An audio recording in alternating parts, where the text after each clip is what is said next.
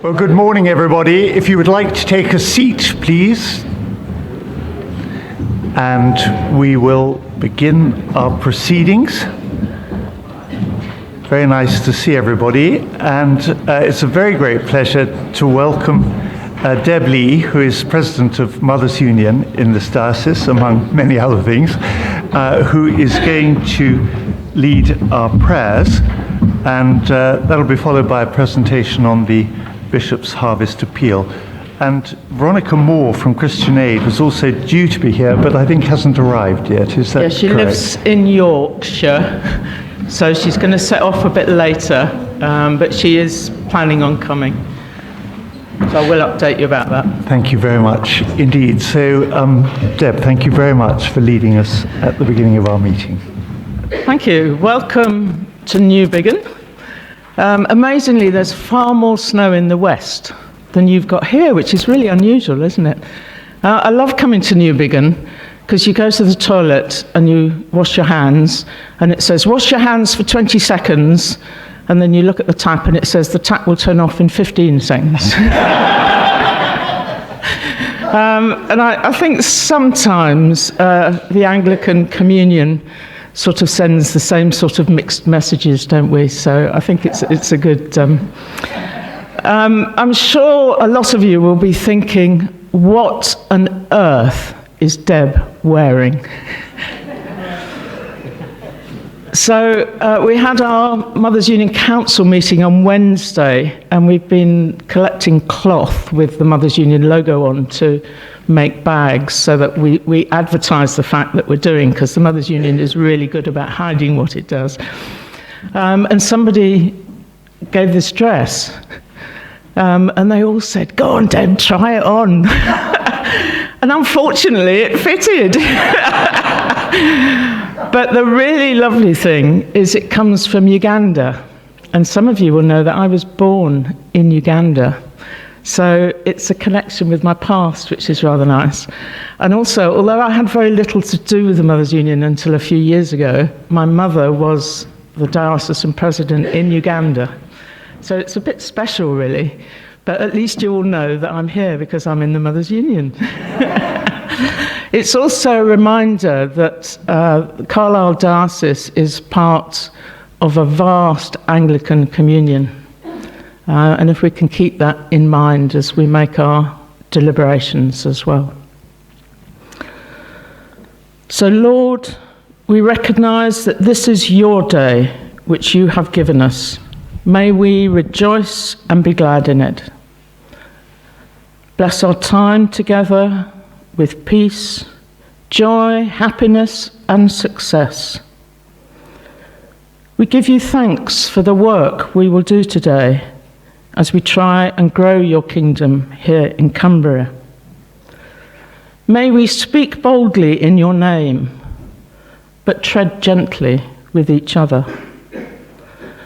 As we hear about the lives of those supported by the Bishop's Harvest Appeal, may we care deeply and yearn to learn more and support Christian Aid in the Mothers Union, who care so deeply on our behalf.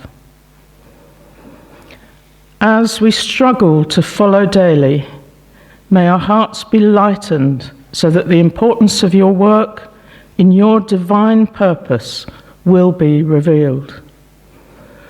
We ask these prayers knowing that we can trust in you alone, and through your mercy are loved and forgiven.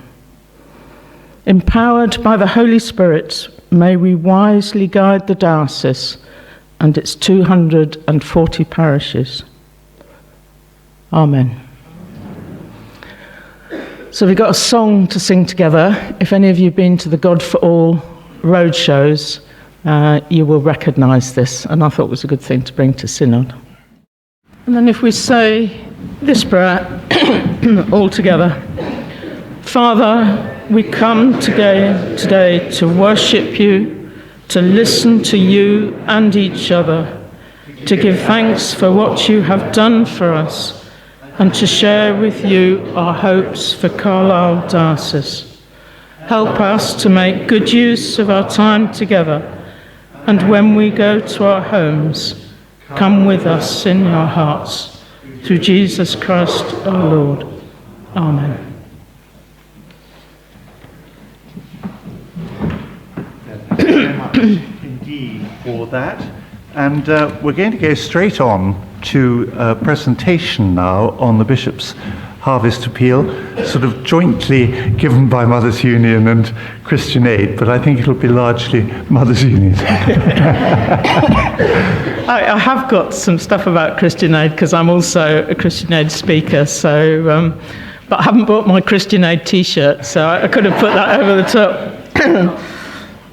So the Bishop's Harvest Appeal, this is the 4th year of a 3-year programme.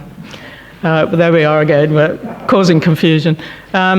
We did appeal for an extra year because obviously during the COVID years, donations were significantly down. So it was agreed that we would continue for one further year. So this is your last chance to be involved, to really rack it up if you've been involved before, or to get involved for the first time if you've not been before.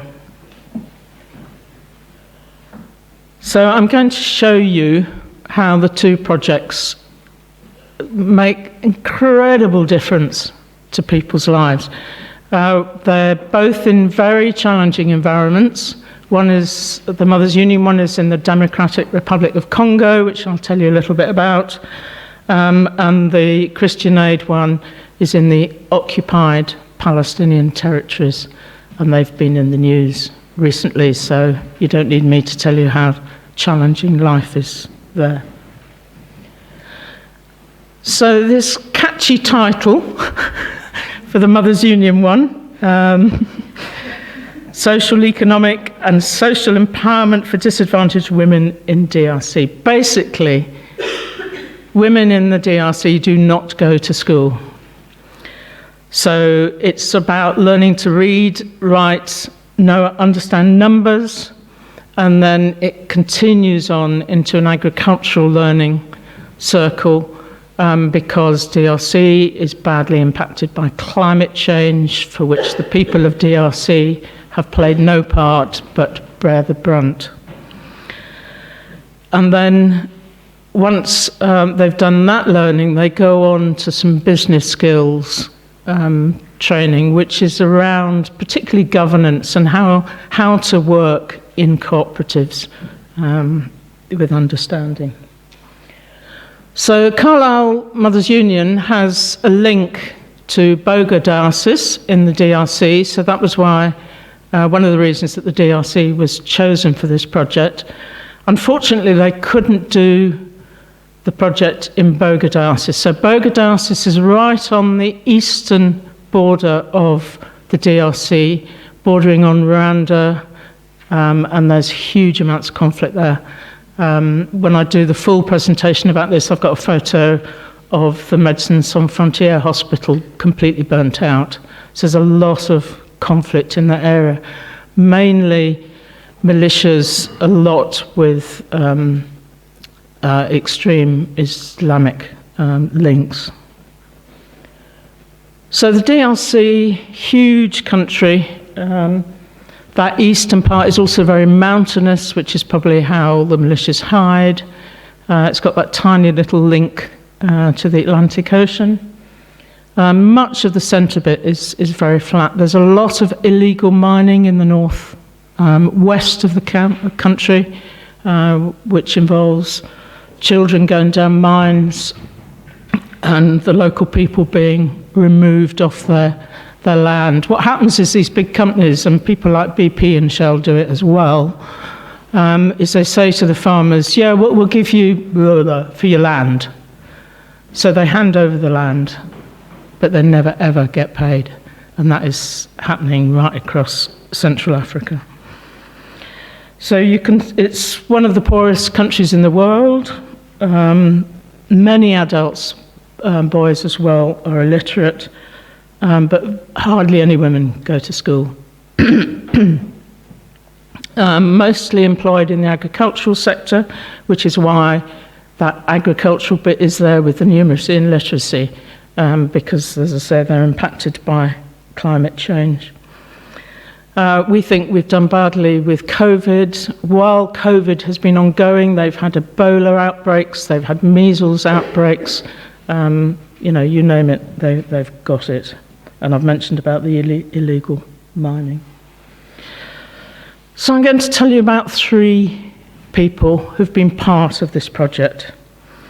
So the first lady, well, actually, before I say that, how the Mothers' Union works are very similar to Christian Aid. Because the Mothers' Union is a ground roots organisation, what they've done is they've gone to the Mothers' Union in the DRC and said, what do you need most? And it was the Mothers' Union in DRC that identified that illiteracy was the main barrier preventing people getting out of poverty. So Marceline, she never went to school. Her brothers did go to school, but because she was a woman, she didn't.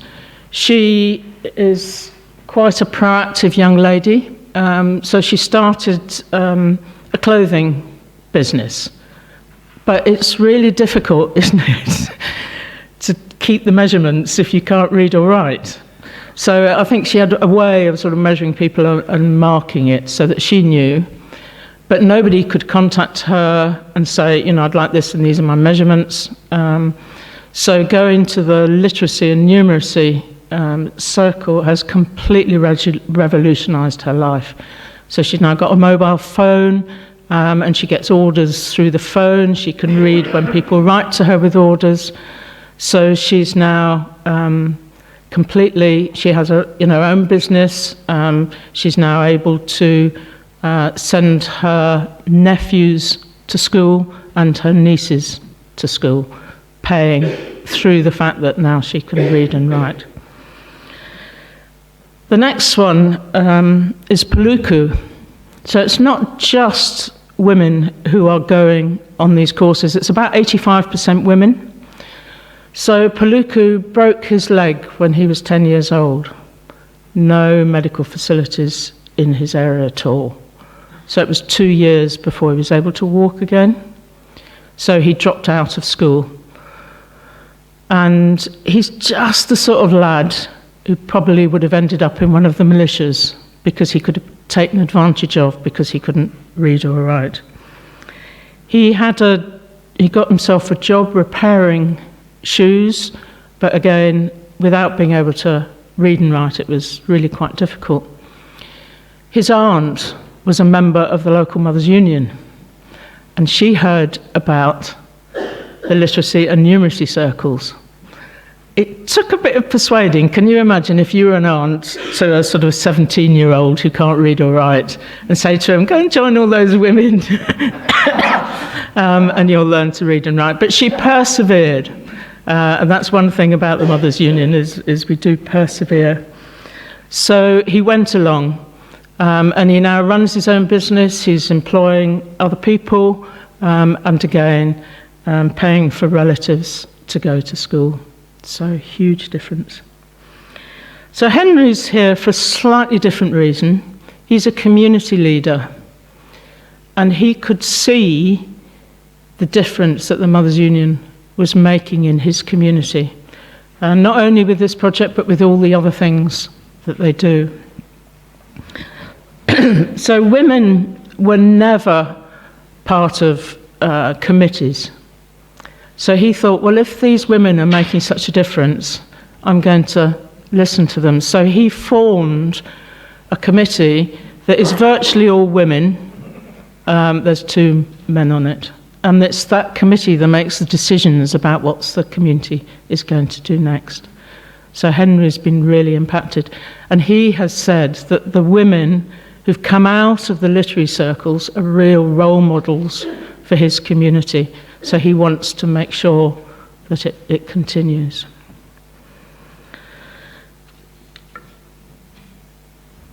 So here's just a few photos about the next stage, the savings and business skills.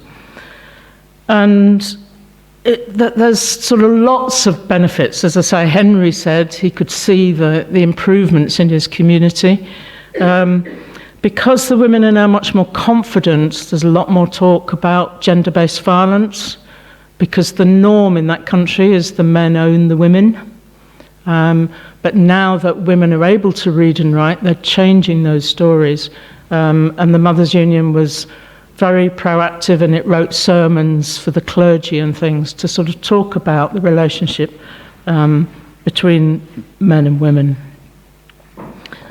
So there were 1,217 women in the literacy groups who, when they joined, said they were not allowed to make any decisions about the household things. Now that they've been through that process, 70% of them are now included in decisions of the household. So very, very basic difference made by just quite simple things. So you know that the money that's given really does make a difference, and it does not go to waste.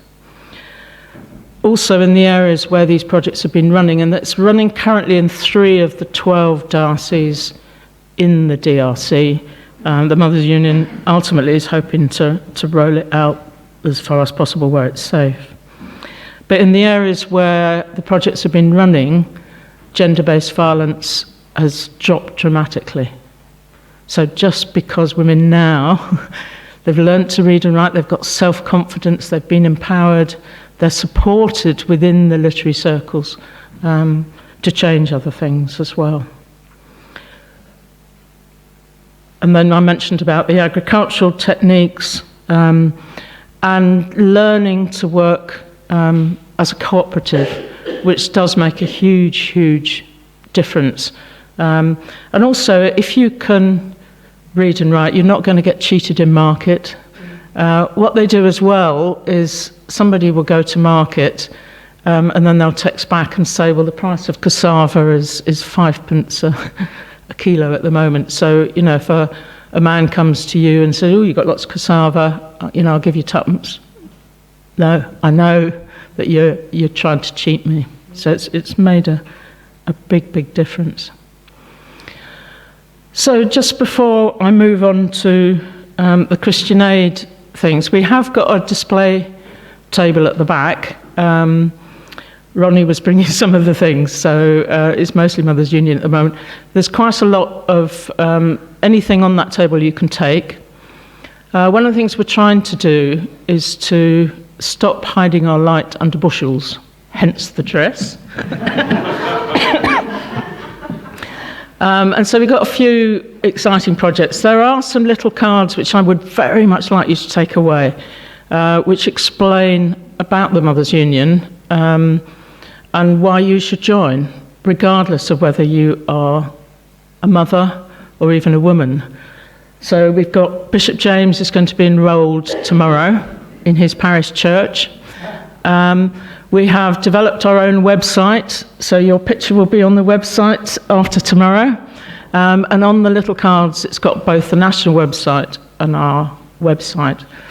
We've also worked with a local charity in the West, and we are going to lease a caravan, and so there'll be free holidays available for those that need it. And it'll be jointly badged as Mothers' Union and Time to Change. But in order to continue, we need your support, because a lot of this work that I've been talking about is made possible by the membership in Britain and Ireland. The membership is falling, so we need to do something about that, hence being much more proactive. But one of the things that Mary Sumner House has introduced is parish membership. So some of you will be in churches where the Mothers' Union, nobody wants to lead, people don't want to go to meetings these days. So you can join as a parish. It's about £150 a year. You'd get the Connected magazine, you'd get the prayer diary, and you'd get a lot of information about the Mothers' Union and what we're doing. So I've left, you can come and have a word with me, or I've left a sheet on that table if you want more information about it. We are going to be one of the pilot dioceses for that project. And it's a way of both spreading the word, because Mothers Union does some amazing things, but I expect if I ask most of you, you'd say, yeah, they make tea and, they meet and have a natter. But actually, they do an awful lot more. So thank you for that. So if we move on now to the Israel and occupied Palestinian territories. So this is the really challenging part. That place Nablus on the top was in the news about a week or two ago. A lot of people killed there with the uprisings.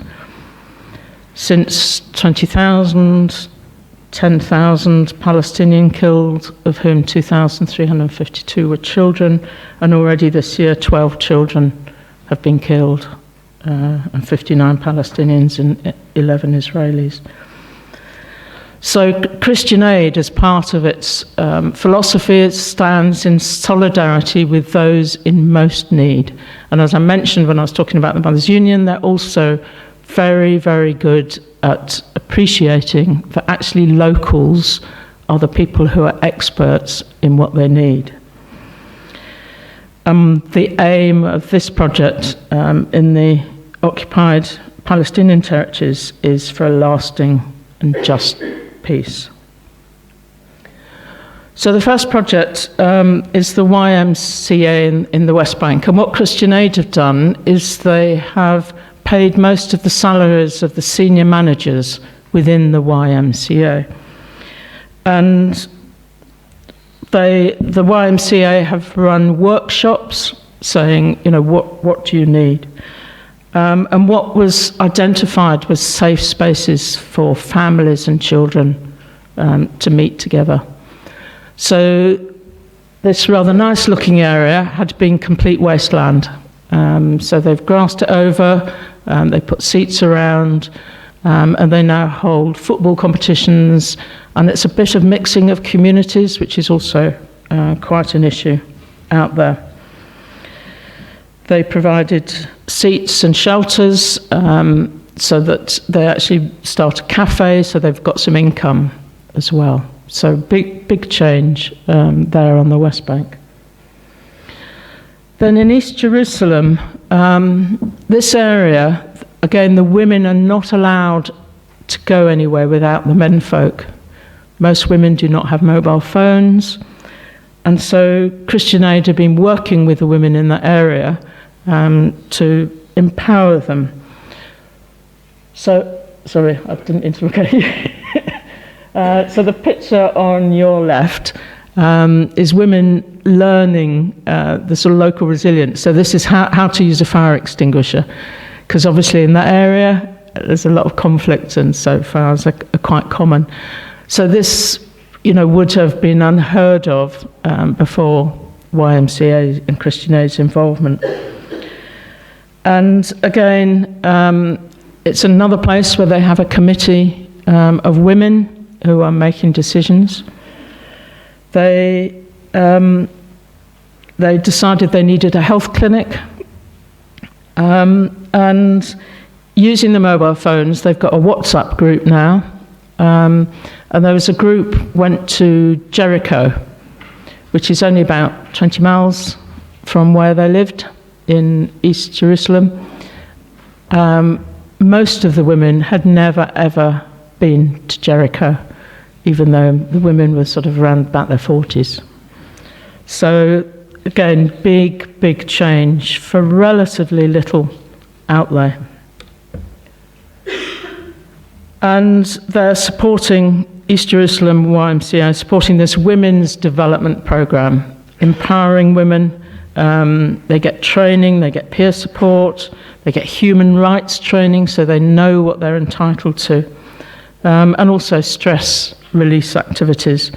So here they are chasing some balloons. There was also a clinic in East Jerusalem. It's been upgraded and it's been signed off by the Ministry of Health. And now they've got doctors and nurses attending, which they never used to have, and it's being developed to be an emergency response centre, which again is much needed when you watch the news. And they've developed other community spaces, built basic things like toilets, developed nice areas for childcare. So again, a big difference that you in Carlisle are making to people that are far away from us, but close in our hearts as children of God as well. So thank you for your support so far, but we need you to give it a really good sell. All the leaflets and things should be available by Easter. We're trying to get them out a bit earlier this year. They're in development at the moment, and we will get them out to you as soon as we can. On the table by the entrance there's some of last year's posters and leaflets that I found at the bottom of my cupboard that I should have used last year but didn't. So thank you very much for your time. Thank you very much.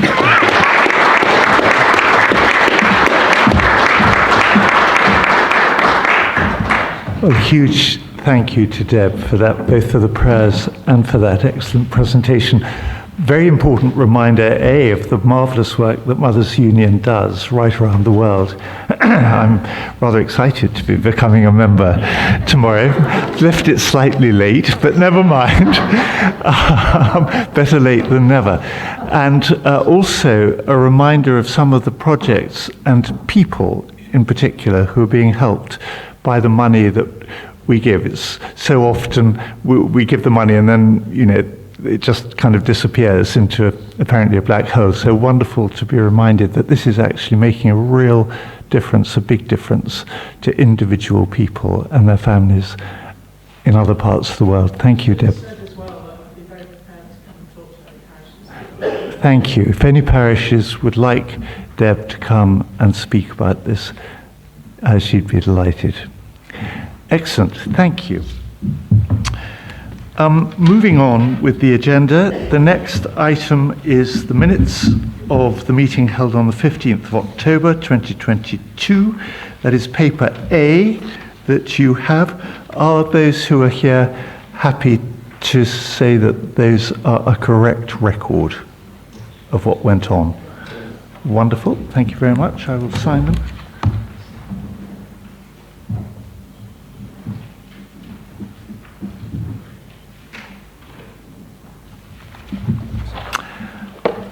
Thank you. Are there any matters arising from those minutes that anybody particularly wish to pick up that aren't otherwise being dealt with on our agenda today?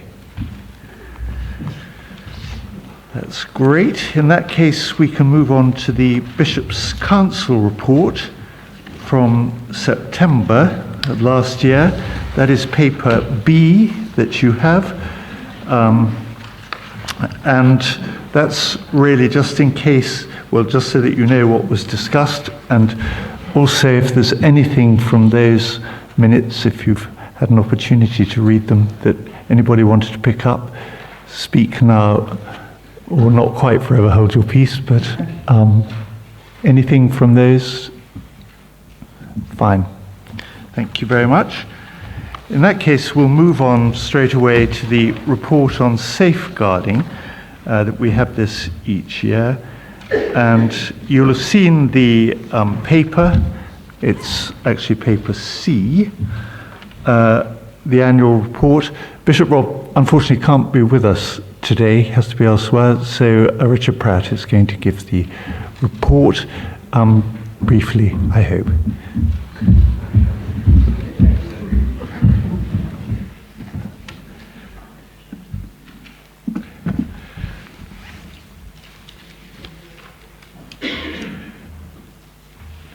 Thank you, everybody, for your attention in this. I'm going to zoom through the paper itself, because although we usually say we assume that people have read the report, I think it's worth just actually focusing for a minute. So I think the first thing to say is that a safeguarding administrator is being appointed. And you can see that at paragraph 4.2. I think that will help Joe a lot. It's For an individual parish or an individual church officer, safeguarding may only come across your horizon occasionally. But if you take the diocese as a whole, there's quite a lot. And as you'll see later on in the report. So that's a good move. 4.5 explains that with Lee Townend having left, I'm looking after the safeguarding lead archdeacon role at the moment, and Bishop Rob is our safeguarding lead bishop. I've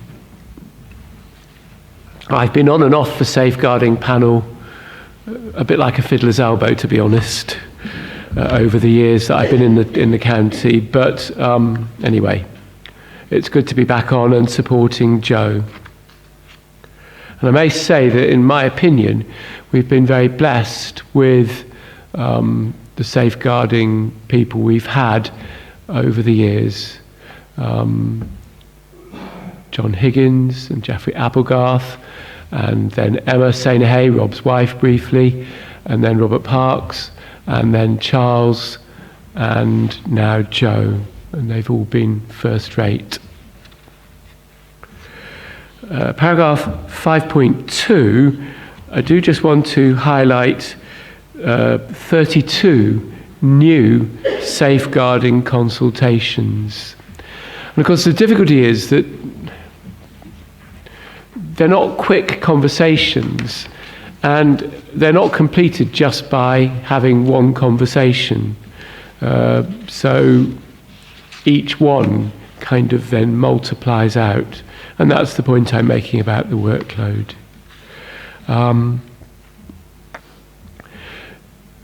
Paragraph 5.3, again, talking about the kind of range and volume of work. The 19 new cases and 24 active cases. In paragraphs 5.3, 5.4 and 5.5, the report refers to church officers. A question was raised about this at Bishop's Council, so I will give you the answer, which is that church officer is, under the House of Bishops Guidance 2017, anyone appointed or elected by or on behalf of the church to a post or role, whether ordained or lay, pay or unpaid. So it means it includes church clergy, it includes church wardens, etc. And that's the preferred term.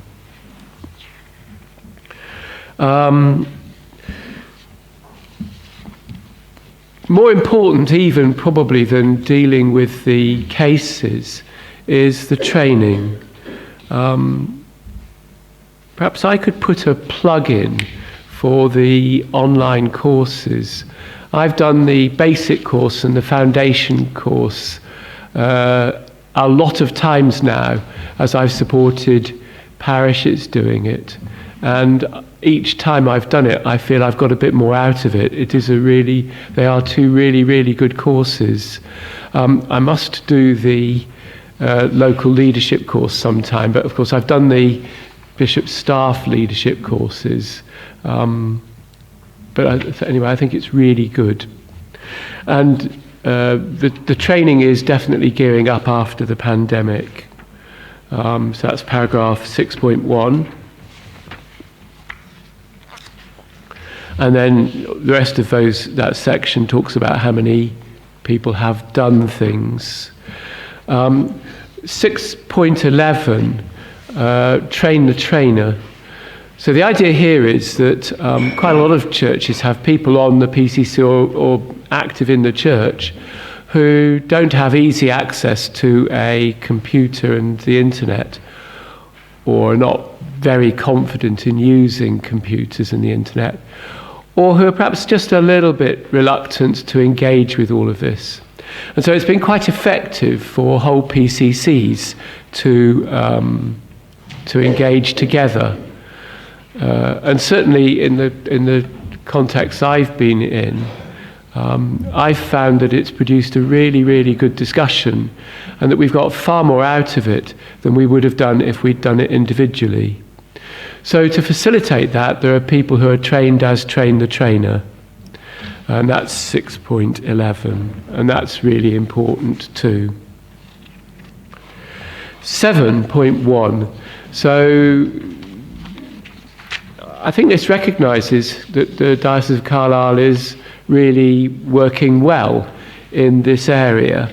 We were offered a place on the pilot Pathfinder project.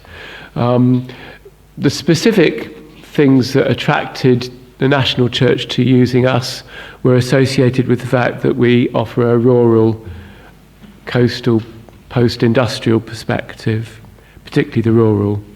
And Bishop James and Bishop Rob and the panel agreed that we should do that, so we're on that Pathfinder project. It began in September 2022, and it's really interesting.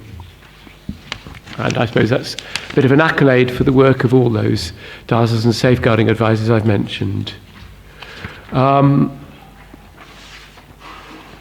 think the next paragraph I wish to draw your attention to is 9.1, the development plans, the parish safeguarding dashboards in 9.2, the case management system, which Derek's also working on with Joe, on 9.3, and a victim survivor strategy in 9.4, training needs analysis in 9.5. I've kind of rushed through those. Let me pause a bit longer on 9.6, parish safeguarding officers. Really, really important role. I suspect there's probably a tendency in parishes that, you know, you've got to find somebody and it becomes Buggin's turn. But actually it's really important that we support those people, and that they feel enabled to challenge us as they work carefully with Joe. So there's an induction course, and there are some other ideas for supporting them. And finally, recommendation 26 of the National PCR2, raising awareness of domestic abuse. Again, in this diocese, we've got a good record on this because Eleanor Hancock was working away at this long ago, and actually quite a lot of us went on courses put on by her. So that's really important. The final thing I want to mention is about spiritual abuse, which again was a question raised at Bishop's Council. I don't know if you can all see this, but even at the back you may be able to see four rings, I beg your pardon. A red ring, 2 orange rings and a green ring. And the idea is that there's a spectrum from what is okay to what is unhelpful to what is unhealthy to what is spiritual abuse. And hence the green, the 2 ambers, unhelpful, verging into unhealthy, moving into spiritual abuse. And I think the point to be made is that it's quite easy to slip from one to the next. And I'm going to give one specific example. Clearly, lots of us as clergy and laity talk about giving as part of our church life. Certainly as a vicar, I have done stewardship renewal every single year. I never asked PCC permission for it because I'd have never got it. They didn't want it, but I'm absolutely committed to doing stewardship every single year, and I think that we all should be. So that's teaching about financial giving. But that would be healthy, I think we'd call that healthy. But unhelpful might be something like suggesting that most people could give more if they manage their finances effectively. Unhealthy would then be pressurising individuals or groups into giving into financial giving, giving more attention to individuals who are able to give more financially, and developing a pattern of defensive and critical conversations with individuals who are unable or are unwilling to give. And finally, the spiritual abuse bit would be consistent, intrusive, coercive requests for financial giving, suggesting that the level of giving is the most important measure of the individual's commitment to God, and the use of biblical scripture to persistently coerce financial giving, or using threats of spiritual consequences to invoke fear if finance is not provided. And those examples are all from the National Church paper. So you can see how we can slip over in our passion for teaching about giving and our commitment to the gospel. We can easily slip from healthy to unhelpful to unhealthy to spiritual abuse. I hope that makes that clear. So, last point I want to make before I take questions is that everybody should have on their seat one of these little cards. Please take it home. There are lots more, and the hope is that every single member of every PCC would have one of those. And actually, the simplest way to understand all of this is this. When you become aware of or think you're worried about a safeguarding concern, phone up the Diocesan Safeguarding Advisor and do what she tells you. The same advice would be true for communications, of course. If you have a comms issue, phone up Dave and do what he tells you. It is terribly, terribly simple, and yet, in my experience, people don't do it. So there we are. Thank you very much, Richard. Any questions to Richard or comments, Chris? Yes, just a couple of quick comments. If I could fill in a gap on the training, I think you're right that the basic and the foundation training are really good. But I've also done the local leadership training. I think it's also really excellent. So I think the local leadership training is also really excellent. But the other thing I actually wanted to say was I think we should formally thank Joe for a really excellent report, and also thank Joe and the team for the good work that they're doing. Thank you very much. James?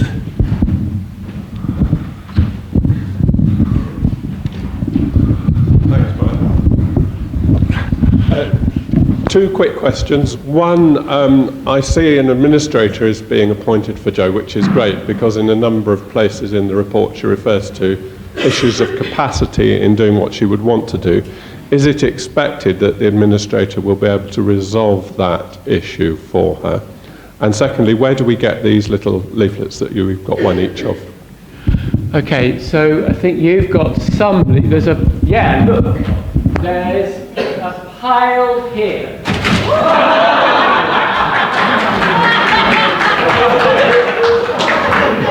This is like a trick with a pack of cards, isn't it? I'll pick them up in a minute.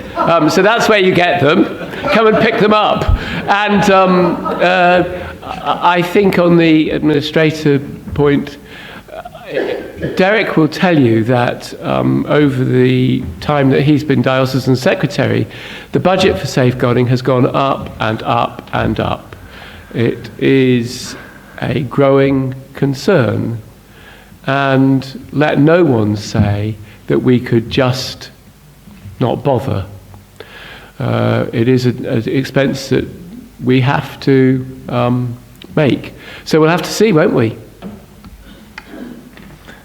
Sorry, I'm not quite sure whether that addressed the question asked, which is it hoped, expected that the appointment of the administrator will... Yeah, so I've answered it, James, haven't I? We'll have to see. I'll have to see. Okay, thank you.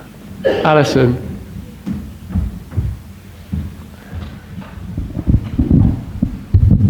Hello, Alison Riley, Network Youth Church. I was really interested, Richard, in you mentioning spiritual abuse and working with 11 to 18s. We navigate a difficult path sometimes in speaking well around spiritual abuse with those who are vulnerable under 18, particularly around issues of gender and sexuality. So any resources you can point us to, you had a document there, we'd be really interested in exploring further, please. Yeah, interestingly, I don't think the examples in the document, there's several, do not, I think, deal with the gender issues. No, they don't. So I think I would suggest that you have a conversation with Joe to pick up a copy of the document, and then maybe, Joe is in regular touch with the National Church, of course, and on specific cases, because this is quite a narrow area of expertise, and I think it's fair to say that Joe doesn't herself feel confident always about it. She would consult people in the National Church who've got a greater expertise. But I don't know, it isn't a crime at the moment. It may yet become one. But I think this is all a new area for us all in one sense. Of course, it has always been an area, hasn't it? If you look back to witchcraft trials in the 17th century, that's spiritual abuse, isn't it? But actually, or the Devils of Loudun, if anybody ever watched that. Yeah, thank you. I think one more question, and then we'll move on to equality, diversity, and inclusion. Hi, Mike from Kendal. I just wanted to raise a slight concern on the culture document. It says in it that leaders should basically have shown that they've got previous professional experience in the area of safeguarding, and alongside the matrix that's been handed out of all the different types of people that have to do safeguarding training, I'm just a little concerned if sides people who are ushering people in have got to do a second level safeguarding training. Is there any consideration for the fact that in a church like St Thomas Kendal we've got lots and lots and lots of teams of people at varying different jobs? So somebody who's doing the worship music words, for example, would they be expected to do safeguarding training? Because that would seem a little bit excessive. And you might find, I suppose my point is, are we going to be putting people off serving in church if we're going to make them do safeguarding training for everything? Yeah, so that's always been a question, hasn't it? I remember when DBS was first introduced, there was a kind of, it might put people off. And indeed, we have had examples of people who've refused to do it and have withdrawn from volunteering in a particular role. I'm bound to say, in my opinion, tough. I think that we've described the basic and foundation courses, which are an hour, and they're online. It's an online module, which you can do in a group. I would have thought that, for example, being a sides person, certainly as an incumbent, I'd have expected to do some training with sides people about making sure that they're really good at welcoming people. I know this is kind of slightly off-piste, as it were, but don't we think that the way that we're welcomed into nonconformist churches is infinitely better than the way we're generally welcomed into Anglican churches? There's a kind of, we've heard stories of people, I really and truly being grumped at for asking where they should sit in church because they didn't want to sit in someone else's seat in an Anglican church. Whereas my experience of going into nonconformist churches is that the welcomers are not inside the door. They're in any weather actually outside at the top of the steps or whatever it is, waiting to welcome you in. Isn't that fantastic? So the way that sighted people behave to people is a really, really important thing. It's just massively, it's our shop window. So I would have, as an incumbent, have expected to have a conversation with sighted people, for example, and I would have thought that, you could then say, well, what about doing some training, the basic and foundation at least, just to be part of it. I mean, it develops people's knowledge. Surely, if we want people to be curious, to be lifelong learners, to be engaged, not just to do the minimum. So I'd say give it a whirl. Thank you. Quick word in response to this from Derek, and then really absolutely the last question from Susie. Yeah, I think the way I'd come back on the question is the safeguarding requirements are going up in all contexts, aren't they? So those of you who are involved in other community and voluntary and professional and employed activities will see that. I'm a running coach with kids at Eden Runners in Penrith, and the requirements on running coaches is just going up, and sometimes I think, crikey, is this proportionate, and then other times I think it's quite reasonable. I think the National Safeguarding Team would say that the training framework is intended to be proportionate to the risks that exist. I mean, they would say that, wouldn't they? But that's how it's been designed. I think it might be worth, though, you thinking in your particular context about just having a chat with Joe, because you've obviously got a whole range of overlapping things going on. You've got lots of people involved, and for your own peace of mind, maybe a conversation with Joe just to make sure you sort of tick the right boxes would be worth doing. Thank you very much indeed. Final question on this from Susie. Problem. As chair of governors of a Church of England school, everybody from all the volunteers and the dinner lady and the cook, everybody gets involved. And likewise in churches, welcomers have a key role, and therefore the train the trainer course that's available for churches where people can have a get together and learn together is easy, it's companionable, and it spreads the load across the entire church population who work for the church. Thank you, Susie. Yeah, and if I I have to say this up front. Okay. Sorry. Dive in.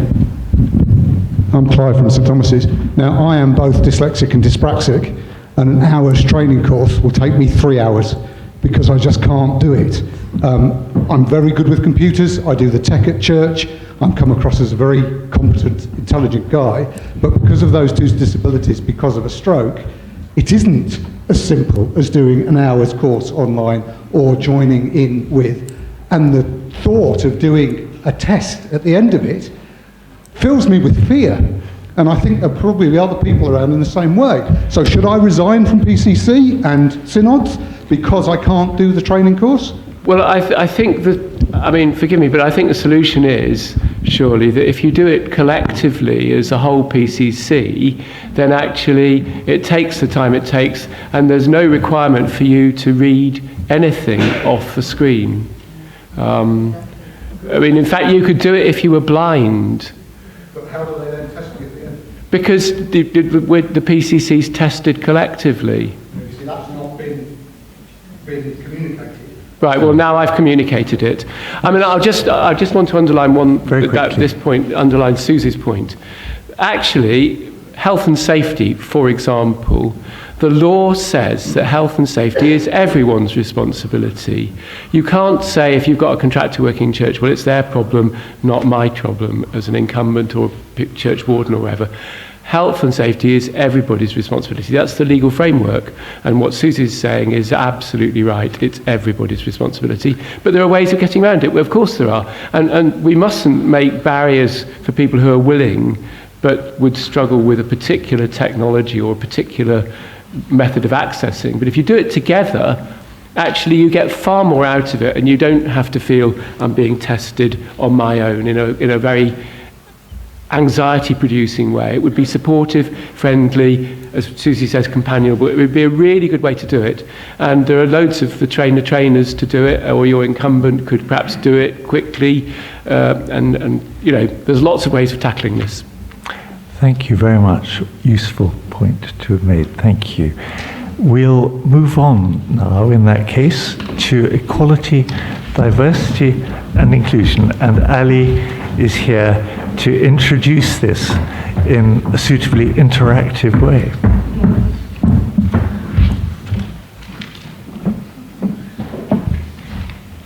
Good morning, everybody.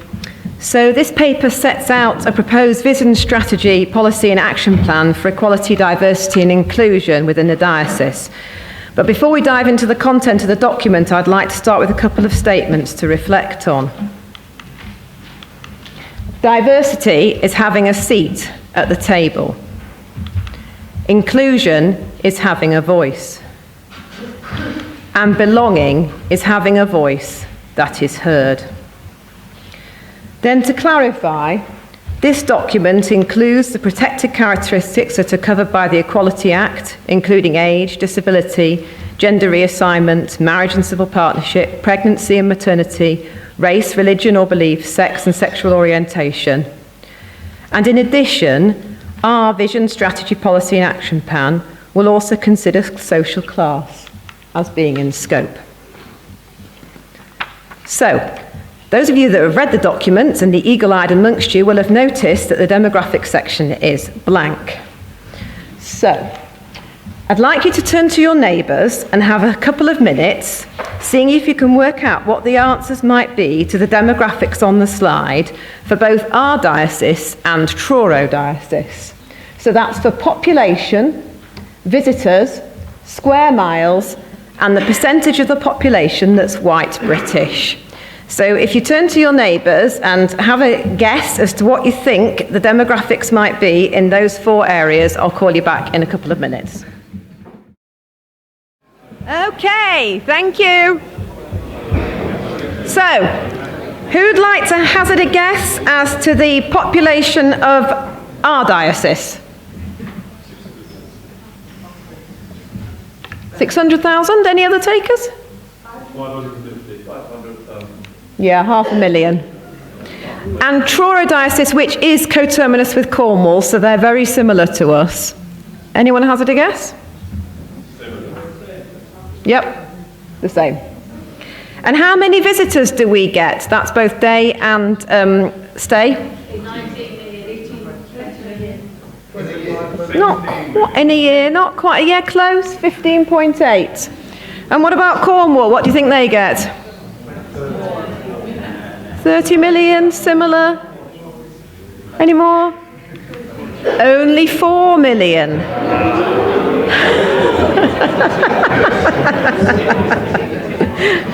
And our square miles, what do we think our square miles is? No, not so sure. 2,613. And Cornwall? Yeah, 1,370. Yeah. And percentage of population that's white British? Yeah, 98.5 for us. And for Cornwall? About the same, 98.2. Okay, so as you can see, the demographics for the 2 dioceses are remarkably similar. In 2022, 873 hate crimes with 905 motivating factors. For those at Bishop's Council that could realise I couldn't do maths, I can now do maths, were recorded in Cumbria, which was a 28% increase on the previous year. So, again, I'd like you to turn to your neighbours and spend a couple of minutes seeing if you can work out what Cumbrian and Cornish hate crime figures might be. So if you break back into your little groups, and you've got racially motivated, religious and belief, disabilities, sexual identity and trans identity. So have a little discussion and see what you think the figures might be. Okay, so what do we think Carlisle or Cumbrian hate crime figures for racially motivated were?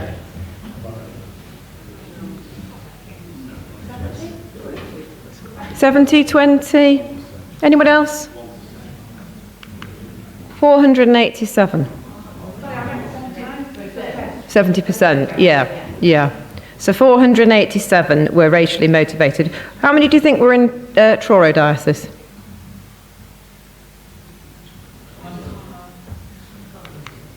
Much less, 347.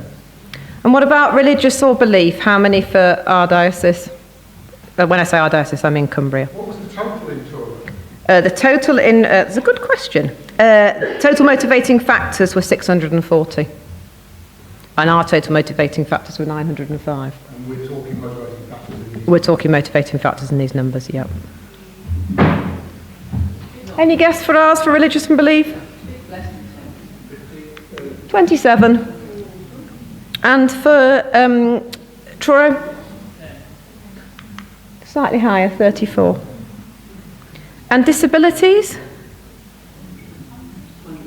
100, 300, in the middle, 155. And for Truro? Lower, 108. And sexual identity in Cumbria?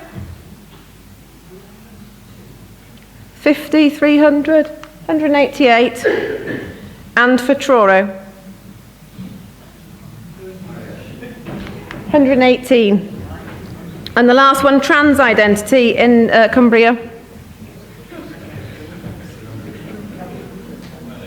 Anyone could do the maths? Yeah, pretty close, 48. And the last one for Truro? 33. So, as you can see, our stats are higher than Truro's, even though the demographic stats are very, very similar. The need for inequality, diversity and inclusion vision, strategy, policy and action plan came from the National Church as part of an overarching strategy and stemming specifically from the From Lament to Action report into racial equality, or lack of, in the Church of England.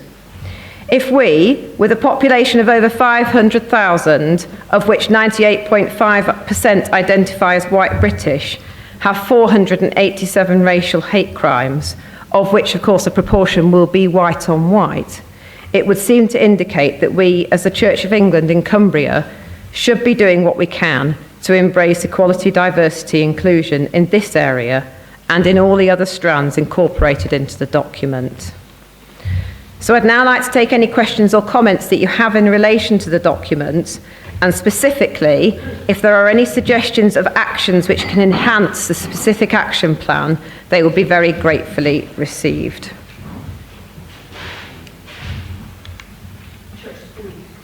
Church schools. Do you want to just... Go on, James. Yeah. Those of us involved in church schools, I think, have an ideal opportunity to grow children with equality principles and to encourage staff. I mean, that's part of the education strategy as well, but to make sure that it actually happens. Yeah, it does say in the document there is a completely separate strand for education, but it's really important to highlight it as part of our overall policy. I think, if Susie, if you could just pass it forward. A question, Ellie. In your list, where is the category none of the above? I get the impression that some hate crimes may very well be stemmed by petty annoyance at somebody else's behaviour or something of that kind that doesn't fit nicely into these categories. The statistics are produced by the police, and the last statistics for here were produced in 2022, and so they do break them down into those categories. So there wasn't a none of the above category. Thank you for this paper. Couple of observations. On the NGA website, there's a load of training there on inclusion, diversity, equality, inclusion, diversity, EDI stuff. There are 4 modules, so if your school is already subscribed to with the NGA stuff, you can do those 4 modules. They say it takes 15 minutes per module, allow 45. They also have a very good link to, I think it's Harvard, which has a free access website for people to assess their own unconscious biases. So that's a useful free resource that can be accessed. I have a couple of questions, though, about the paper. First of all, it starts with vision, strategy and policy. I'm not too sure quite what the vision is of where you're wanting this to go within the diocese. because vision needs to link to the overall vision of the organisation as a whole. And although this is very good, I'm not too sure if it's quite clear how it fits in with, although it's using the diocesan framework at Follow Daily and everything else, I'm not too sure how it fits in with the vision. I'm also would like a little bit more clarity of how the objectives in the action plan link to the outcomes on pages 1 and 2. Then thirdly, how is this going to be supported and resourced? Because it's all very well having stuff here about counting and all the rest of it, but somebody needs to count the beans, so there are resource implications to this, and that I would like to see costed when it comes back in due course. And then finally, EDI is wonderful for organisations, but as a faith community, there are limits to our EDI. And also, in due course, we're going to hear about living in love and faith and the controversy that surrounds that. We know that there are limits in EDI, and that varies across parishes and parishes. And I think somehow that nuancing needs to be reflected in this, which allows us to be different in how we handle issues around protected characteristics. That's code for a whole lot of stuff, but it does need to be in there somehow. Otherwise, as a diocese, we're setting up internal arguments between constituent members. Yes, I think I got most of it. So in terms of the framework, what I tried to do in the introduction was link it to our own vision, hence why I pulled out the strands of the vision as part of the introduction. I'll certainly take away what you say about linking the objectives to the action plan and make that stronger and come back with the costings. In terms of the limits, I did nuance the document quite carefully. I have looked at other documents in other dioceses which are much stronger than this one is, so I was quite careful with my nuancing, but if anybody has specific suggestions as to how I could nuance it further, they would be gratefully received. Thank you, Sean.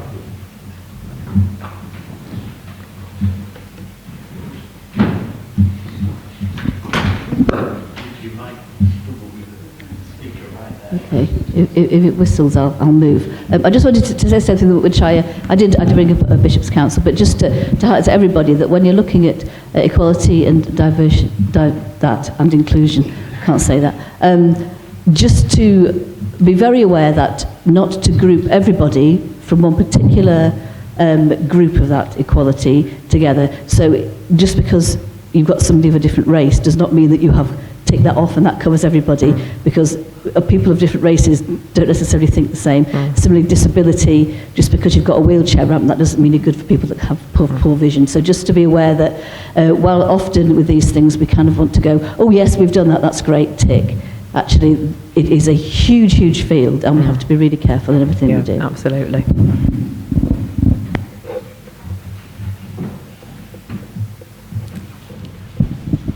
Hi there, Mike from Kendal again.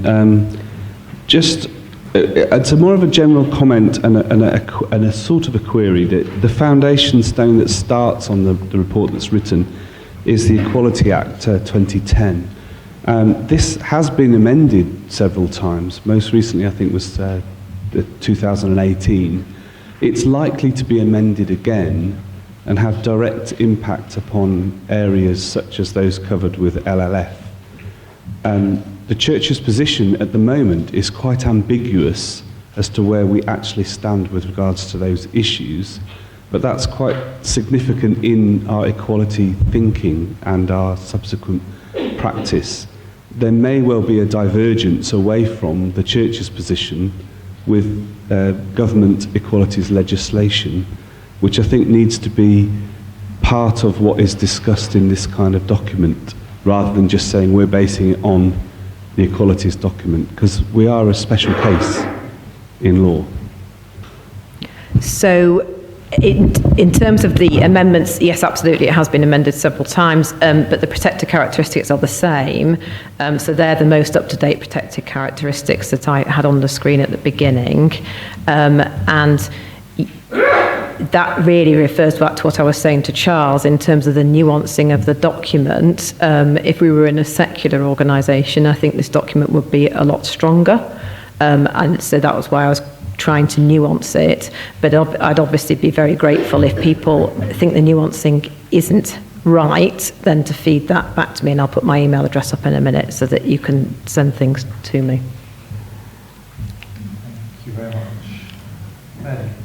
Well, again, similar to what's been discussed, and as someone with a human geography degree, so with that hat on, and in terms of how we interpret data, just going to any country or continent and finding that it's 98%, one colour, we just need to be careful how you interpret that we are careful to say that doesn't make a place racist or something just because it's totally average to be white in Europe. And it just needs to be clear that the fact that Cumbria is particularly white isn't perceived as some kind of entrenched racist, position. So, and I think I'm really interested to see us find better language to describe those sorts of things. Similarly about race, we're all one human race. This is ethnic difference, not racial differences. I think it's really problematic in the language at large because we all have one race. So, and then the other thing was just to observe that there wasn't misogyny on the list there. I'm really surprised that there have been no misogynistic incidents recorded as hate crimes. It's stunning. Well done, Cumbria. But, isn't it? Yeah. So that's a gaping hole, I think, in the recording of the data. So things like that I would like to see a bit more attention given to. Yeah, so to be clear, the data is from the National Police Statistics. So, I haven't cherry-picked the data. That's come from the National Police Statistics. And I've taken on board what you said about the nuancing. One of the back was actually C and Dandy.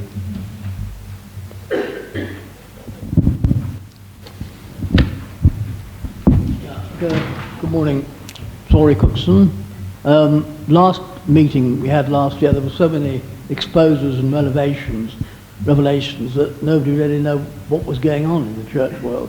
I wondered whether anything has happened in the last year to cover that period. Thank you.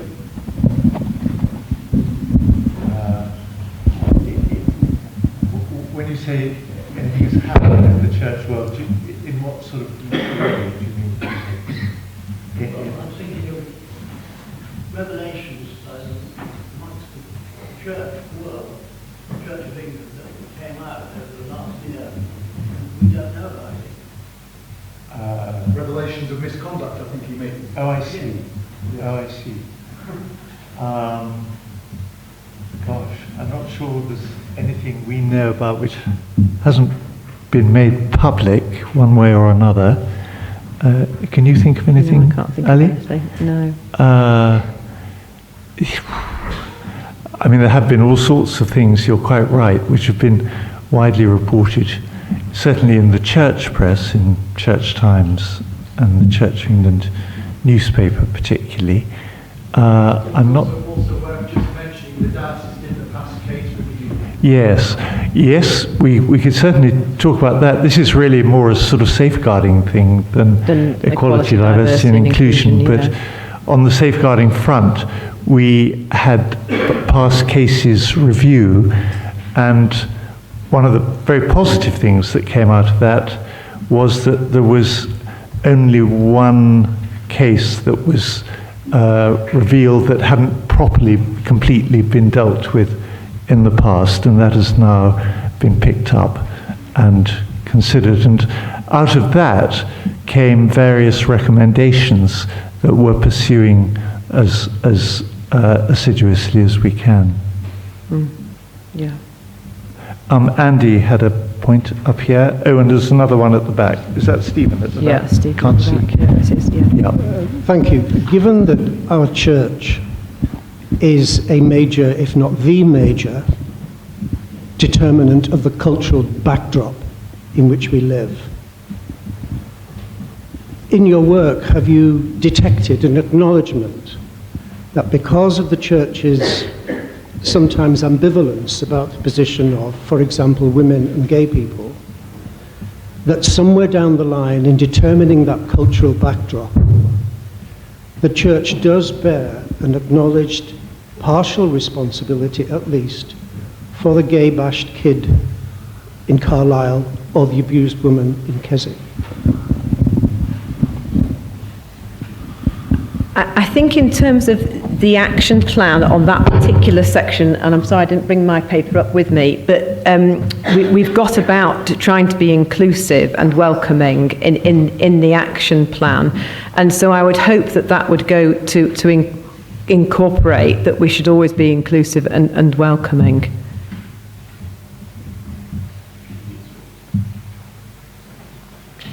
Andy Smith, Derwent Deanery. It was a comment that social class is not one of the protected characteristics, but it is something that the Church of England nationally and in Carlisle struggles with, and so it's really good to see that one addressed, even though it's not one of the protective characteristics. It's really great that it's there. So a comment. Yeah, thank you. Important point. Jane. One more, Jane. Thanks very much. Just noting that this is going to come back to the Synod in June, at that point, will there be any indication of timings for the actions that we've got noted down here? Yeah, we need to add the timings in. Thanks, Jane. Any other comments or questions on this? The idea is that we've had this conversation today. There'll be plenty of time, as we just heard, to consider it further, and we will come back to it in June when we will be asked formally to approve it. So if there are things that you really feel need to be changed or adjusted in there, do get in touch with Ali in the interim. Meanwhile, it'd be useful just to have a sort of straw poll to know whether, roughly speaking, people are happy with this general direction that the policy is taking. And if you're happy, perhaps you'd like to put up a hand. This is not a formal vote, it's just a straw poll to get an indication. Fine. Thank you very much. Thank you very much. Thank you so much.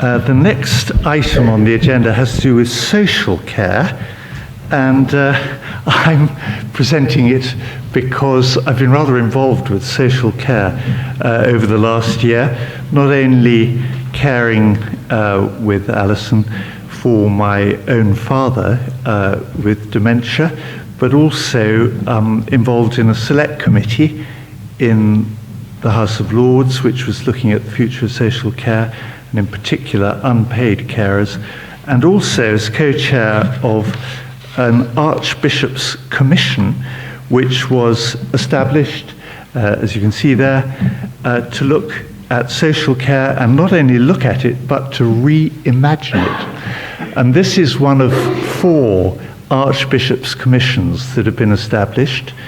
One was on housing, and that has produced an excellent report, and actually we've discussed some of the implications of that already at Synod.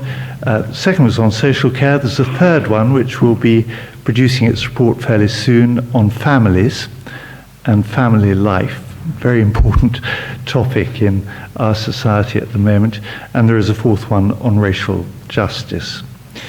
So this was one on social care, and we had an interesting and diverse group of people. We met together for a year, not non-stop, I hasten to add, and basically were asked to do, there we are, to reimagine Britain as a country in which human beings flourish, and needing to put high quality care, public and mental health at the heart of its objectives. Now that's a quotation from a book that Justin Welby, the Archbishop of Canterbury, wrote 2 or 3 years ago. It's called Reimagining Britain, Foundations for Hope, and it was out of that book that this commission came.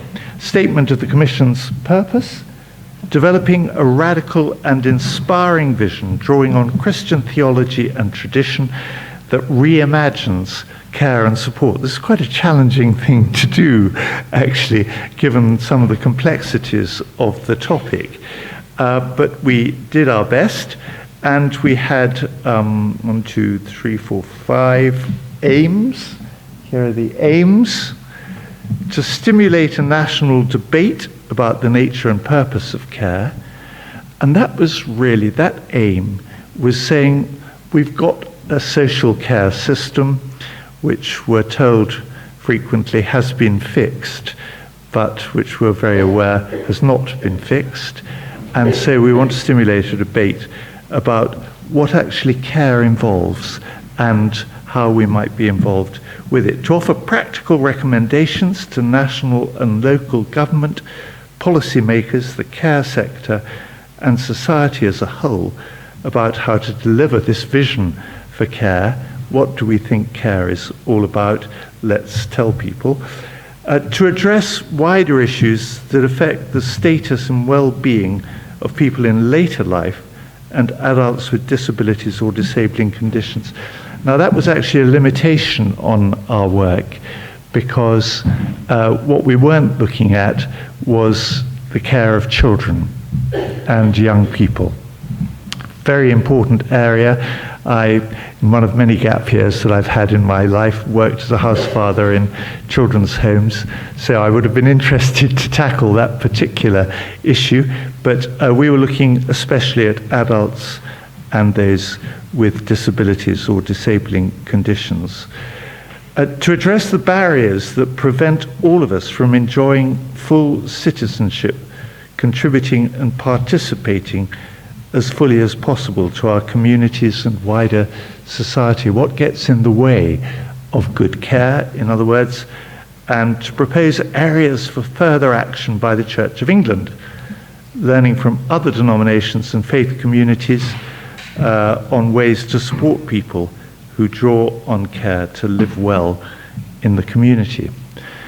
So it's a pretty big remit, really. It was a huge task, but a really interesting one to undertake, and quite fascinating to be involved in the select committee on the one hand, which was coming at the whole thing very much from a secular and political angle, and on the other to be part of the commission, which was trying to root everything it did in theology and the tradition of the church.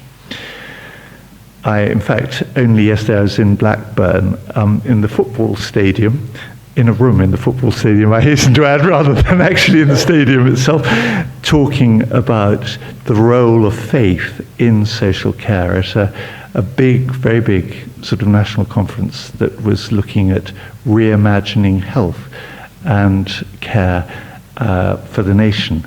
So we came up with 3 significant theological principles that undergirded all our recommendations. First, and this is pretty obvious but really important, that we are all created in the image of God. It's there in Genesis, and right the way through Scripture, the Old Testament and the New, is for me one of the fundamental doctrines of the Church, that everybody matters and is of value, because we are all made by God in the image of God. There is a tendency in current society to think of people's worth and value in terms of what they produce. We're a consumerist society, materialism is constantly on the rise. If you're not productive, you're often reckoned to be rather useless. We wanted to say, actually, what we produce is not what makes us precious. What makes us precious is that we are children of God. Second, the command to love our neighbor as ourselves. Well, that's one of the 2 great commandments. It's there in the Old Testament, picked up by Jesus. It's one of the 2 great commandments in the New, to love God with all our heart, soul, mind, and strength, and to love our neighbor as ourselves. And so we were happy to take Jesus both as a model and example, but also as our teacher in this whole area. And the third theological principle that we wanted to emphasize was interdependence, picking up on St. Paul's image of the body, everybody having something to contribute, and the idea that actually in the whole transaction of giving and receiving care, it isn't just a one-way process. We benefit if we're offering care to others just as much as the person who's being cared for is able, hopefully, to benefit from what is being offered. And I can certainly vouch for that as being the case in my own domestic situation. This was a very interesting one because in the Select Committee there were 3 words that cropped up more than any others: choice, control, and independence. Those were part of the current contemporary zeitgeist in the country. We all must have choice, we must all be in control, and we must all be as independent as possible. And the whole point of care is to make us as independent as possible. We said, actually, for reimagining care, those things are not unimportant. We're not trying to rubbish them, but interdependence is actually a rather more, we thought, Christian principle for anything we might recommend about care. So we had a listening and engagement exercise. This took a lot of time and effort. It involved a great deal of research, not least looking back over the 28 previous reports that have been produced over recent years on social care, all of which are now mouldering somewhere on dusty shelves and have not been implemented. There were some very, very good recommendations made in the Care Act 2014, which, if those had been implemented, social care really might have been fixed, but they haven't been. And so even that has got nowhere.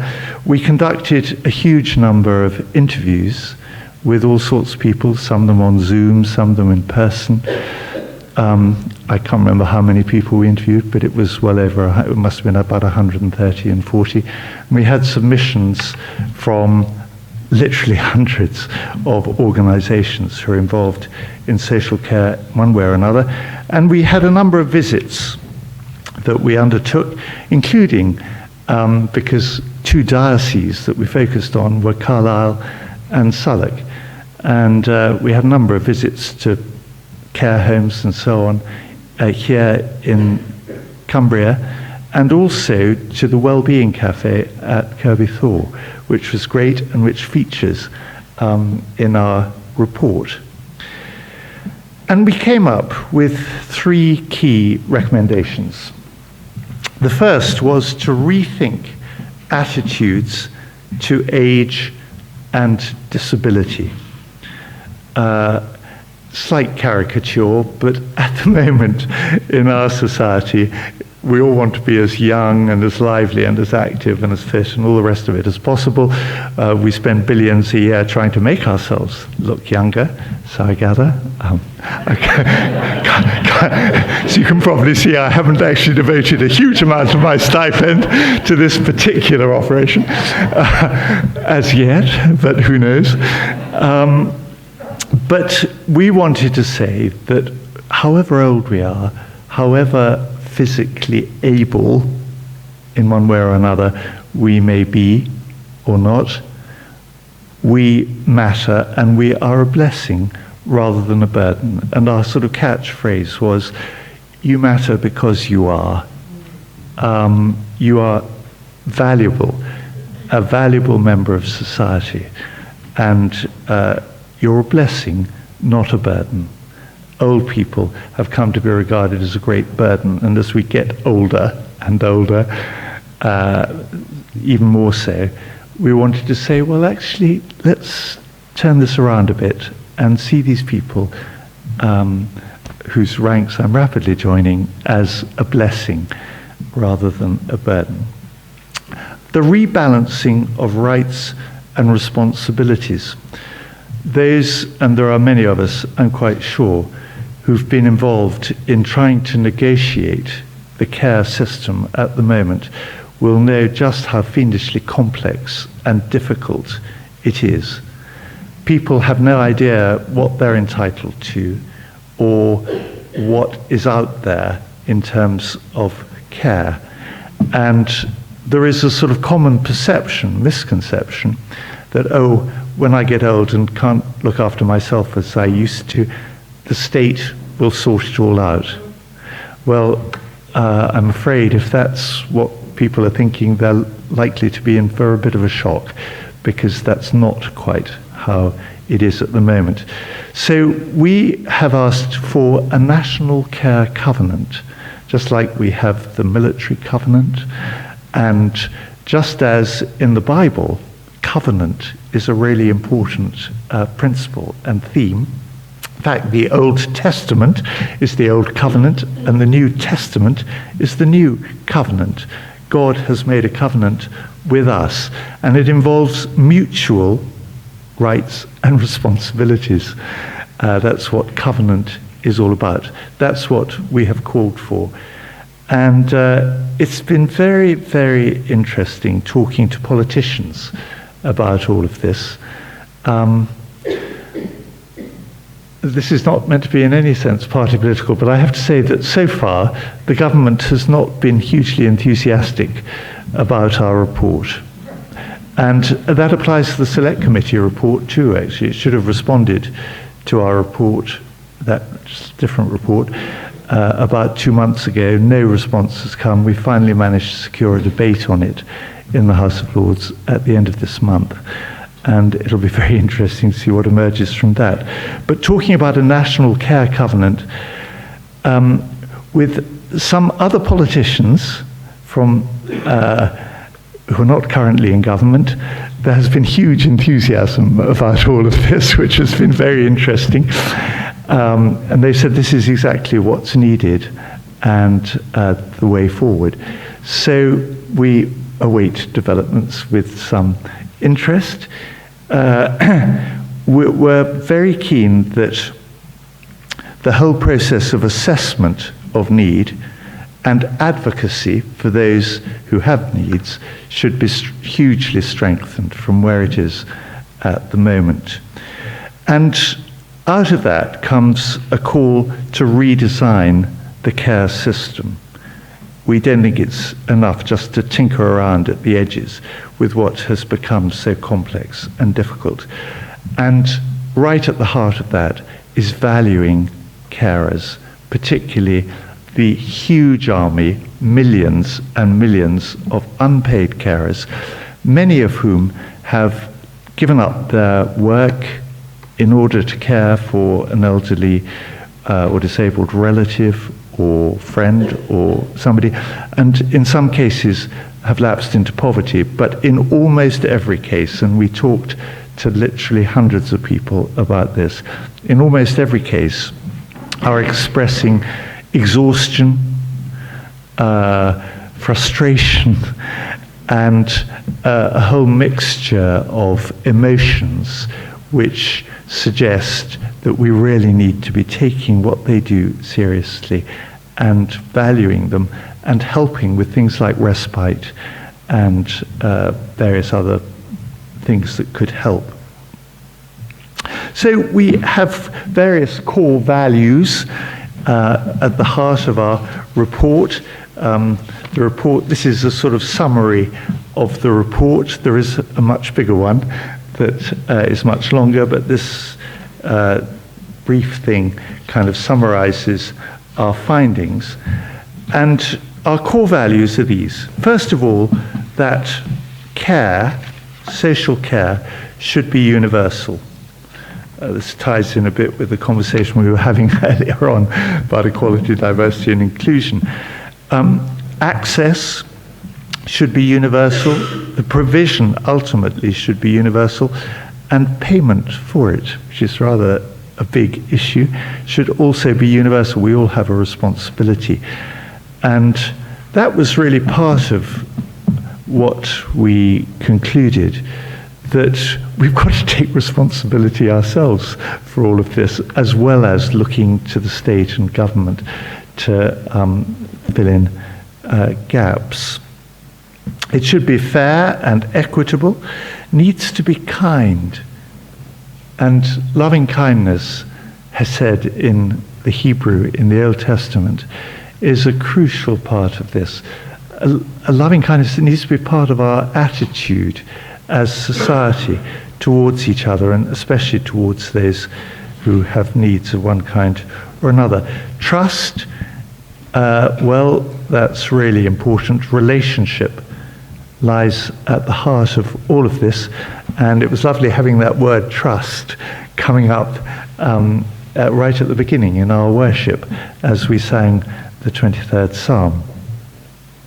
It should be inclusive, especially for those with disabilities who it's easy to discriminate against. Should be mutual, interdependence and reciprocity at part of it, and compassionate with empathy rather than sympathy, and an emphasis on standing alongside. With regard to funding, which is always the big question, how are you going to pay for all this? Because we're very conscious of the fact that everything we have recommended doesn't actually reduce the cost of social care. I mean, that's what the government would like it to do, but actually it's not going to reduce it. It's not actually going to make it much more expensive in the long term if everything that we'd recommended were to happen. Probably be about the same cost. But we haven't made specific recommendations about the funding because so many other reports have been produced on that, including one very recently by the Economics Committee, Select Committee in the House of Lords. We had a big debate about it. They've made some very sensible suggestions. We were happy to say that would work very well. It's a sort of combination of ways in which it might be paid for, most of which touch our pockets in one way or another. So just a couple of weeks ago, I nipped out to Australia, as one does, for a week at the request of Justin Welby, to look at something they have out there called Anglicare. Really, really interesting. He was out there on a visit and heard about Anglicare but didn't have a chance to inspect it and discover what it does. So I went in his stead, and some people thought I was the Archbishop of Canterbury, so that was very nice. I didn't like to disabuse them. I get used to it. But anyway, it was a great visit, and they were absolutely brilliant in showing me around, and we were looking at some of the statistics earlier on about Carlisle Diocese and Truro Diocese. Well, we have 2,500 square miles, roughly, in Cumbria. It's, I think, the third largest geographically diocese in the country. So I was sort of saying, oh, we have quite a big diocese in England. And the bishop who was taking me around, who is a regional bishop, he just has one of 3 areas in Brisbane Diocese, said, oh yeah, sort of how long does it take you to drive from one side to the other? So I said, well, if you went from the top right-hand corner down to the bottom left, it could take up to 3 hours. And he said, oh, yeah, right, I see. So I said, well, you know, how long does it take you? And he said, well, to get to some of my parishes, I would drive from home for 22 hours, he said. Absolutely staggering. Into their diocese, we could fit the whole of the United Kingdom. So we are looking at a slightly different geographical thing. But Anglicare exists in all the dioceses, 27 of them in Australia. And when I met with their board, and had a really interesting time with their board, the first question I asked them was what values undergirded the work they were doing. And I was fascinated that that was a question they really, really enjoyed answering, because they have 4 values: love, hope, care, and humility. Love, hope, care, and humility, which tied in very much, actually, with some of the stuff we'd come up with in our commission. Anglicare is seen very much as part of, a crucial part of the mission of the Anglican Church in Australia. It has 27,000 employees ranged across the whole of Australia, and a budget each year of £1 billion, 1,600 Australian dollars, 1.6 billion Australian dollars. It has well, as I say, 27,000 employees plus innumerable volunteers, has real workforce issues, just as we do in this country, in terms of recruiting people to do the work. They're not hugely well paid, but they are better paid than most other care workers in Australia. And as a result, their retention of their workers is rather better than it is here, for instance, or in some of the secular agencies, because people like to work for Anglicare. They like its ethos, and they like the fact that they are treated as valuable people and feel that they're doing something really worthwhile. The range of activity undertaken by Anglicare is absolutely phenomenal. There's really no aspect of social care that they don't cover. So it's not just old people in care homes or being looked after one way or another in their own homes. It also includes resis, as they call them, residences for young people. They treat issues of domestic violence. They have family counselling and therapy. They have a big homelessness project, and so on, and so on, and so on. And interestingly, they are funded 2/3 by the government, 1/3 by the state, by the national government, 1/3 by state government, who regards them as one of their top providers. And that's very interesting. It's taken 150 years for Anglicare to develop as it has.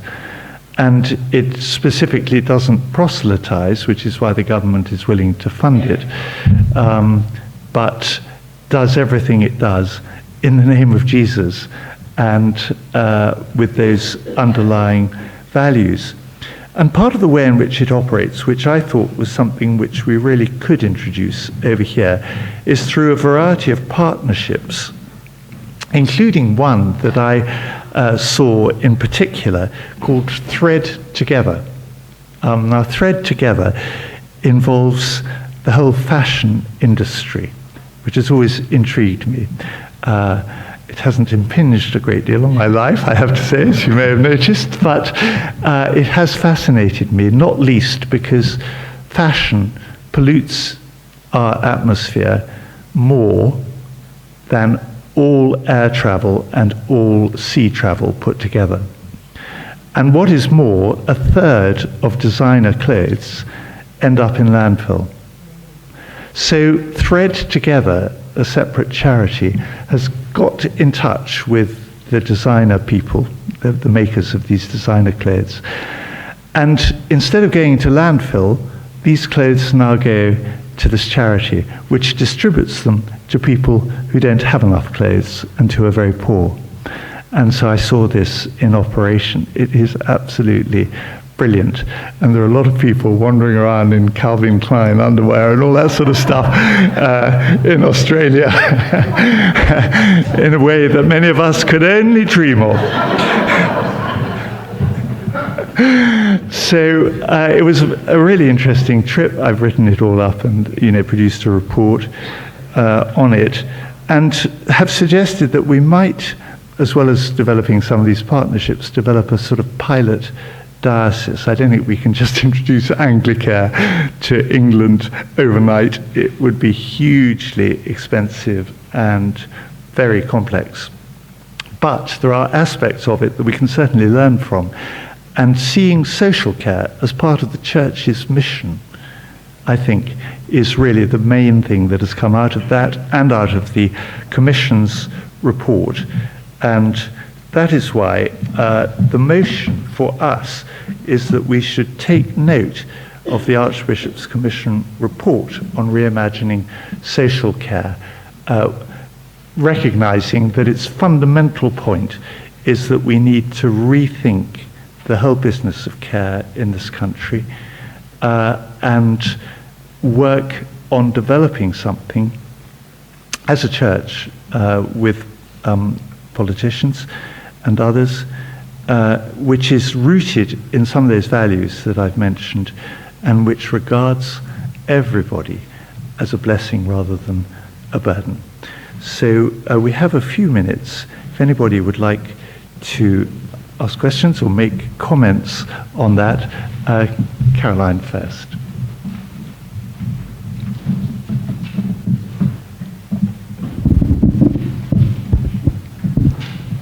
Hello, I'm Caroline Kennedy from the university. I'm glad I nearly didn't come today, actually, Bishop James, because I've been involved in the care of my mum for the last 6 weeks. And so what you said has really connected with my experience.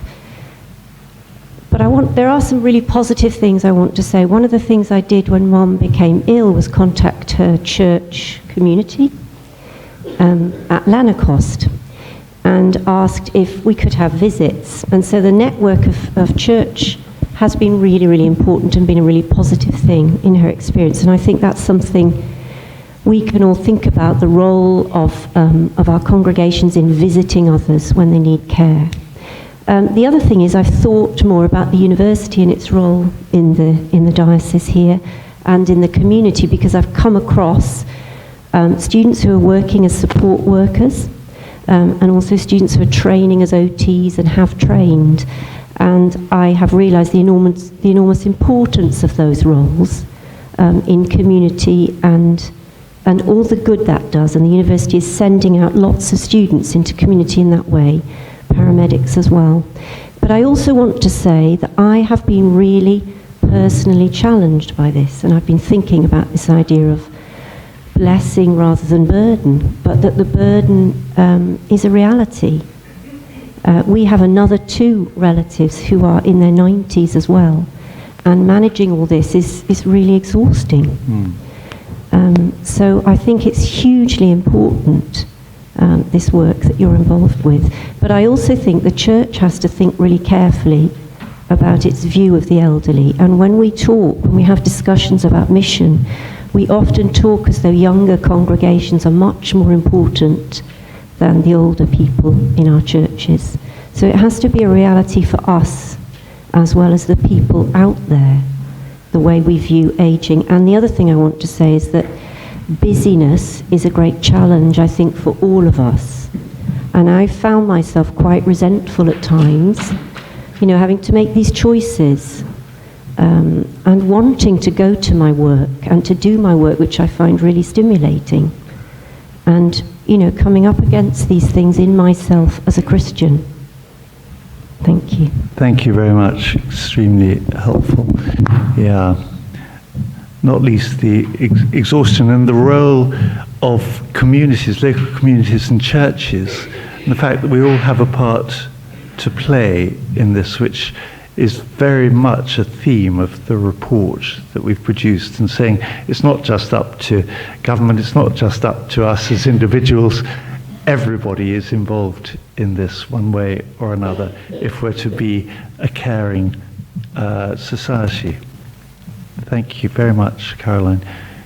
Yes, Sue. Hi everybody, I'm Sue Wigley from Appleby Deanery, but in my day job I'm actually director of a social care charity across the north of England. So I just wanted to first of all thank Bishop James and your co-chair for an excellent report and something that my organisation has been striving for many years, citizenship in particular. So thank you. I think it's about time that politicians did listen. But I think as well as going at the national level, I would challenge local clergy to now is a good time. We're in local government reorganisation. You've got local authority social care commissioners that are just writing their strategies about social care. So arrange those meetings and start having those conversations, because you can actually influence and have an impact.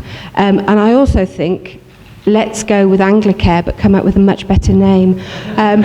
It's something that I've thought about for many, many years, and have discussed with different people, saying it's an excellent way to integrate our faith and actually put into action what the Bible is telling us. So I think let's go for it, but let's come up with a better name than Anglicare. So thanks very much. Thank you very much, Sue. And actually that gives me a chance to say what I didn't really emphasize enough, how in all the researches and interviews we did, what fantastic work is going on by many people, including some of the sort of charities that Sue has just been mentioning. A couple over here, yeah, Val and Peter, yeah. Peter Clark from the Kendal Deanery. I read the report and was struck by how broad it was, how wordy it was, how impractical it was, and how sort of other it was. And it struck me it was exactly the kind of report that the Church should be producing.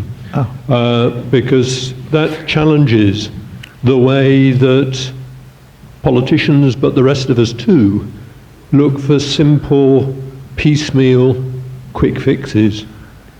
And I understood the report to be challenging the complexity, the diversity, and the depth of what needs to be reimagined.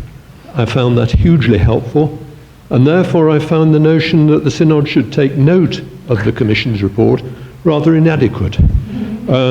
Fine, we can note it, but what's going to happen once we've noted it? Yeah, that's a very helpful comment. Thank you very much for your comments there. I think the big question now is, how do we follow up on this, and how do we make something happen as a result of it? And that's something we're working on at the moment, because it hasn't been completely resolved. But with the housing one, for instance, there's a whole group of people now centrally in the Church who are kind of pursuing that and trying to implement some of its recommendations. And I think we'll be doing the same with this. But yeah, thank you so much. Val. Valerie Hallard, Solway Deanery. I'm very aware that we're an ecumenical county and that the Methodist Church has a significant investment in this area. And I'm just wondering whether there's potential for conversations at national or local level to enable Methodist Homes for the Aged, I think they're called MHA, to develop this model with us. Thank you very much indeed. And I should have mentioned that actually in the report I've done on Anglicare, I have suggested exactly that, because we did consult MHA, Methodist Homes for the Aged, fairly closely and have worked with them on this. And in our commission, it wasn't just Anglicans by any means. It wasn't even just Christians, actually. But it was a Christian report. And I think that's absolutely right. There's a lot of very good work already going on, particularly with the Methodist and Salvation Army. And given that they're two of our partner denominations, there are all sorts of possibilities there. So rather than reinventing the wheel, thank you. Stephen. Thank you. Just to develop a little further on what Caroline was saying from the university. First of all, we have a template within the diocese here for caring for the carers, because we've been holding time-out days for care staff at Rydal Hall now for many years, and that built over the COVID period into offering free holidays to care staff at Rydal Hall. So there's a kind of template there we can work on, because what struck me about the Anglicare project was how the staff said they felt cared for, they felt cared about. And one thing that touched me about the people coming into retreat at Rydal from the care sector after the COVID pandemic was it was almost like you could throw anything at them in terms of workload. But the relational factors, like I feel cared for by the people who I work for, was incredibly important to them in sustaining them in the workplace. So I really wanted to endorse that perspective. The final point was, and being an elder myself, was recognising that we do a great deal of amount of work in youth work, but I do a large amount of work with older people who are spiritually alienated from the church, and I think we could make out a real good case for having elder workers within the church. Thank you very much indeed. And actually what Stephen was saying there about caring for the carers at Rydal gives me an opportunity to thank him for implementing a project which began several years ago and which some will know about and others may not, which was really to help NHS workers in the first instance who were exhausted by offering free retreats at Rydal Hall. And we thought, I remember the conversations we had initially, we thought we might do this 2 or 3 times, and that would kind of mop up all the people who needed this, and that would be great. It went on for 5 years, and there was a waiting list at one stage of 90 people just from this county wanting to come, and hundreds have now been through it, and it's been enormously valuable and precious in a wonderful way, I think, of the church relating to care workers of one kind or another, and showing that we do value them and they're precious. Richard? Great. Lovely. Thank you. Alison?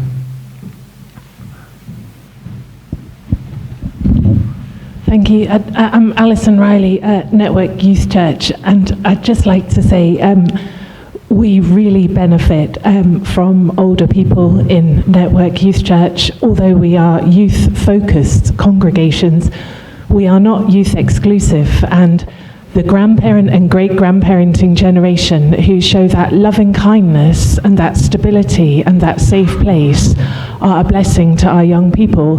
But I think in that youth-focused community, the blessing flows 2 ways. And if there were some of the older volunteers, many of whom are over 50 and over 70 with whom I work, ranging from knitting nanas to safe places to talk, I think they would tell you that it is a blessing to be together, even though our focus is on the young and encouraging them to form community. Thank you very much for that. 2 final comments at the back, Irene, and then Deb. Final word to Deb. Irene Roberts-Davies from Carlisle. We've heard a lot about the elderly and their children, similar age to the bishop, of taking care of them, and I accept all of that. As the mother of a disabled child who was disabled probably in the womb, but certainly at birth, I think that there is the social care aspect in this country does not support them and does not support their parents. My daughter does an amazing amount of work within our church, and she does her very, very best to live her life as she does, but she is not supported. By me, yes. It's a life sentence for her and it's a life sentence for me. And she works, and everything she does, she is discriminated against by the Department of Works and Pensions. Social services have never been of any support to us.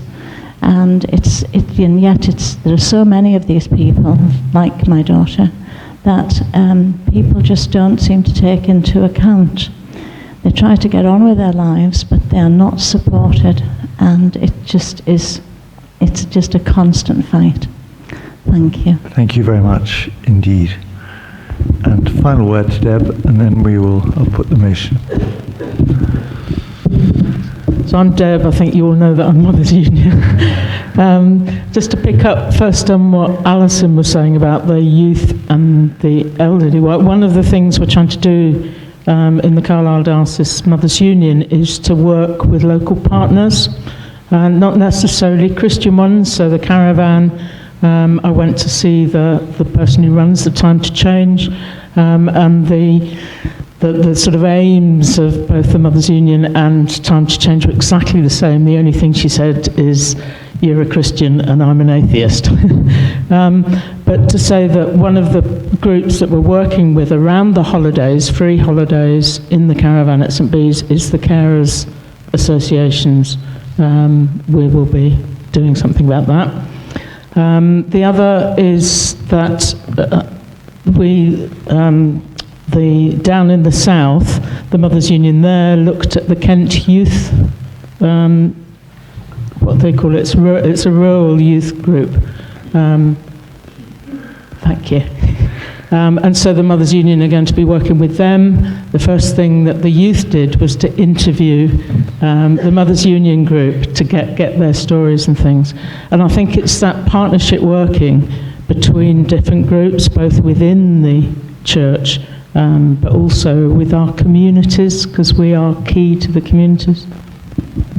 Thank you very much indeed. Well, thank you for all the comments that have been made. Very, very helpful. Thank you for giving me an opportunity to talk about some of the stuff that has occupied a great deal of my time and thought over this last year. And I am happy to put the motion that the Synod takes note. I'm conscious of Peter's comment. It is slightly inadequate, but we'll go with it for the moment. Takes note of the Archbishop's Commission report on reimagining social care, in the hope, I think, that we will be coming back to it further in due course. So can we ask those who are in favour of this motion to show? Anybody against? And any abstentions? Thank you very much indeed.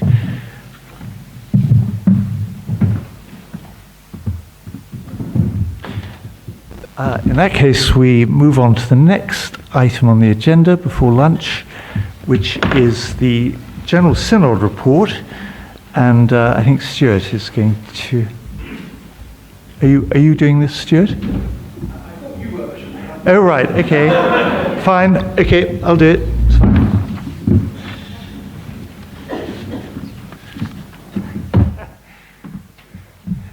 Well, you'll have seen the absolutely excellent paper, which was among your papers, which gives a very good summary of some of the things that were discussed at the recent General Synod meeting in February. We had a loyal address from the Archbishop of Canterbury for our new king, King Charles. We talked quite a lot about the cost of living crisis, and you'll see there quite a long motion which committed us all to do everything we can to help those who are really struggling. There was a miscellaneous provisions measure, which, as it says, is dull and innocuous sounding, but actually had some rather useful and important things, and covered a whole variety of different topics, like making permanent provision for hybrid meetings, and so on and so on. And some of it was particularly about General Synod. Bit of safeguarding, some legislation. We called on the government to exempt charities, including churches, from liability from insurance premium tax, which is quite a burden for many.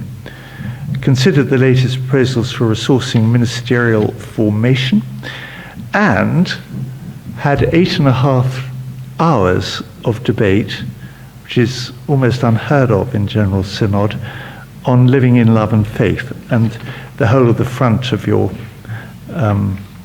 paper is devoted to that. You'll be aware that this is the culmination of several years of discussion that's been going on around the living in love and faith material. It began with mutual conversations, turned into living in love and faith, and this is the kind of culmination of that. And Synod was considering a proposal from the College of Bishops, who, it has to be said, are as divided in their views as the whole of the rest of the Church, but came up with a proposal that our doctrine of marriage as the Church of England should remain unchanged. In other words, that holy matrimony. Marriage is between a man and a woman for life. But that there should be radical inclusion of people in same-sex relationships through prayers of thanksgiving and blessing, which would be commended rather than authorized and entirely voluntary for clergy to use or not as they wished and felt comfortable. Now it has to be said, and this is pretty obvious, that for those who would sometimes call themselves or be called progressives, this didn't go nearly far enough. For those at the more conservative end of the spectrum, they went much too far, much too far. Especially because of the perception of the prayers that have been produced so far, approving same-sex marriage and active sexual relationships outside marriage, and with no clarity about the status of sex outside heterosexual marriage. The lawyers, the church lawyers, have claimed that actually the prayers are all about blessing the individuals rather than their union, and that they don't contradict the traditional doctrine of the Church of England. The lawyers have also suggested that holy matrimony, as understood by the Church, is different from civil marriage as performed in a registry office or any other venue. But this is not how the rest of the world, including the global south, see it. And the outcome of the General Synod debate and the proposal from the College of Bishops has been a very negative reaction indeed from much of the Anglican communion, especially Africa and South America, and numerous amendments in both directions that were put to General Synod, most of which were voted down. But one amendment that was passed was that the prayers should indeed reflect the unchanged doctrine of marriage. Now that amendment actually was just simply restating the bishop's proposal, but it was passed, and it was the passing of that amendment that caused several bishops, including me, and as you will know, I'm situated more at the Orthodox traditional end of this particular debate, for the amended motion, believing that it provided a lever for amending the prayers that have so far been produced and determining pastoral guidance, which has yet to be written, which is due to replace something called issues in human sexuality. At the moment, any potential ordinand has to agree to what's in issues in human sexuality. That's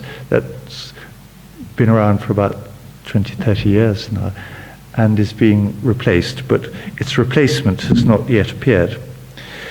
So, to cut a very long story short, because lunch is looming, work is continuing on all of this, and the revised prayers, when they've been revised, and the pastoral guidelines will be brought to General Synod in July. In other words, this is not a story that is yet complete. It's still an ongoing process. And we will have to see what happens then. But this is a really, really big issue for the Church of England at the moment. We've seen it already being a very big issue for Anglicans in some other parts of the world. particularly in America and Canada and so on. And it's a huge issue in terms of the Anglican communion. And I've already mentioned some of the reaction there's been to that. Already in dioceses across the country, some people have been leaving Church of England churches. I know that's happened with a few already in this diocese. And there is a real possibility of calls for differentiation, as it's described. In other words, a splitting while still being part of the Anglican communion. If both the pastoral guidelines and the prayers are seen to depart too far from Orthodox Christian doctrine. And I think a lot of the problem, if I can put it like that here, is that almost everybody wants to see inclusion of some sort and to reach out pastorally to everybody. It's part of our diocesan vision. God is for all, for everybody.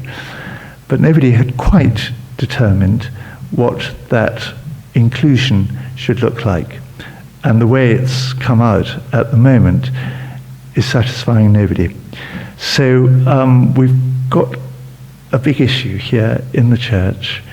It's going to be coming to General Synod in July, and at the moment, nothing has finally been determined. This, as a subject, obviously is absolutely huge in terms of the issues it raises.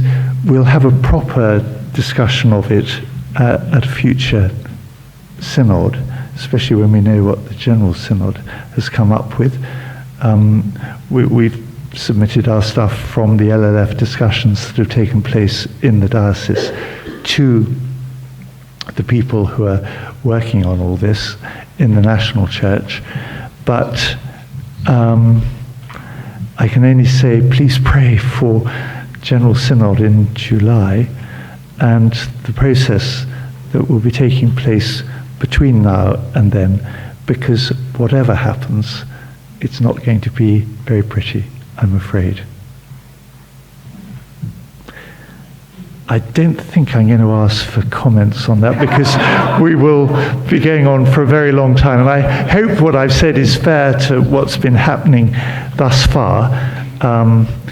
And we have our General Synod reps here. Jane, did you want to say, if I've not been accurate or fair, please say so. No, sure. It's not that Bishop James hasn't been accurate or fair at all.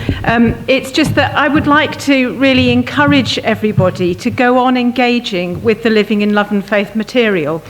And one of the things that really struck me about the debate in General Synod was about the tone that was set, and that was set by Archbishop Justin, it was set by Sarah Mullally, and I'm not going to go into detail, but I'm very happy to talk to people about it. But actually one of the things that we were constantly reminded about was that undergirding the Living in Love and Faith project and material is the set of 6 pastoral principles, which are about living well together and about how we conduct debate and how we live in disagreement with one another.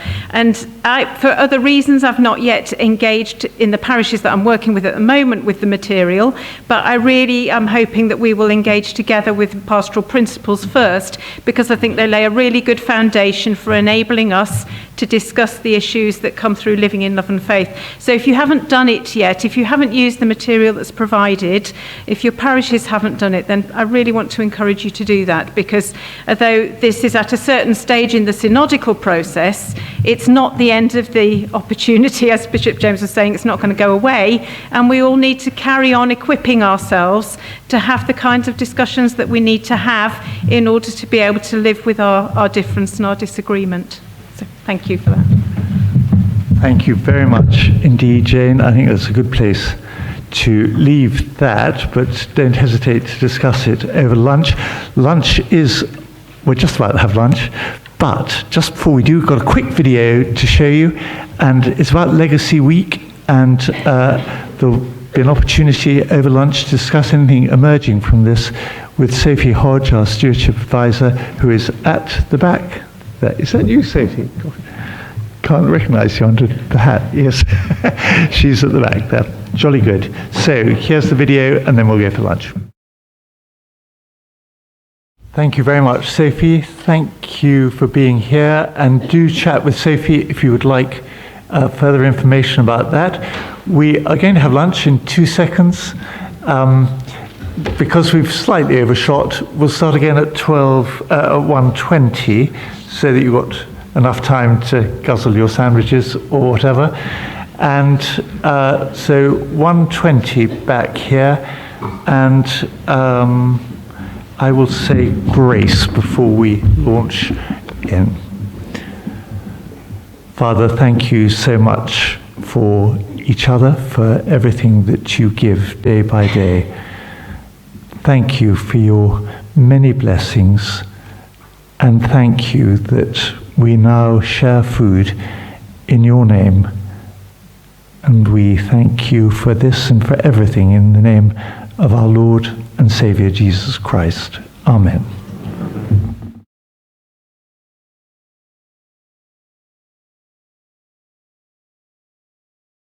Well, good afternoon and welcome back after your lengthy lunch. One bun later.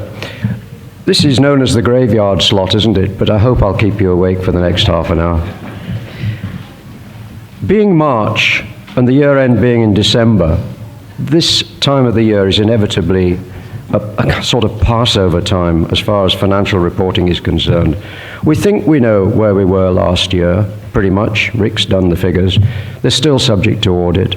We're still getting little dribs and drabs coming through relating to last year, but they'll probably now go into next year. So we're more or less sure that as far as last year is concerned, and let's deal with the present and the future best. As far as last year is concerned, no real surprises. Not dull, just brilliant. And thank you very much to everybody who's contributed to make last year not full of surprises, despite it being the first year after COVID. So parish offer continued to come in well. We've still got a couple of % short on what the offers were, but that's, I was going to say it's not unusual. It's perhaps higher than in other years it has been, but we can cope with that because in among that are unexpected savings, and we don't budget for extended vacancies when a minister leaves. We wish we could replace people sooner, but it's for all the reasons that you know well, obviously not possible in all places to get people even to apply. So, but that saves money. So if we get a little bit less coming in at the top and we've got less going out at the bottom, then it continues to be okay. So that over the 6 years, because we extended it for 1 year, up to 2022 year end, which we've just had, we managed to turn in a moderate surplus over those 5 years where we'd budgeted to break even.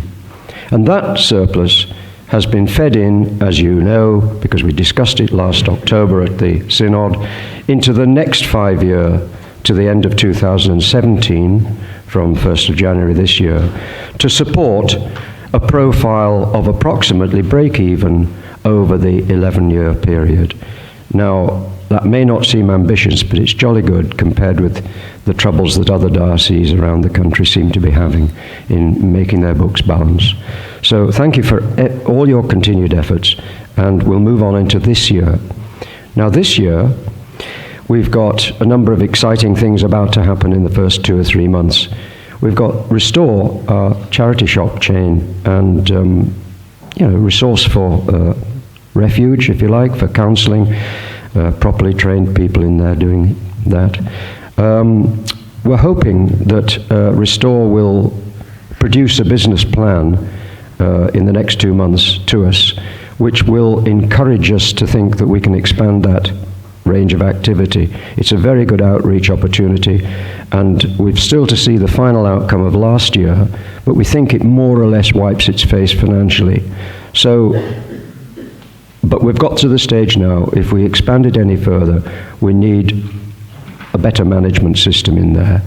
And we may have to support them in that for a short while until we see the results of that. But certainly the opening of the Penrith shop has proved to be a great success, and that's reinforced by the Petrol Bank Road shop in Carlisle, which is doing well. The other two aren't doing quite as well, but there's room for improvement, and an improvement in the management of the whole thing overall is needed and will be in next year's plan, this current year's plan going forward. The difficulty with expanding outside the current areas of Penrith and Carlisle are the distribution of stuff and central storage of stuff. You really need, if you're going to go down to West Cumbria or down into Barrow and Furness, you really need to have subsets in that area who know their patch and can gather in goods and can do their local ministry and have contacts with their own communities. And rather than having vans traipsing all over the huge diocese that we've got here in Carlisle compared to Australia. But it wouldn't take 22 hours, but you can imagine a van driver trucking around from Carlisle down to Barrow 2 or 3 times a week. That wouldn't be a good idea. So there's that. And then Rydal, well, Rydal, both Restore and Rydal have got very good supplementary boards, subsidiary boards, capable of coming up with their own good business plans. Rydal will be coming in 2 or 3 months' time with a business plan for the next 5 years, which may require significant investment. But at the moment, we're looking at the stuff that we've already committed as a diocese, and they haven't drawn that down yet by any manner of means. So we don't need to consider any further funding for Rydal at this juncture. So that's to do with what's going on this year. We've also caught up quite a lot on house maintenance, because that was deferred through COVID, getting hold of contractors, getting access, and also the ability to actually process the works, because our staff have been working remotely or had COVID or whatever. We've strengthened the buildings team.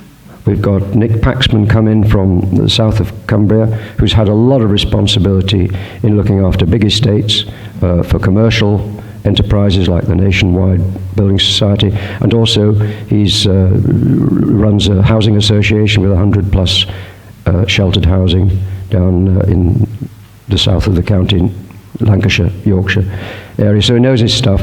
He's now on staff, and he's doing a lot to catch up with the routine maintenance that for many of you, if you're in parsonages, has been waiting to be done for far too long. We're getting there. Don't worry about the increased costs, because we provide them when we know they're due. So we carry forward year after year a reserve to cover the costs that we know we will have to incur when we incur them. So that's not a legacy brought forward into the accounts for future years. I would now like to get to the meat of the meeting. The meat of the meeting is not the items on the agenda apart from number 4. So let's try and whiz through. Number 2, to approve and sign the minutes of the meeting that we had here last October, because remember, you're all members of the Diocesan Board of Finance, and these are your meetings to hear what the trustees have been up to. So you've got the meeting minutes. They're yours to approve, or not to, or to question, if you so wish, now. All those in favour of approving, please. Anybody against? Any abstentions? Any questions or factual accuracy? Don't think there can be, because you've just approved them. And I don't honestly think there are any matters arising that aren't already being discussed or dealt with. So moving on to number 3, and I will sign them after the meeting. Moving on to number 3, because the chairman's job here now is relatively simple, it's because of the fact that you get verbatim the minutes of our trustees' meetings as we meet every couple of months, and they're comprehensive. So if you can be bothered to read them, if you have an interest in these things, there ought to be no real surprises, because you can see the issues being raised and trailed and resolved, hopefully, as the months progress by the people that you've appointed to manage our finances. So to receive the minutes of the 2 meetings since we last met, they don't come to you until they've been approved, so therefore you've got one from last September, and you've got one from last November. And so I would ask you to receive those. Do you receive them? Thank you very much.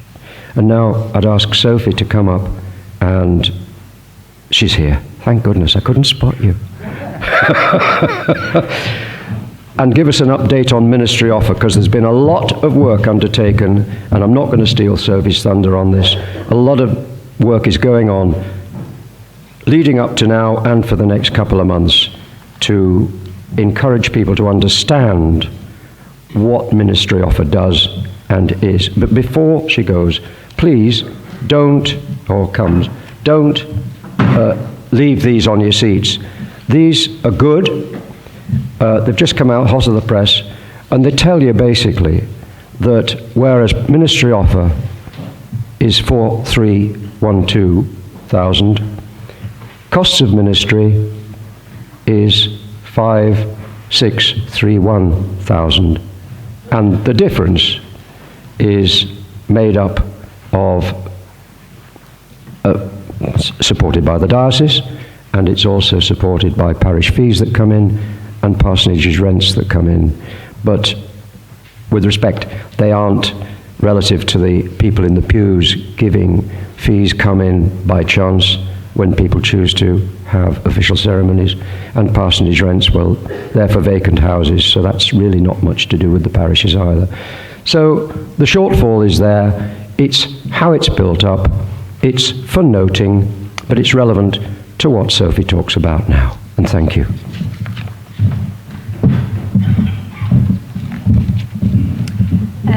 Okay, we just wanted to give you some feedback on the ministry offer process that we're following this year, previously known as parish offer. The reason we're talking about it today is since the 5-year vision and budget was approved at the last Diocesan Synod, this area of work has received a kind of refreshed new focus. That's partly because the ministry offer remains our single largest source of income. It funds over 75% of our mission and ministry across the diocese. It's also because the 5-year budget made the rather ambitious assumption that over the 5-year period, ministry offer would start to increase in line with inflation in stipends. So for 2024, that's looking at around 4%. That clearly represents a big challenge to the local church, so that's in contrary to the trends that we've seen in ministry offer over the last 10 to 14 years. And it's also obviously in the context of a lot of economic uncertainty and hikes in energy prices, etc. So we know that actually this is a big challenge to the local church. But the early indications of our work has been hopeful. So in the 2023 ministry offer numbers, we actually saw a 2% increase in the offer. And that's the highest increase we've seen in over 10 years. And we noticed that actually where the increases were highest was predominantly in those mission communities that had been engaging the most with this process. So that gave us some real encouragement early on. So with that in mind, since the autumn, we've been working quite hard to continue to evolve the ministry offer process and to obviously try and bring as many parishes as possible into the new system. The intention is to get to a place over the next 2 years where actually all mission communities are setting a mission community offer. So that's in the context of wider conversations within the mission community and with the diocese around the resourcing of the mission community. And we obviously mean that in terms of resourcing people and resourcing the finances. And we also hope that we will get to a place where mission communities are setting a 3-year partnership agreement with the diocese. I'm thinking that a number of people in this room are probably familiar with what a partnership agreement is, because we've been talking about it a lot. But for those who haven't yet come across a partnership agreement, what we mean by this is a local episcopal partnership, which is genuinely two-sided. So on the one hand, it involves the local churches through the mission community committing to provide a certain level of financial income through the parish offer. So that might be expressed as a ministry offer aspiration. So the mission community might say that over the next 3 years, we're committing to pay 90, 100 or 110% of our costs of ministry.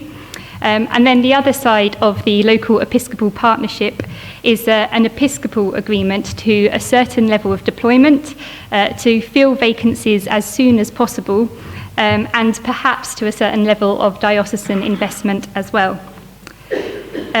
So as you can imagine, the kind of context across the diocese is quite diverse. So we're moving people across to a mission community offer in a gradual way, and largely where people are on that process depends on how developed their mission community is. But this year, we are expecting that we will have 9 mission communities who are still setting their ministry offer on a kind of parish by parish basis. So that will be following the system that they've used kind of up until now. And we hope to have 25 mission communities setting a mission community offer. And we hope that up to 14 of those mission communities might enter a partnership agreement with us this year. So it's a gradual process, but that's where we are on that spectrum, and we are gaining momentum. I mentioned that this is about a conversation between the mission community and the diocese around wider resourcing. And so actually the first stage of that process usually is a meeting between the mission community and the diocese to discuss those things. And we have started those meetings this year. We have had 9 meetings so far in 2023, and we've got another 14 that are set to take place in the coming weeks. So for those of us involved in those meetings, it's a really busy time, but actually has been a really, really positive time as well, because it's been an opportunity for us to get out and talk to mission communities face to face about these things. The conversations we've had so far have varied quite considerably in terms of how developed the mission community is, the extent to which they've engaged with the ministry offer process in the past, a mission community offer process, the ministry situation on the ground, the socio-economic context of the mission community, how ecumenical they are. So the conversations look quite different in each patch, but actually so far they've been really, really positive. Actually, it's been a really good time of having very open but very positive conversations around resourcing and finances. And I think our feeling is that actually there's been a real keenness on the part of mission communities to start to engage in a more partnership feel in terms of discussing how their mission community is resourced. And I think we feel that actually it's been really valuable in terms of building trust and relationship, which is obviously vital for an offer system. Another kind of large part of the work that we've been doing since the autumn is trying to communicate so that everyone understands where we're going with ministry offer, what the process involves and why we're doing it. So we've been trying quite hard to communicate with the relevant people. In the autumn, we held some mission community leader training sessions, which almost all of our mission community leaders came to, which was fantastic. In January, we held a ministry offer online meeting, which was aimed at clergy and treasurers, because we recognise that clergy and treasurers are really key to this process and to these conversations. And we had over 140 people turn up to that online meeting, which vastly exceeded my expectations, which was great, and means that actually I think we are getting the message out now to the majority of parishes. I'm also in the process of collating information to go out to every PCC treasurer to just explain the process and to give them key information for their mission community. I apologise, this information has been a little bit delayed going out. We hoped it would go out in February, so please bear with us. It's quite a big piece of work because we want to give information that's specific to each mission community. It's not just a case of printing something off and sending it out. But that will be going out imminently, and we will be emailing copies to clergy as well. So a lot of effort going into it. We're enjoying the process. We're really enjoying the opportunity to meet with mission communities to discuss these kind of bigger questions and to build those relationships. Personally, I'm quite nervous about the 31st of July, which is when we want all of the 2024 offers in, because that will be the kind of test. But I think will be actually really helpful in terms of helping us to determine kind of to the extent to which the assumption in the budget over the next 5 years are reasonable. So that will be really interesting. Thank you.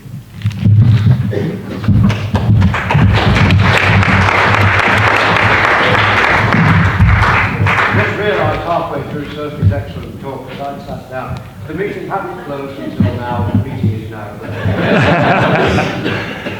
Many thanks to Jim and to Sophie for all of that very encouraging comment. So we're moving now to our next item, which is God for All, Growing Younger, and this is going to be introduced by Andy Smith. We've been talking about older people earlier on. Now we're going on to younger people. So great. Thank you, Andy.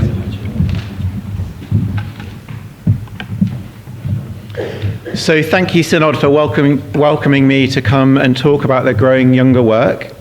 I want to recap to begin with how we got here.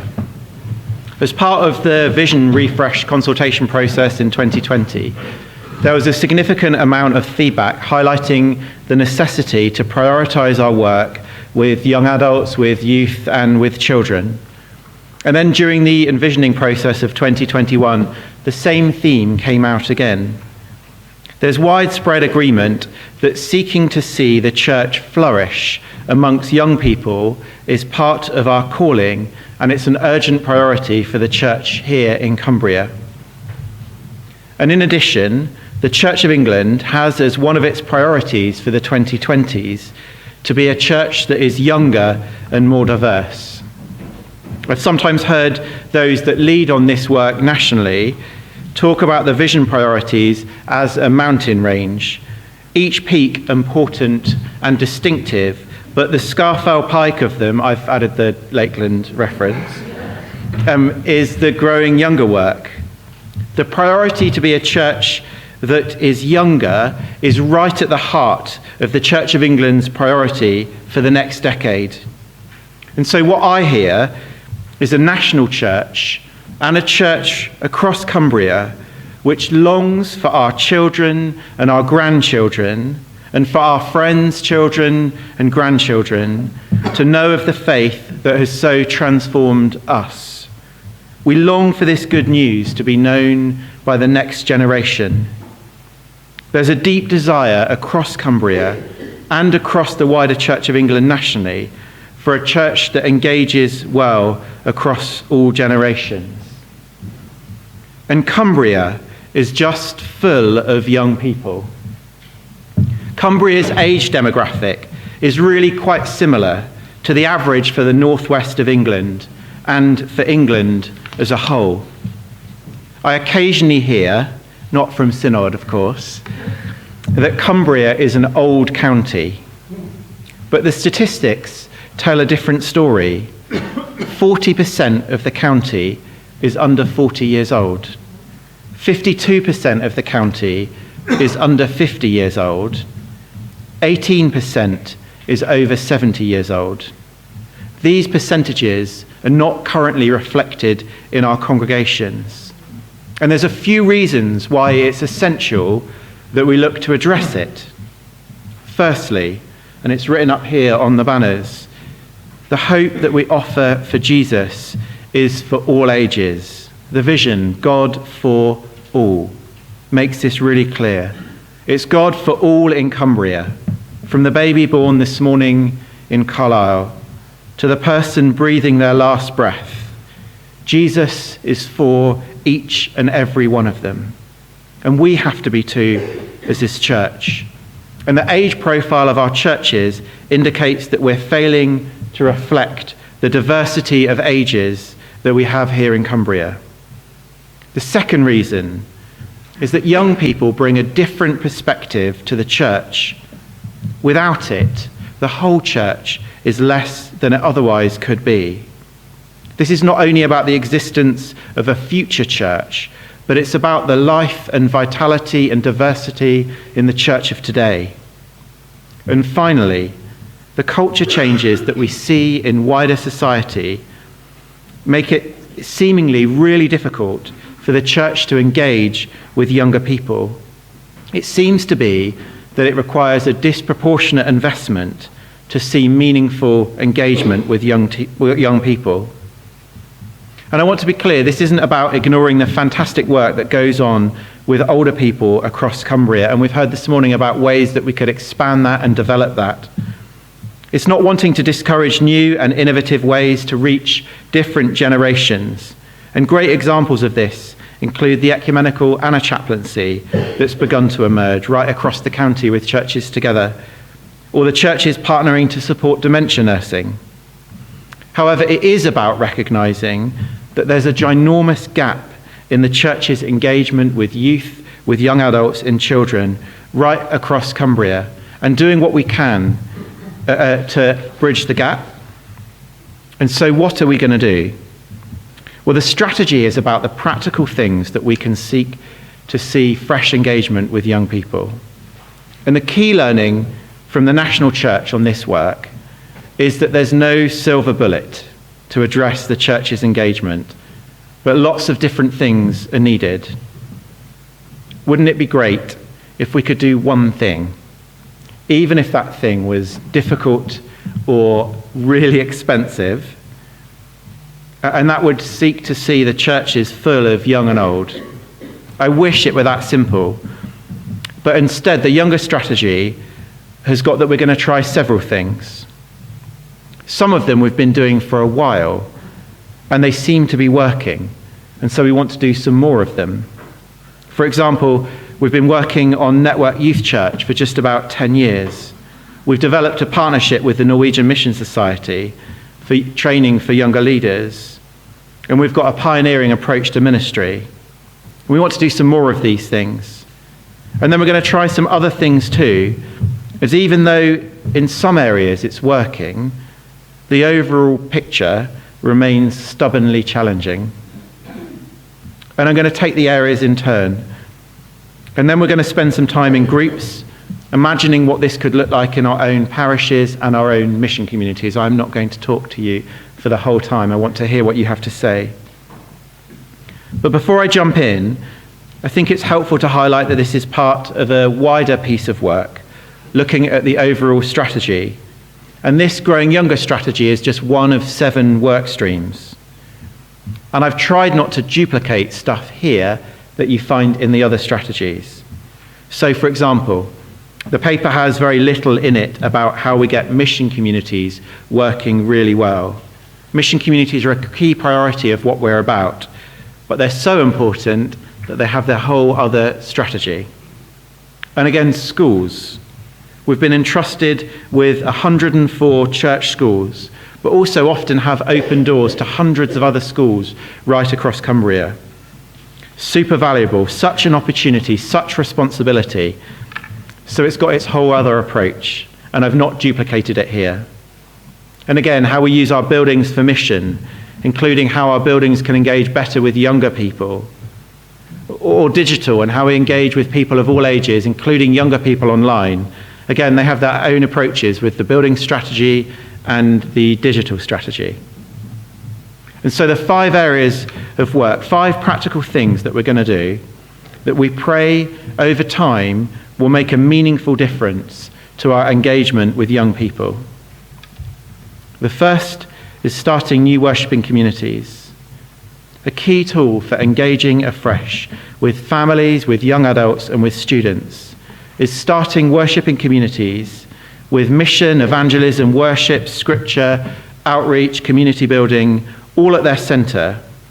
And the communities need to fit well with our Cumbrian context, not be an import from elsewhere. But such communities can really help the needs of younger people, and starting communities that are culturally able to welcome communities from day one can be really significant. I'm not going to talk lots on this because it's covered more in the planting and pioneering strategy which the Bishop of Penrith is leading on. The second, Network Youth Church. Network Youth Church is a really good example of where we're doing something and it's working, and so we'd like to do a bit more of it. Network Youth Church has existed for 10 years. I think we've got some pictures. And it began in response to a really low church engagement with youth across the county. Network Youth Church is successfully addressing the need. And the current statistics highlight that Network Youth Church has 679, when it was taken, obviously these go up and down a bit, but 679 core members, 1,302 fringe members, and 28 young leaders. And as a new model of church, it's very much been learning over these last 10 years. But it is a model that seems to be working really well, particularly in engaging with teenagers who have had no contact with church in the past.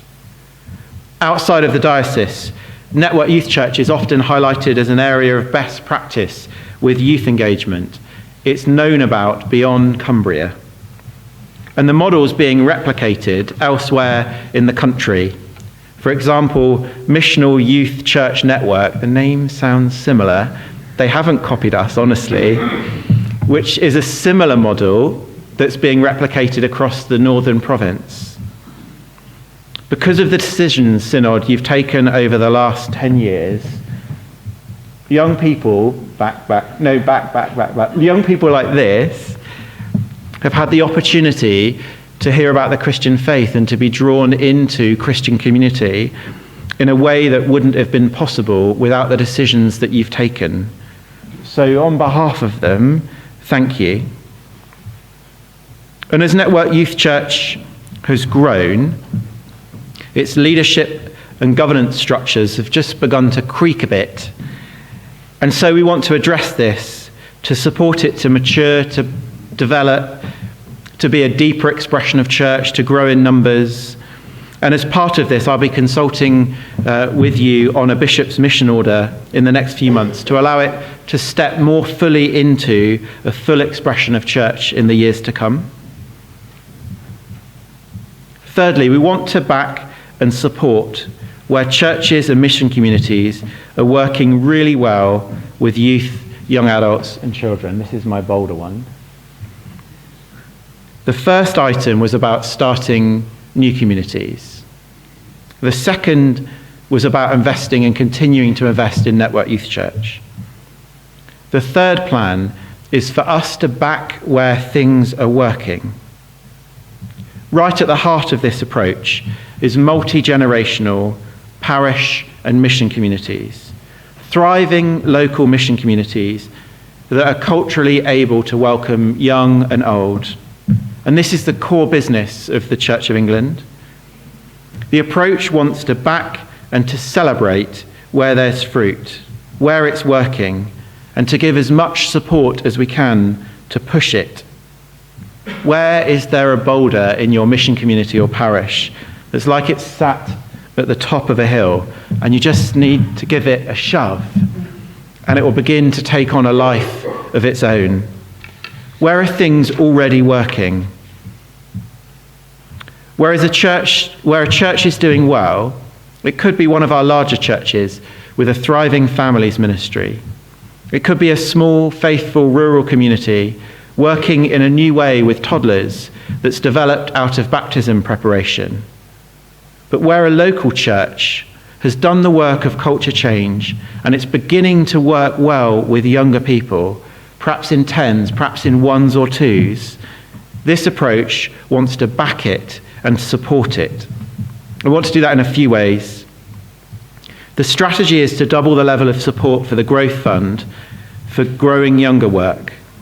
The Growth Fund already looks very favourably on work that supports work with younger people. That will continue. And it's my hope that this will be up to a level that will be able to offer help if a church wants to employ family support work. It certainly won't cover a full-time salary, not the whole amount, but it could be used to match fund, or it could be perhaps used to encourage wider fundraising bids, or to encourage a congregation to give more to this particular task.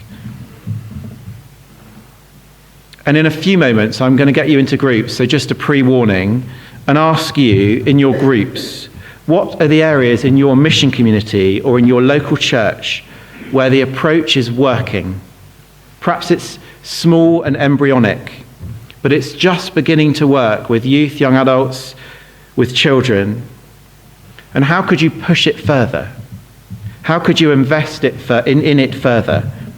Perhaps by deliberately seeking volunteers to invest in where it's working. Perhaps in looking at additional funding or applying to the Growth Fund to make it continue to grow. But later on, I'm going to get you in small groups to think about that question. It's just a heads up so you can begin to think. Fourthly, we need to ensure that we recruit and we train leaders that are adept at leading amongst young people. And there's a few ways that we can do that. Last Saturday, we hosted our first Young Vocations Day with Johnny Baker from the Church Mission Society and the Bishop of Penrith as our keynote speakers. We want to replicate and increase such work. We're expanding our work with interns, both from the Norwegian Mission Society, young people who are coming to Cumbria from overseas to serve, but also as part of the Church of England's Ministry Experience Scheme, as people who are exploring ministry within the Church of England. This year we have one intern. I'm hopeful, and it's hopeful, it's not wild optimism. I think it's hope based in reality, that in September we may have 8 or 12 interns, young people coming to serve in Cumbria, serving the local church, developing as leaders. We also then need to gather younger leaders as they emerge so that their particular needs are supported and that they thrive in ministry for 20, 30, 40, 50 years until their retirement. And finally, I hope that we can ensure that when we're shaping posts, we've got both the needs of the local church, but also the needs of recruitment in mind. A post that we're advertising attractive to someone with a gifting with younger people. If not, why not? And how can we shift it? And then fifthly, I want to do all that we can to support a wider culture change within the church so that young people can feel at home. I already work closely with our fantastic comms team, with Dave and with Eleanor. We try and make sure that our external comms reflect the age profile of the county, as you saw on the statistic earlier, not just the age profile of our churches. So young people in our comms see people like them and don't feel excluded and feel like they may be able to find a home within the church. Synod could explore the possibility of co-opting younger voices here. Having younger voices changes the conversation, and it's much easier to make sure that their voices are heard and represented. Local churches and mission communities could consider doing the same with their leadership and governance structures, perhaps their PCCs. And then the strategy also hopes to connect younger people together without taking them out of their home church, uninterested in nicking your few young people that you have. Keeping people rooted in their home church. Multi-generational church is excellent, but often with one or two, people can feel a bit isolated. Is it possible to connect them, perhaps through taking them to a Thésée pilgrimage? Slide 9. 100,000 young people visit the Thésée community each year. 100,000 young people from across Europe. Could be a great way to connect to small groups from Cumbria together. Or perhaps as part of the partnership visits to Stavanger Diocese, or perhaps on a social justice project, so that young people are still rooted in their local church, but connected to other young Christians around Cumbria. And so to recap, 5 key areas: new worshipping communities for younger people, continuing to invest in Network Youth Church, support and back where it's already working and trying to shove that boulder so it takes on a life of its own. Invest in leaders that can lead younger people, and bringing wider culture change. I'd like now for you to discuss in groups. What's God calling you to do in your local church context? It may be your parish, it may be your mission community. Use whichever size is most helpful for you to discuss. Where is there something that's working? And it could be small. Don't worry about ones or twos, but where is there something that's already working? And then what could you do to invest more in it so that you invest where there's fruit? And then the second question, I know that was a lot of questions, but that was one big question. The second question, are younger people represented on your local church governance structures, PCCs, mission community governance structures? And if not, are there young people that you could co-opt? time-wise, we're running late. How? We've got 10 minutes. We've got 10 minutes. Great, thank you. So perhaps if you discuss for 5 or 6 minutes, and then we'll have 3 or 4 minutes to feedback ideas. Great. Hello. Conscious of time, and that you would all like to, I assume, us to finish on time. We've got about 5 minutes for some feedback on those questions.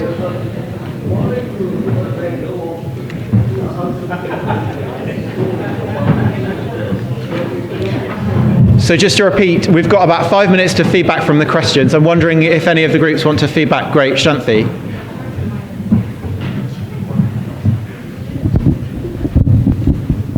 Can I just go to the last question, which we didn't actually cover in our group because we were so good on the first questions. Good. I think one of the difficulties in trying to get younger people to engage with PCC is the fact that PCC is so business. Yeah. In a lot of cases. And I wonder that if there are younger people in our churches, whether it wouldn't be more useful at the stage of life they're at to engage them in perhaps subgroups, or to engage them in groups that are more relevant to them, and then in time hopefully get them interested in church leadership. Because I think sadly a lot of PCC members will tell you PCC meetings are boring. I don't think they are, actually. I think they're really engaging, and they're driving and they're leading our churches. But I think there may be other ways in which we can engage young people in leadership in the church that doesn't involve them in actually being sitting on a PCC that talks about drains and roofs. Thank you. No, that's helpful. It's why some of this needs to be worked out locally, because each PCC is different. But the possibility of a young person of young people attending en masse once a year, perhaps with a younger focus to it, or different ways to work that out locally. No, but that's helpful. Thank you. Again, Clive from St Thomas's, Kendal. My daughter, who is about 32, is actually on our PCC. To get any of her colleagues, friends, peer group to do the similar sort of thing, she is also chair of the PTFA at school, is almost impossible because they will not sit. And when she went along to the PTFA at school, they hadn't been doing any committee stuff. So there were no minutes, there were no, you didn't have to second and nominate anything, you didn't have to vote on anything, it was just all gone through. So there was no structure to the PTFA minutes, and Beth sort of took those from PCC into that. But to do that, I mean, and she's working with 30-year-olds at PTFA, of course, because they're the people who've got primary school children.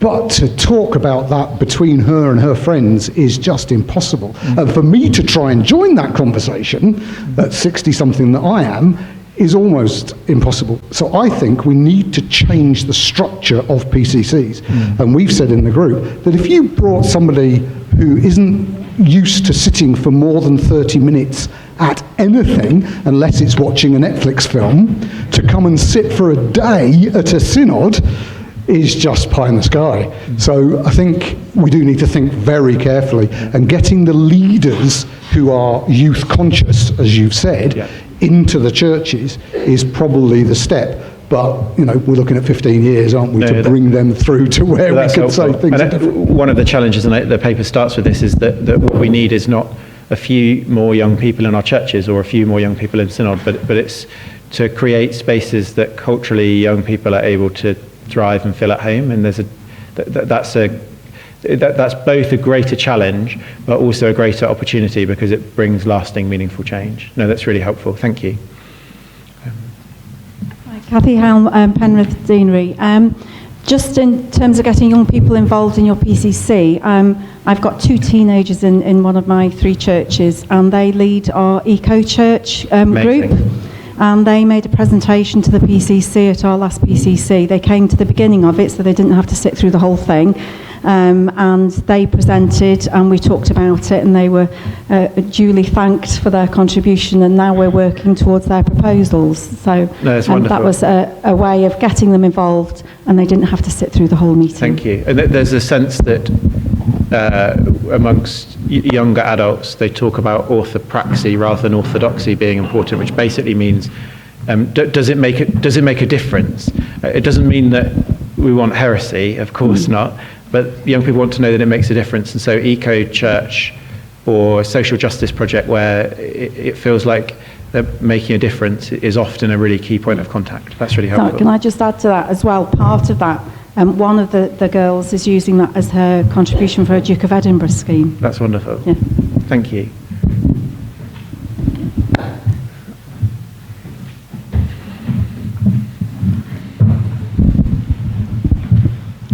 I think we need to rewrite the script in terms of what would work for children. So in one church, I have created a children's service that's purely led by the children. They're totally engaged with the process.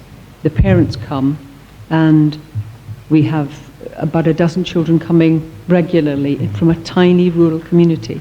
I think rural communities are particularly traditional in terms of church matters. And so farming communities are used to church mattering and wouldn't want to see anything happen to it. So having the children engaged with everything to do with the service, whether it's reading scripture, obviously not a formal form of scripture, but Hardman's rhyme time rhymes and all the rest of rhymes, or using the diary of if there's a lovely version of the Bible about Luke and Peter and Paul that's like Diary of a Wimpy Kid, and they absolutely adore that. So I think it's a question of rethinking how children, especially for young children, how they think, and therefore adapting and making everything so straightforward that they can do it themselves. That attracted the parents. Out of that's come confirmations, and so that's a very, very lively group. Yeah. And it's not to say that we're ignoring the older people. We're going to reorder the other church, which is actually the church where the school is and where there are far more children living. But that will be then an opportunity to have a diversity of growing the church younger, but also taking care of older people.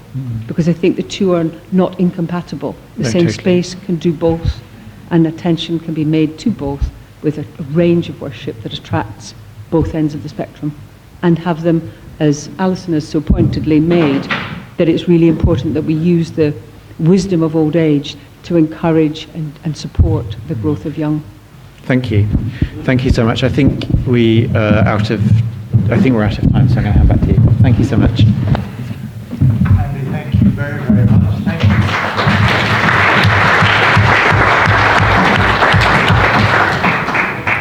And our thanks to Andy for everything he's doing as our growing younger enabler right across the diocese. And particularly, he mentioned interns and our hope of having a dozen interns starting in September. Very exciting, the link with Norwegian Mission Society being reinvigorated, which is fantastic. Well, we're moving now. We've covered a wide range of topics already in this synod, but we're moving now to one of the most significant for our world, which is the environment. So I'm going to ask Vernon, I think, is introducing this. And Richard is speaking, but Vernon, you're moving the motion when the time comes. So Richard, thank you very much indeed, and Anna too.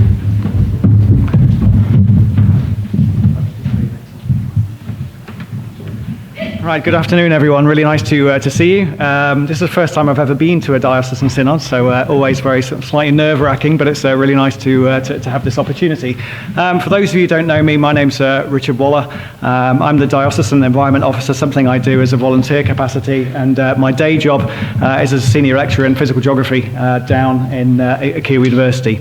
So I move my time back and forth between those two locations. So I've been asked to kind of provide something of an introduction to the item, but I'm going to try and provide an introduction and a context which is really of relevance to both item 12 and to item 13 as well, which both relate to the environment. So, as we're all very well aware, the issue related to climate change is very much an issue of the current moment in time, and now issue rather than something we've been looking to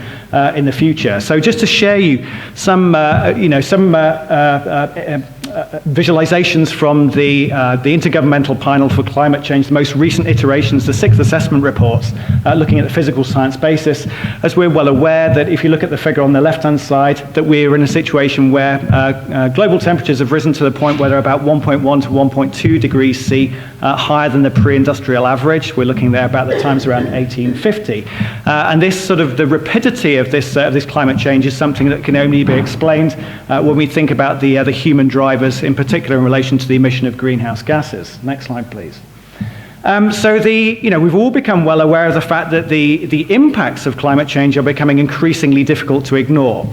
Certainly, first and foremost, if we look at the impacts of extreme heat, then this is sort of like a diagrammatic illustration of the planet, and you can see that the areas that are shown in sort of like the red are the areas in which there is evidence of an increase in the frequency and intensity of extremes of heat, of heat waves. Pretty much the entirety of the planet is seeing this, and then the dots, which might be difficult to make out, but the majority of this, there is already a very clear evidence of this being associated with the human contribution. Next slide, please.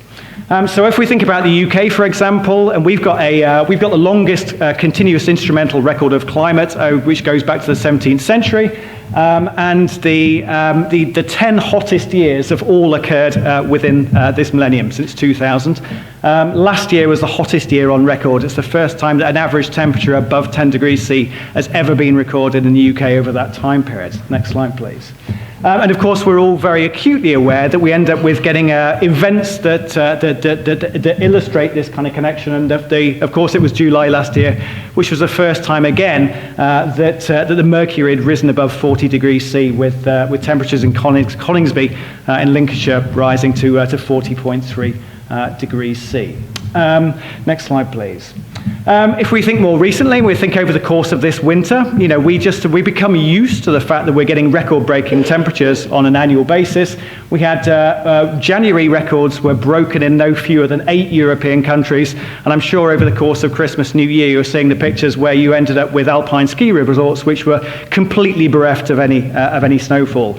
These are climatic events which are basically almost impossible to explain without recourse to the anthropogenic impact on climate. Next slide, please. If we end up thinking about something that we're more acutely aware of within this part of the world, is the impact of climate change on precipitation events, on extreme precipitation events, and on storms. And it's in Northern Europe, within our particular part of the planet, where there is the clearest evidence of a kind of connection between climate change and an increased incidence increased incidence and severity in precipitation events. Next slide, please. So, the prospect then of events like Storm Desmond, which I'm sure touched many people present here in the audience today, the prospect of those events becoming more frequent is a very real prospect, and we're all painfully aware of the impacts that had on societies throughout kind of Cumbria, which gets us thinking about issues of adaptation that we'll talk about a bit later. Next slide, please. My background, I've spent 20, 30 years working as a glaciologist, so I come from a background of working in glacial and permafrost environments in the Arctic in particular. I've been used to the fact that you go to kind of glaciers on an annual basis and you see them retreating. We're now getting into a situation where they're not just retreating, they're completely disappearing. I won't read through this epitaph that's been written, but there's sort of like the accelerating impacts of climate change on the Arctic are particularly profound. Next slide, please. So just to sort of think about, well, what is our response at any different level, in this case kind of talking about a response to a diocese, and also I think also on an individual basis as well. How do we respond to this increasingly obvious climate emergency? And the first bit, talking to item 12, it relates to mitigation. And just an image of solar PV panels. What a great opportunity being in a church hall where you see the first thing I see is solar PV and ground source heat pump within here, and we start to think about those, the physical manifestations of what decarbonisation actually involves. Next slide, please. It turns out there's actually a quite straightforward, pretty linear relationship between the amount of carbon that we emit and the amount of warming that is associated with this. This shows a so-called series of SSPs. These are called sort of shared socio-economic pathways. These are kind of broad scenarios for how society might evolve over the course of the coming century, ranging from the most sort of optimistic down at the blue level to the most catastrophic at the red level. But basically, yeah, the more carbon that we emit, the greater the amount of warming, and vice versa. Next tip. And the key thing to bear in mind here is that carbon dioxide has a residence time of at least sort of around 100 years within the atmosphere. So the key thing is about cumulative emissions. And so it's those cumulative emissions, since the Industrial Revolution, which are important here. Next slide, please. Why the focus you'll have heard on 1.5 degrees C, and why the sort of like the ambition which is incorporated into this motion? Well, to borrow a metaphor used within the previous item, the idea of the boulder, it's increasingly apparent that there are a series of climate tipping points. Climate tipping points are major changes within the Earth system which, once triggered, are irreversible. That part of the system will inevitably then move to another state, and will be powerless potentially to stop that. So, and the risk of that increases with that sort of warming. So the focus on 1.5 degrees C is to minimize the risk of us triggering any one of a number of tipping points. So these could relate to the collapse of the remaining ice sheets in Greenland and Antarctica, the dieback of the Amazon rainforest, which of course is a major carbon sink, and as well as, of course, it's the proverbial lungs of the planet. There's a whole variety, a whole string of those, which have become apparent to researchers over the past decade or so. Next slide, please. And so how are we doing on that? Clearly not well enough. If we end up looking at the amount of emissions which are taking place on a global basis, we're now in a situation where of the order of 50 billion tons of carbon dioxide equivalent. That's where you include not just carbon dioxide, methane, nitrous oxide, other greenhouse gases as well. What's left in the carbon budget to avoid going past 1.5 degrees C? About 400 billion tons. So 50 billion tons at the moment, we've got about 8 years or so before we surpass that limit. And you can see this sort of growing sort of ambition gap between where we need to be. And you can see in particular with that red line, this is why there's a big sort of focus on terms of trying to there's the initial target globally to halve greenhouse gas emissions over the course of this decade. So, this is seen as a critical decade to kind of define those future trajectories. Next slide, please. So you will be familiar with the fact that we've got these COPs that take place every year, and this is where the nations of the world at these events are thrashing out these so-called nationally determined contributions. In other words, what's going to be our share of the pie of that remaining budget? And it's encouraging that the United Kingdom was the first country to enshrine in law as a part of the Climate Change Act that need to decarbonise all aspects of our nation, and to reduce our carbon emissions. And this is the government is legally obliged to follow the recommendations of the Climate Change Committee, and the most recent carbon budget, the carbon budgets they publish, become progressively more and more stringent. So the latest carbon budget will be to have a 78% reduction in the territorial emissions. Those are emissions that emerged from the UK between 1990 and 2035. Next slide. And so it's against that sort of backdrop that in February 2020, so a few years ago now, that the General Synod set that net zero target of 2030 as a really quite ambitious target for the Church of England as a whole. Next slide, please. Just before I hand over to Anna, then just to kind of mention, when people talk about, well, what do you mean by in terms of net zero? If we end up thinking that we've got a certain carbon budget, a certain amount of carbon that we could emit before we reach those particular tipping points, you can see we've almost filled that bucket up.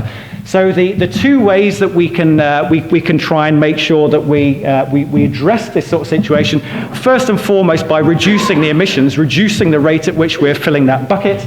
So that's with things like renewable energy, energy efficiency, low carbon travel, just as sort of some illustrations, but also potentially to kind of put some holes in that bucket in order to enhance the ability of the natural environment to sequester or remove that carbon from the atmosphere So that's where people will talk often about tree planting, but maybe moreover in terms of things like Cumbria, things like the restoration of peatlands or increasing soil carbon. So the two in combination, the focus very much on reducing emissions, but also that opportunity to capture and store that carbon are the two most important elements. So next slide, and I'll hand over to Anna. Thanks, Richard. So Richard's given an overview of kind of the science and the background to why this target was set in the first place. So I'm just going to cover what we've been doing already in the diocese. So much of this is in paper G that's with this item.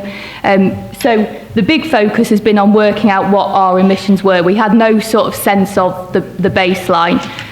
So this is the data for the calendar year of 2021, and it's from the energy footprint tool, which your church may have filled out, hopefully. So the carbon footprint of the diocese as a whole is around about 8,400 tonnes of carbon dioxide each year. So we're about halfway down the league table of all the dioceses, to put that into context nationally. And the breakdown of that, and this is roughly in line again with the national breakdown, is about 50% of that is our schools, 30% is churches and church halls and other linked buildings, and the last 20% is housing, travel and any other buildings, so Rydal Hall, for example, for us. And Richard talked about net zero and the idea of reducing emissions and then sequestering any other carbon. The national route map to net zero sets the target of offsetting, so through sequestration and so on, no more than 10% of emissions. So that means we've got to make a 90% reduction. So based on this baseline, that's about 7,500 tonnes of carbon dioxide we need to stop emitting. Next slide, James. Cheers. So what we're doing so far, so obviously I've mentioned the national route map to net zero, so that gives guidance on the different in-scope areas of the net zero by 2030 target. And our environment and net zero working group is working on decarbonisation plans that put that route map into our context. So for example, on travel, we're looking at including commuting in our travel, because that's a big area of footprint for us across this county with the lack of public transport, but that's not actually in the scope. So our plans are maybe going to go beyond what's in the route map, and we're working that out at the minute. Whilst those decarbonisation plans are being worked out, there are quick wins that work across a number of building types that we're focusing on. So one of those is LEDs and making that switch. So that's why we've got the LED 2023 challenge. So that was launched at the start of the year. We've changed 388 bulbs so far across churches and vicarages. For vicarages, that equates, it's easier to work out for vicarages because there's kind of an average domestic bulb size, but that equates to a saving of about 830 kilograms of carbon dioxide annually from the amount of bulbs we've changed in 3 months, which is obviously a great start. Every gram saved is better than not saving it. And then finally, the last thing I'm going to touch on is the eco-church scheme. So it was mentioned in the last item. We're really focusing on that as a way for churches to make a good start on this progress. It might not get you all the way to net zero, but it gets you a lot of the way there, and it covers all the environmental work more broadly too. So we've held a number of workshops, and we may look to do the same again. The diocese is also registered as an eco-diocese, and we'll be working towards the Bronze Eco-Diocese Award. And the other thing we're going to be doing for churches is phased support. So we're going to look at the top 20% highest emitters first, because they're the biggest challenge for churches, and we're going to work out how we can support them through workshops, through developing their own net zero action plans, and then over the next few years to 2030 we'll work our way down the emissions list, so to speak, so starting with the top 20% and working our way through them all. So that's the plan, and I'll hand back to Richard. I've said all I need to say. Thank you very, very much to Richard and to Anna. And you'll have noticed from your paper G, which is the initial one about becoming carbon neutral, that there is a carbon neutral core group in the diocese that consists of Anna and Richard, and also Derek and Vernon. And Vernon, in a moment or two, will move the motion. But before he does that, and bearing in mind that we've got a further debate coming on deep adaptation after this, are there any comments or questions? We've got quite a lot. So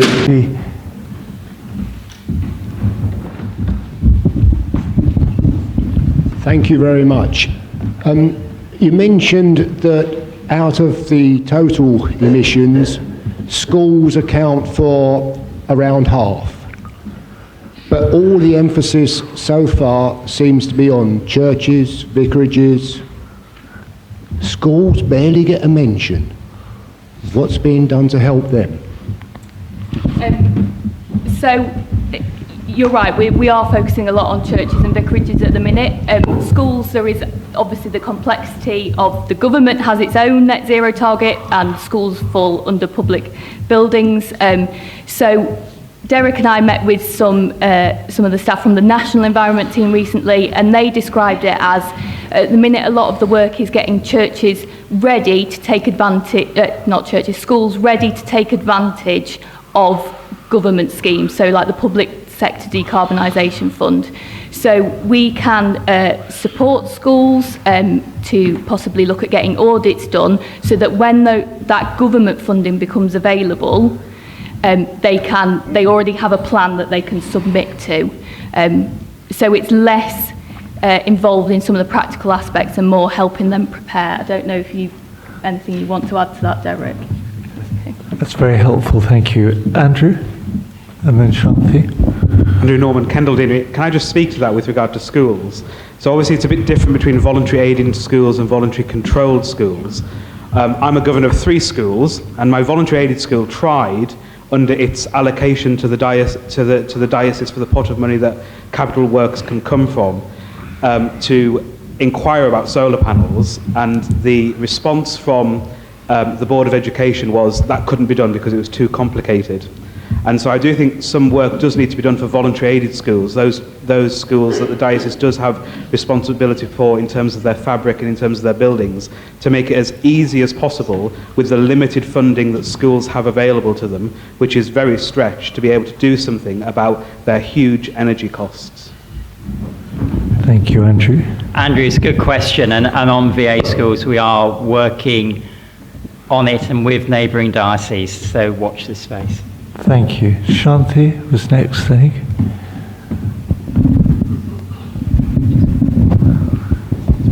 I'm going to be a little bit naughty now. Okay, so I do apologise, and I am very keen that we do get to our carbon net zero, and to that effect, we've set up a group at church. But there's two aspects to this really. One are churches and vicarages, if you like. There's one building represented by how many people that are in our churches on a Sunday. So if we're working really hard and investing church money in getting ourselves carbon neutral, what about all the homes of the people we represent? We will need support to help them to do the same things at home. And Bishop James told us earlier that the designer clothing industry produces more carbon than air travel and sea travel. So I know every little bit helps, but when you hear a statistic like that, it really makes you think, we have limited money coming into churches, and we want to do mission with some of that. And if we're having to put a lot of it into the carbon neutral stuff, whereas design and clothing industries is just knocking us out, just beating us hands down. I just wonder sometimes why we're bothering. And I know we want to tread gently and all of that, and I'm very in favour, but sometimes you just makes you wonder what possible difference we can make when the big industry with big money isn't doing anything. Thank you. Do you want to respond to that?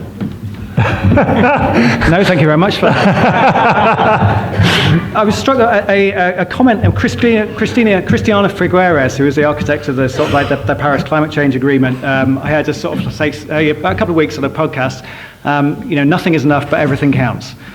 So all of these things, it's not a zero-sum game. All of these kinds of changes that we can make, do have an impact. I think one of the things which I was sort of keen to try and encourage the diocese to do amongst their staff was to have sort of carbon literacy training. And I think there might be an opportunity to end up undertaking some sort of carbon literacy training. I'm thinking here in particular, when I look at things like sort of like the tread gently, when people saying, well, what does that actually mean practically, in terms of my own day-to-day lives? If I want to make some changes, what have I got the agency? What are the kinds of things which are going to make the most significant impacts? What are the kinds of things which they might make me feel good, but they're actually going to make no difference whatsoever?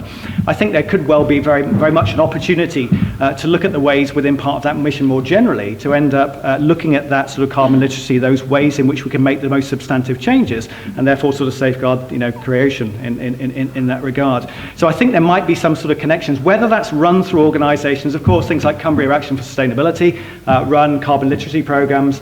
I don't see any reason why, if there wasn't an interest in that, in order to try and make these kind of connections and to be able to see the ways in which we can kind of decarbonise our lives sort of individually, why that's not something that we could kind of roll out as part of some diocesan events. Because I agree exactly with what you say. When I end up thinking myself in terms of talking to people about their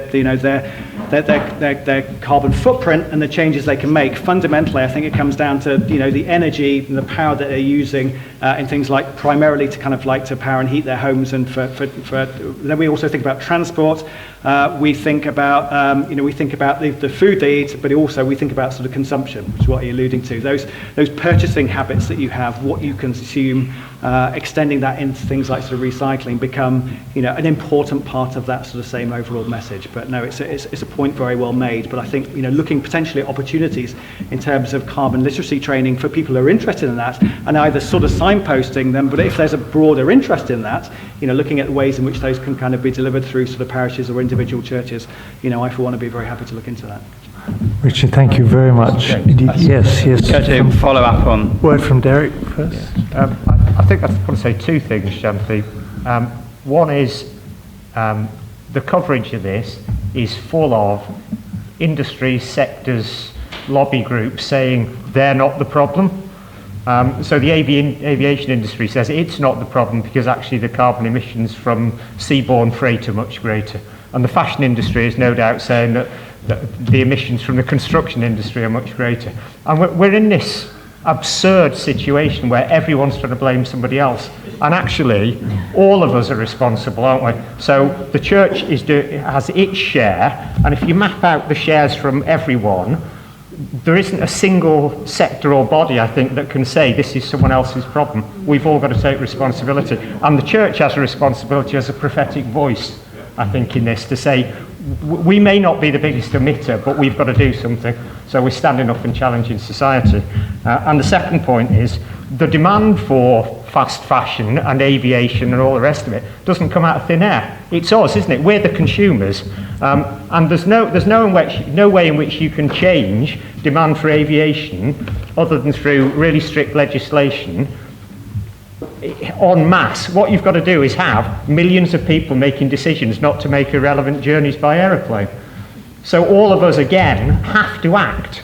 Otherwise, it's always someone else's responsibility, and that way we're doomed, don't we? Yeah. Really helpful comment. Yes.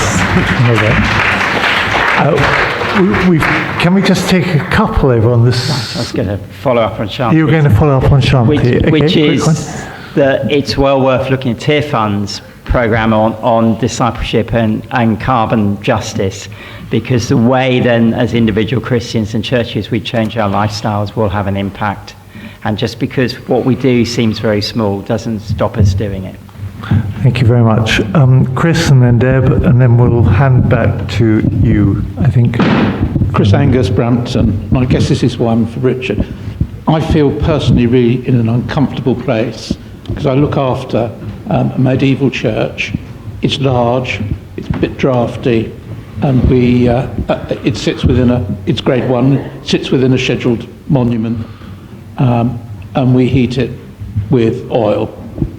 And I can't see at the moment any way that we can actually move away from heating the building with oil. And I don't see a lot of movement towards providing solutions that I could use. Air source are out for various reasons. Ground source is pretty much out. I think direct electrical heating would be a real problem, and we couldn't afford it. So I don't know where I go. I'm reasonably competent in technical terms. I think I understand these things, but where do I go? And I can't even easily remove the draft because some of it goes through the roof and we can't get into the roof void. I mean, there's no getting away from this. Certain areas which are seen as being easy in the decarbonisation. You know, if it was just about decarbonisation, you know, I'd simply say, well, let's electrify things. Because, you know, the people I follow say there's no great issue necessarily in us decarbonising electricity network by 2035. So then by definition, you know, you would then be running your energy use would be pretty much sort of zero carbon. But of course, then it becomes an issue of the, you know, of the cost.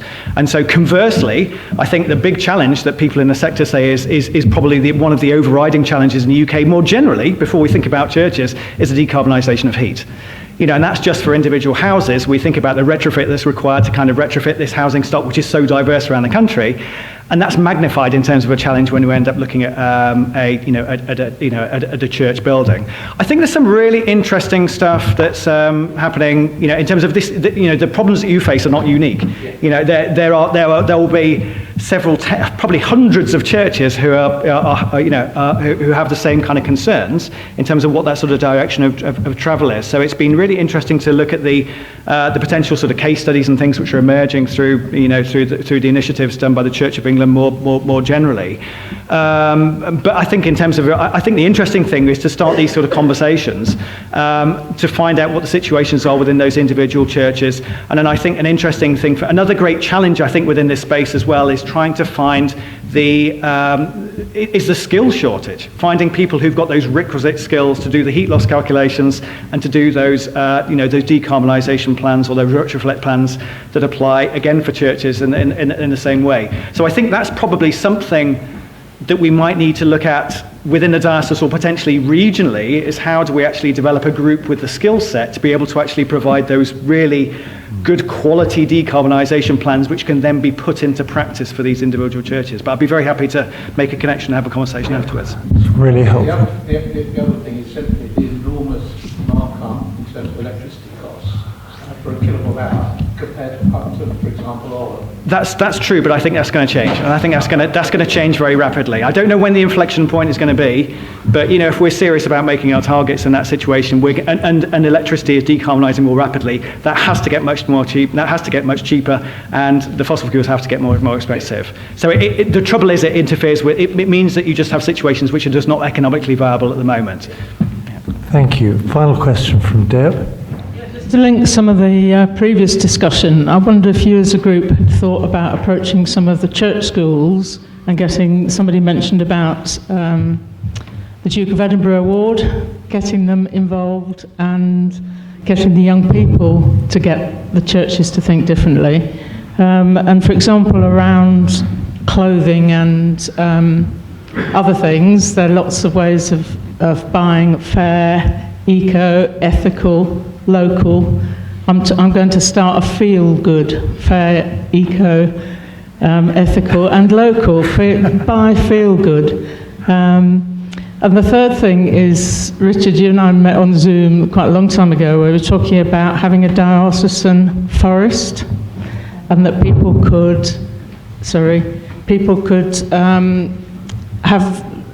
buy a tree when they got married, when they got baptised, when something important happened, a new baby arrived, and that forest would become a place for people to walk and enjoy the countryside. And I wondered where we'd got to with that, because it's all gone quiet. Thank you very much. I don't know where we've got to with the forest, but Vernon possibly does, and he's going to introduce the motion. I'm not sure we've got authority yet, but it's a good idea. And on schools, the Board of Education are well involved with this process to net zero. Young people themselves, yeah. Because as we talked about with Mothers Union and Christian Aid, it's the young people that know what they want for their world. So ask the young people and they will tell you what to do. Okay, I'll bear that up and I'll take it back to Board of Education when we next meet. Can I move it? I'd like to move the motion as appears on your papers.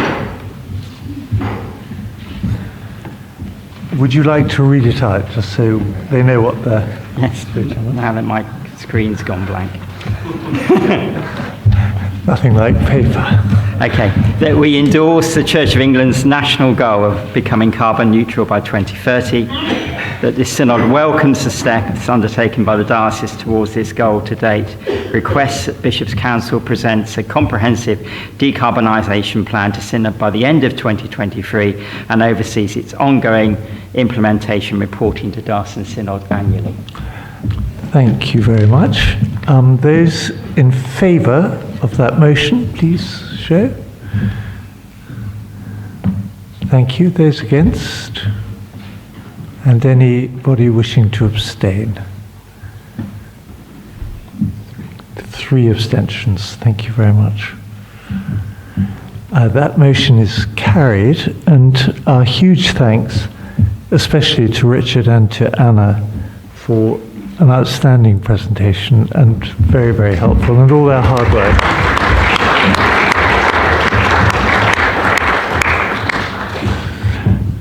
So we're going to move on to a related topic, which is deep adaptation. This is paper H in your pack, and it's going to be introduced by Stephen, and Richard and Stephen have been discussing this together. There is a motion, which you will see on your agenda. Which of you is going to speak first? I'll just make a short introduction. Thank you very much, Richard. It's me again, and I wanted to make an introduction to this. I know it's a sort of private members item on this, but really because there's a in terms of picking out the term adaptation in particular, and if you end up looking at IPCC reports, there's very much a sort of connection in our response to the climate crisis between mitigation, yes, but also reflecting the need for adaptation and to kind of support. So next slide, please. Just to kind of point out that, again, by the same vein, even under the most ambitious scenarios, even if we were together on decarbonisation and do absolutely everything we could from this moment onwards, there is warming that is locked into the system. Things which will continue, because the climate will continue to warm to at least the middle of this current century. And then, as you can see, according to these different pathways, which go from the best case scenario to the worst case scenario, then you can see that sort of those trajectories of warming over the coming sort of century. So again, we have still the agency to decide which one of these pathways we follow, but no matter what we follow, there is a certain amount of warming that will continue through this century. Next slide, please. So if we go back and we end up thinking about the incidence of extreme weather, if we end up thinking about sort of the 1 in a 50-year heat wave, so an event that just was going to occur once in every 50 years in the period 1850 to 1900, already that kind of heat wave is 5 times more likely to take place. 1.5 degrees C, which was the most optimistic situation by the middle of the current century, that'd be occurring about 8.5 times more frequently. So we have to identify that it's not a sort of like there is a lag in the system that will be continued. The impacts of climate change will continue to be felt even under these optimistic scenarios. Next slide, please. And so I think it's sort of important for us to kind of to think sort of individually and kind of collectively as a diocese about our response to this in terms of local adaptation and support. We can think about some sort of very some very obvious examples in terms of in situations of extreme heat, always sort of situations about churches providing cool spaces and places of sort of sanctuary during these. That's something which already happened last year as part of that record-breaking heat wave. Next slide, please. But also more broadly, thinking about the international responsibilities as far as supporting international adaptation and support. There is growing awareness in terms of a major, social, injustice, at the heart of climate change. In terms of it's those in global society who are the least responsible for the situation, who are already feeling the most sort of significant impacts of climate change, and who have are the least able to deal with the impacts of that in terms of things like their access to capital for mitigation and adaptation. So it was at the COP27 summit that was at the end of November last year, which was the first time a COP summit had been held in the continent of Africa, where there was finally movement in terms of the establishment of a fund to address loss and damage, which is that sort of appreciation, really, that there is that need, there is that liability amongst the developed nations to provide those resources, recognizing that they're the ones sort of most responsible for the impacts. Next slide, please. So, I was struck here about the sort of like very much the sort of focus has been, in terms of the 5-mark submission, the last one, to strive to safeguard the integrity of creation, sustain and renew the life of the earth. I kind of look across just behind me in terms of thinking about God for all and tread gently. But I was also struck there by, the connections, therefore, to respond to human need by loving service, and also in terms of that climate justice side of things, to transform unjust structures of society, to challenge violence of every kind and pursue peace and reconciliation. And of course, maybe something which kind of course, speaks very much to care deeply. So, next slide. So this is where there you go. So I'll just with that little bit of an introduction, to try and make that kind of connection between the two. I'll hand over to Steve. Very much.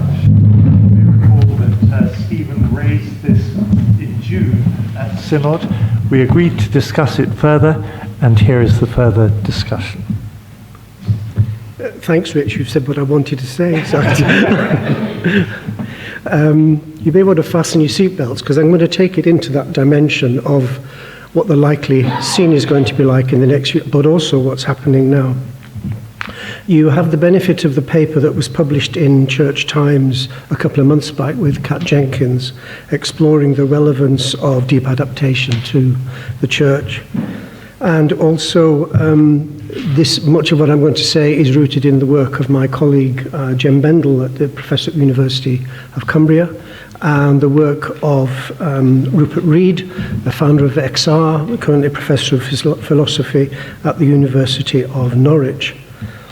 And of course the solid work that's been done in the diocese and what Richard has presented to us today, which I'll try not to repeat.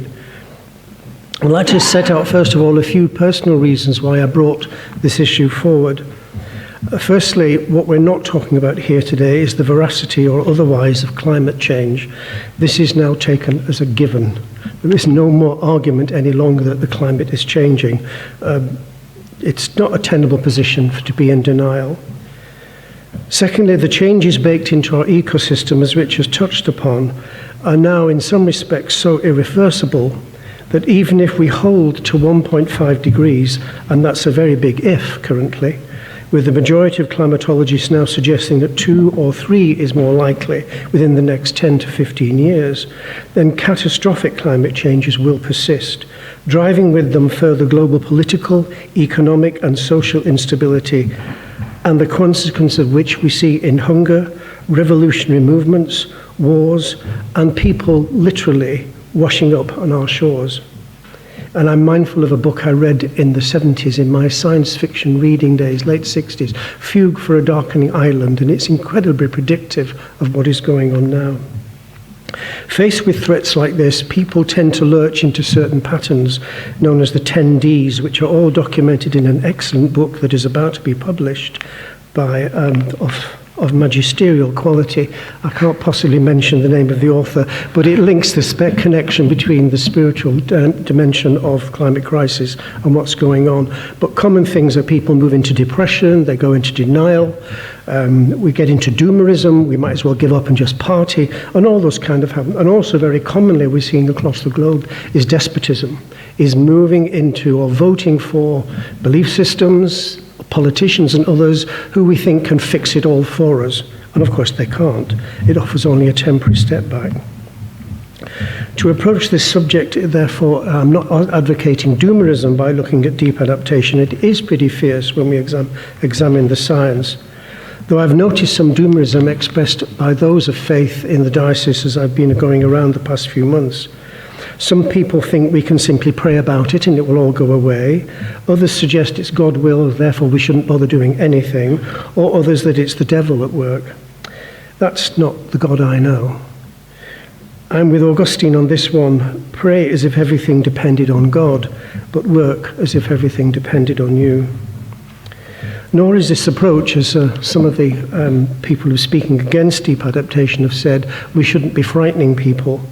As I'll illuminate in a few minutes, people are already frightened. I'd like to say a few things about why I'm personally influenced by this. Firstly, I have a long history in nursing, and I've had many times to tell people that they're dying, or their loved ones that somebody is. The reaction to the present and worsening perma-crisis is producing just the same psychological and spiritual responses on a collective wider scale as if being told we're dying. How do we therefore, faith and people who work with faith, respond to that reaction? Also from my nursing days, the concept of the precautionary principle. The patient may or may not be seriously ill, the planet may or may not be seriously ill, but act as if it is and work accordingly. And then thirdly, observation. I work as a spiritual director for a charity here in Cumbria called the Sacred Space Foundation. And my colleagues and I began to notice about 10 or 12 years ago that people were not only just turning up with the spiritual crisis, facing death, dying, unemployment, prison, and all those things, but there were also this deep-seated undercurrent of anxiety, fear of what is going on in the world and the wider world, which is now recognized in some medical circles as eco-anxiety, and you can get drugs for it. And fourthly, the practical work recently in my own village and parish, where we've been getting people together and trying to find ways where we can explore what goes on, how we're dealing with it, what is the future like for us. So first of all, one of the steps we found that worked with the group in the local parish was truth-telling. Coming fairly, as Rich has done here, this is what it's really like. Let's face it. So let's have a look at a few little facts that have all appeared in the paper or floating around the web this past couple of weeks. Look at this room around you. Look at the size of it. Now triple it. Imagine that triple space full of water. That's how much fresh water every second is pouring into the North Atlantic Ocean from melting ice caps and glaciers and the tundra. That amount of cold, fresh water is going to affect the whole of the North Atlantic current and the North Pacific current. A further recent data shows that more than 1,000 super emitter sites gushed the potent greenhouse gas methane into the global atmosphere in 2022, mostly from oil and gas facilities. The worst single leak spewed the pollution at a rate equivalent to 67 million running cars. 67 just from one great belch of methane. Plastic. By the close of today, nearly 1/3 100 million a year, marine animals, that's about 4 per second while I'm standing here talking. Every second, 4 marine animals are dying of plastic pollution. 170 trillion tons now fills our oceans, and that's being added to probably double within the next 5 years. A 1 degree increase in global temperature produces approximately a 10-fold increase in extreme weather events. So things like Storm Desmond that Rich mentioned, we can expect them to happen not once every 100 years, but once every 10 years, or maybe even once every 5. And that includes the heat wave for last year as well. The World Wide Fund for Nature estimates that we are losing 150 species of life forms every day. By the time we finish this debate, in the next 40 minutes or so, another 6 species of living forms will have gone extinct. That's how fast it's happening. I could have gone on with a terrifyingly long list like this, which would include the possibility that my grandchildren will be fighting over food and water. Those young people we've heard so much about that we're trying to engage with faith may not be that much interested in faith in 25 years' time because they'd be too much worried about survival. So having given you all that kind of information, plus what you already know, I'm just going to ask you to pause for a second. Having taken all that information in, how does it make you feel? When you hear those truths coming out, what do you feel? Don't get analytical about it. Don't go up into your head. What does it make you feel when you can see what's happening to our planet? Now, would you just share briefly with the neighbour next to you? What top feeling comes up? Just pick it onto one. What does it make you feel? All that kind of information. Just throw out some words at me, please. I've said we had to be brief because we're very short of time. What kind of feelings are coming up for you when you hear information like that? Fear. disgust, helplessness, shame, guilt. That's all. That's a classic what happens when, if we prophesy, speak the truth, people will face up to some very powerful human feelings. All the same kind of feelings that people will feel when they're told they're facing a serious illness or even death. Except this is on a global scale, and this is something that we as individuals cannot handle. So just notice that first of all, the feelings are there, they're extremely common. We've all got them. And yet what many of us are walking around in denial about it. Now my next question. What do you value? If you have one thing that's really important to you, what is it? Now turn to a neighbour and just say what that is. Okay, again, would you just throw out a few words? What do you value? What kind of things are important to you? Life? Everything? Sorry? The Lord? Relationships. Yeah. When you do this kind of exercise in groups of people, exactly the same kind of answers come up.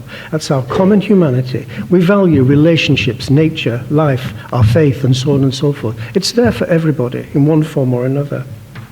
Next and final question. In order to preserve those kind of things in the world, in order to preserve the kind of community that you live in, to preserve those kind of values, what have you got that you can contribute? What can you do? One thing, turn to a neighbour and just say, this is what I can do. Okay, can I ask for your responses, please?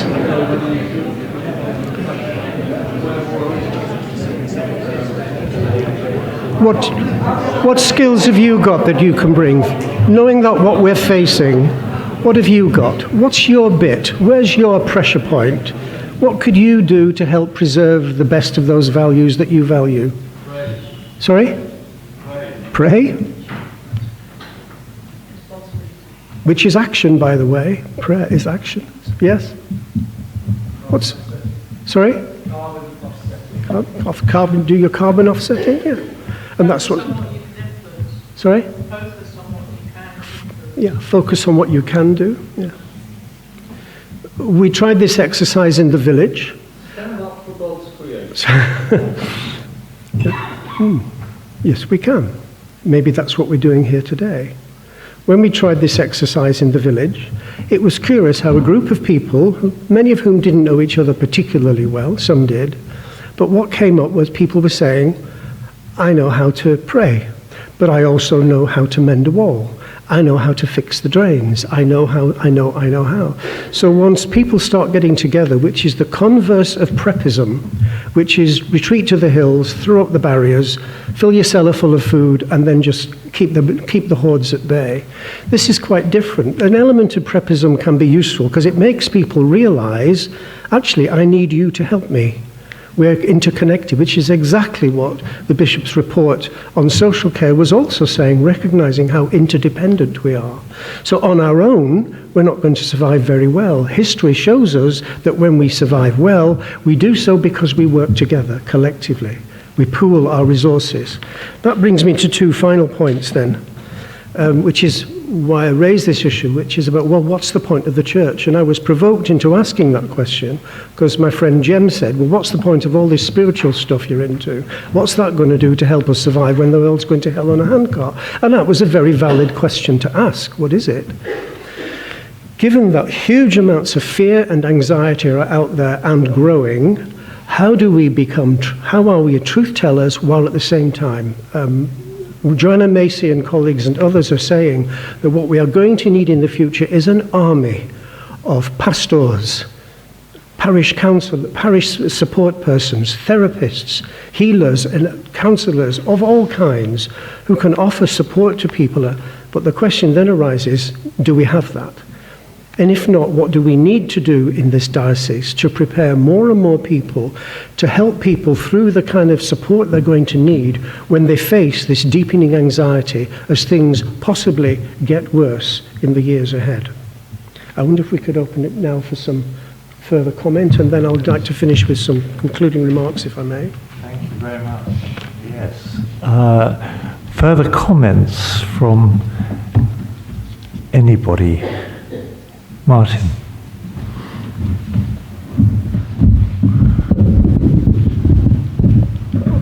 comment. A few minutes ago, we were discussing how to involve young people more in the life and work of the church.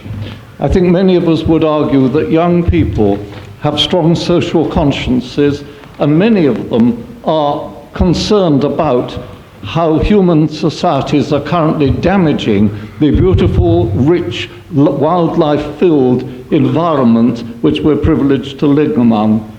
Engaging the church in speaking about, in calling for action, in the kind of things that this paper calls on the church to do is surely one way also of reaching out to those young people and demonstrating to them that the Christian church has something relevant, important to say in the world. And if we don't speak up, if we don't champion God's creation, it will be a further indication that perhaps the church is out of date and not true to its mandate. It's really helpful. I urge, therefore, that we, although I disagree with some of the details in this paper... You're disagreeing with me? You're disagreeing with me? I'm a professor, you can't... I strongly support the pattern of action that it's calling for. Can I make two brief responses to that, which actually relates to a discussion earlier in the day, but it's relevant. I have children and grandchildren. I hang around with lots of kids. Lots of young people come in for spiritual direction. They don't give a monkey's about many of the debates that we get hot under the collar about, particularly around sexuality. To them, it's irrelevant. They don't care about those kind of things. They've gone beyond them or they've left them behind. But you start talking about the care of the planet and preservation of nature and support of each other and stopping the exploitation of children on the internet, then they really... Now, how do we as a faith community engage with that to draw the young... The second point I would want to make is, while embracing the of, one of the things we've done, we have ignored eldership, the qualities that older people have because of age and experience that can bring to this. And it's no coincidence that many of the groups of people who are offering some of the best advice about how we're going to handle this are elders groups coming from indigenous communities, are showing us once again how to live lightly on the earth and live with faith. Yeah, thank you. Thank you so much. Thank you for making that connection. And actually, I was having a conversation with an Aboriginal elders group on exactly this just a couple of weeks ago, so you're quite right. Comment over there? Yep. I just wanted to add into the debate. I do support being a good steward. I have solar panels on my roof. There's no point wasting stuff, so I do support those goals. However, I don't like the emphasis here on worry and anxiety, and I want to just draw our minds back to Matthew 6, which talks about not worrying about tomorrow, not worrying about food, clothing, all of these things. And it says here in chapter 6, the Gentiles seek after these things, and do not be anxious about tomorrow. We have a hope, and we have a hope in Jesus, which will totally outweigh any of our anxieties if we give those anxieties to him. And that's the hope that we're offering people with the gospel. So I kind of think, I get what you're saying, I can see the truth in much of it, but we have a hope which we can offer people. So I don't think I'm going to vote for this. I'd like to say something about hope. The anxiety is already there. It's already present. It's not something that's going to happen or made worse while debates or raising facts like this. The kind of hope that this offers is not Pollyanna-ish stuff that somehow if we can fix this or tweak this aspect of the climate, it's going to be all right. The hope arises because of a sense of deep connection with each other, of waking up each day feeling I can participate in something. And for those people of faith, yes, it's the kind of a hope. I have a deep faith, and that gives me hope that at some level beyond which I can't imagine, it actually, to quote Julian of Norwich, all things shall be well. It really will be, though I cannot understand its full nature. But that trust, which is perhaps a quality of hope, is something that surely this church ought to be encouraging. Thank you very much. We've got Val and Alison on that side, and Maddie and Caroline on this side. Maddie, go ahead. Maddie Simpson, Furness Deanery. So again, like my brother over here and many of us, we're really committed to living within our means and caring for the planet and all the rest of that. I'm really on side. I spent many years in Vancouver, Canada, where this is absolutely part of their city life and culture and as a nation. So I want to commend that and thank you for your work. But also to comment or observe perhaps that the tone of the paper is quite partisan, and I think that's a real loss. I think that in order to engage it needs to be pan-political, not just clearly, if I could hazard a guess at your political persuasion, but you know, on the left of things, you need to appeal to a broader political group. So I've been part of Citizens UK. It's very pan-political. It attracts all sorts of different people through its own language and etc. But I think we need to try harder to speak across all these political things. Otherwise, we're just going to exclude each other. And part of that too, I would say, and again, as a geographer previously, is also there's a little bit of hallowing of cultures and indigenous peoples. They're perfectly capable of screwing up their own societies. So are communists, so are South Americans, so are people who are responsible for the Amazon. So it's not just a white Western burden, it's a global thing. And I think we need to name that and see that, lest we think that, you know, all indigenous peoples are you know, just these sort of perfect societies. They're not, and they bear the same human failings and fallibilities as every single one of us. So I just think take care of that. Same with the youth. We can hallow the youth as being the answer to all our problems. They're the ones who want new trainers. So yes, they care for the environment, but they also want to consume. And we can't pretend that these different groups globally are somehow innocent of the burden of sin. We are all in this, in the worst, you know, we're all sinners, every single one, but you're right that with love, etc., you know, we can forge a path. But I would just say that, you know, the anti-fascists are as violent as the fascists. Extinction Rebellion can be potentially as destructive and violent as this group over here. And so, again, just to be careful and more nuanced, then I'd be absolutely behind this. So, in the Thank you, Maddie. Can I suggest, because this is not the Eurovision Song Contest, you don't hold the microphone too close to your mouth, because I think it's causing some of the banging. We have Caroline, then we have Val and Alison on this side, and then we'll go back to Stephen. Yes, thank you, Maddie. I agree with quite a bit of that. And obviously in the developing world, there's corruption, there are all sorts of issues. But I also want to say, when we look at the life of Jesus, it was a life of action, and it was a very challenging life, and it was a life that spoke powerfully to the authorities of the time. And these global issues draw people of all kinds together. When there are emergencies, all sorts of people need to work together. And I think Stephen's point about working as communities really, really important. So yeah, I feel very strongly that we are often called to action. And Jesus was deeply challenging, I think, to the authorities of the time in his call to understand human life differently and to work to alleviate suffering, which is actually what this is about.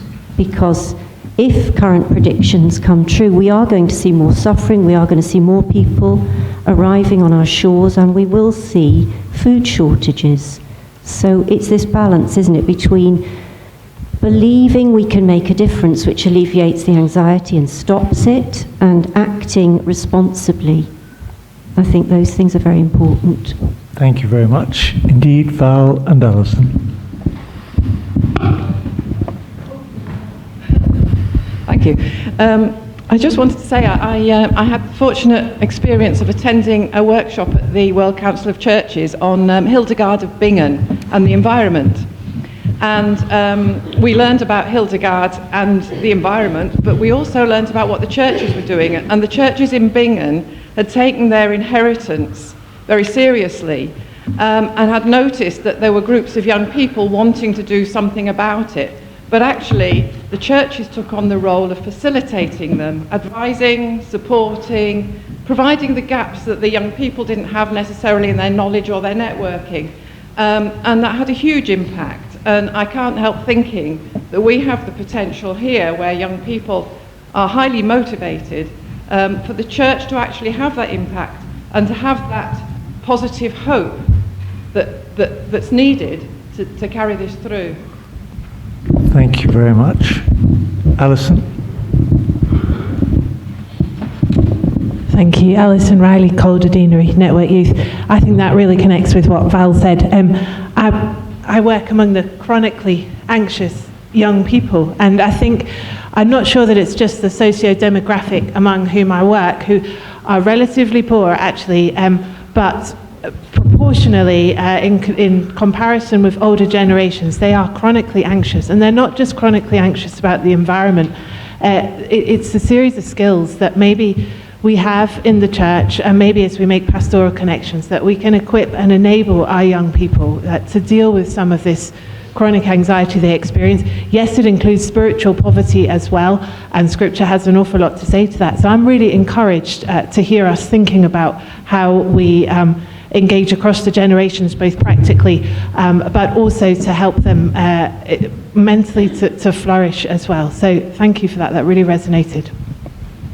Thank you very much. I'm going to hand back to Stephen now and just observe from this vantage point that I think the motion that's being put in front of us is not about increasing anxiety, it's actually about decreasing it and tackling it, the anxiety that's already there, as you were saying. So, Stephen, back to you. Thank you.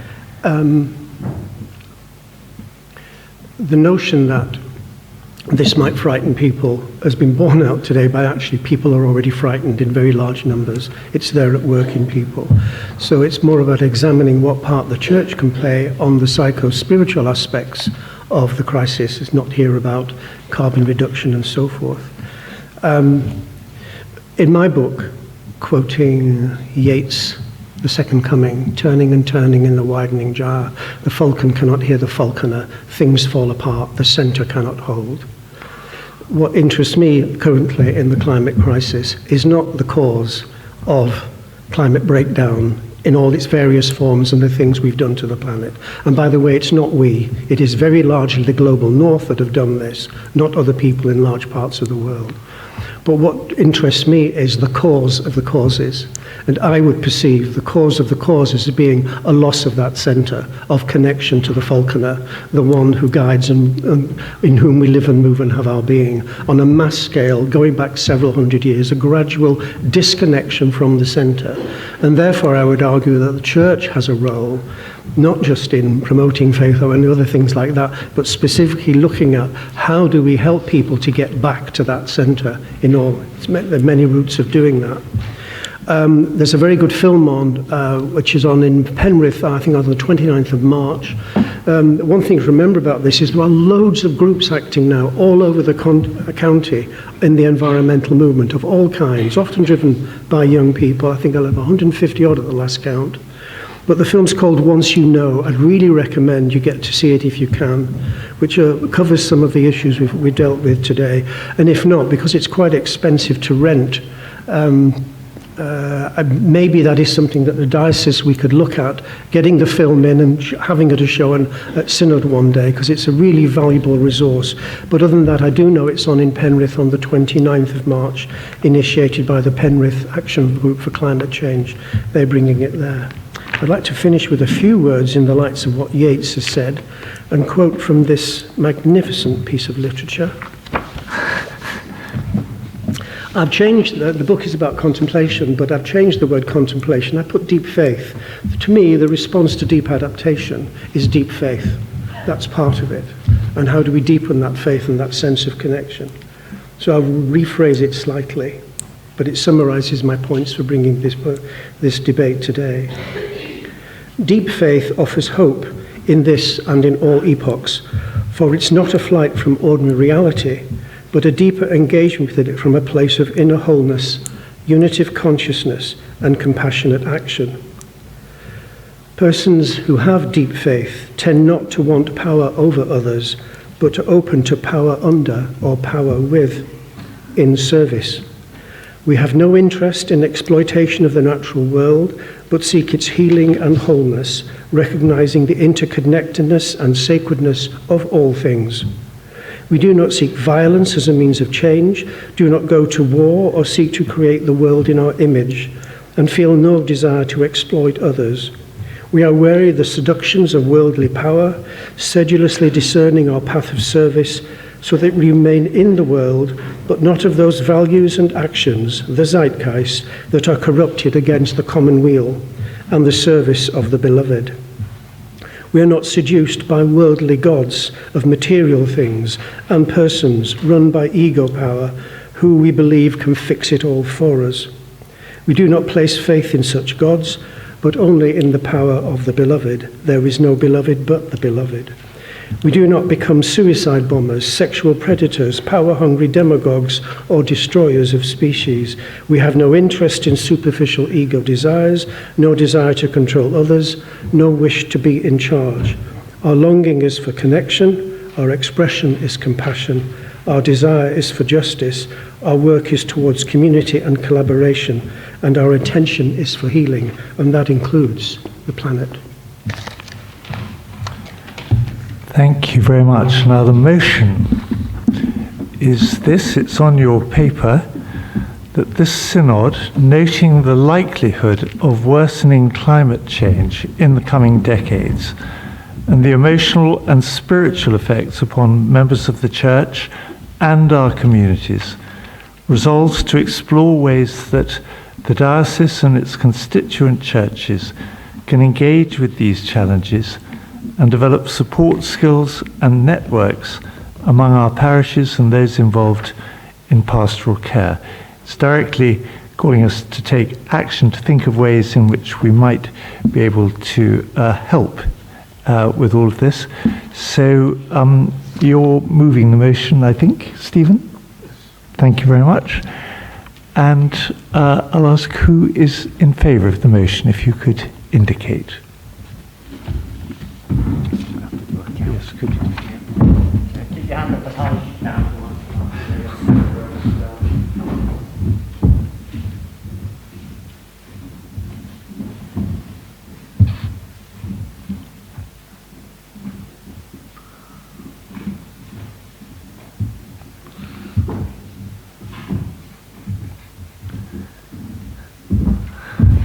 Thank you very much. Those against this motion?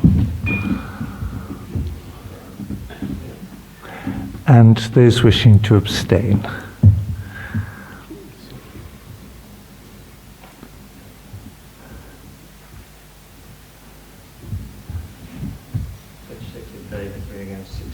abstentions. 36 in favour, 3 against, and 16 abstentions. So the motion is carried. Thank you very much indeed, Stephen, and we will need to look at ways in which we can actually implement that motion.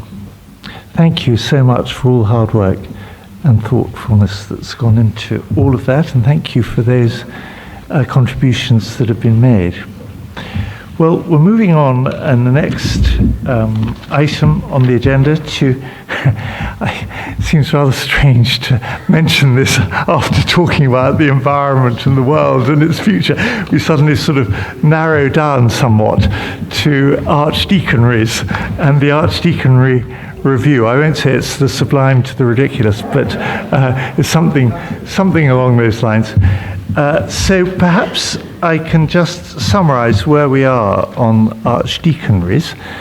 You'll have had the paper that has been produced on this. It's paper I, and it says Archdeaconries Review, Diocesan Synod Proposal, Saturday the 11th of March. And it's got a whole lot of stuff behind it, which is the Archdeaconries Review Group report. Just to summarize, so that you know where we are on all of this, a clear decision was made by Synod previously, in the light of previous discussions, to move from 3 to 2 archdeaconries. This followed on from various comments that have been made about reductions in the number of stipendiary clergy across the diocese, the need for a corresponding reduction in the number of senior clergy, i.e. bishops and archdeacons in the diocese. But it was suggested that there should be 2 additional officers in each of the 2 archdeaconries, funded by the strategic development funding offered by the church commissioners, to embed and develop mission communities further across the county, and also to work on our 7 supporting strategies. And we said that those 4 additional officers would only be appointed if that extra funding was forthcoming. The way the funding works, strategic development funding, is that you put in a bid and they determine whether or not this has missional traction, and if it does, you get money, and if it doesn't, you don't. And we've already benefited very considerably from Church Commissioners' funding, not least for our Growing Deeper project, in terms of fresh expressions, growing younger, and so on. However, various conversations since that last decision have taken place with the church commissioners. And as you'll have seen in the paper, they have indicated that, in fact, a bid for 4 posts, which is what we were intending to bid for, one of which would in effect be an archdeacon, would be equally welcome and well received.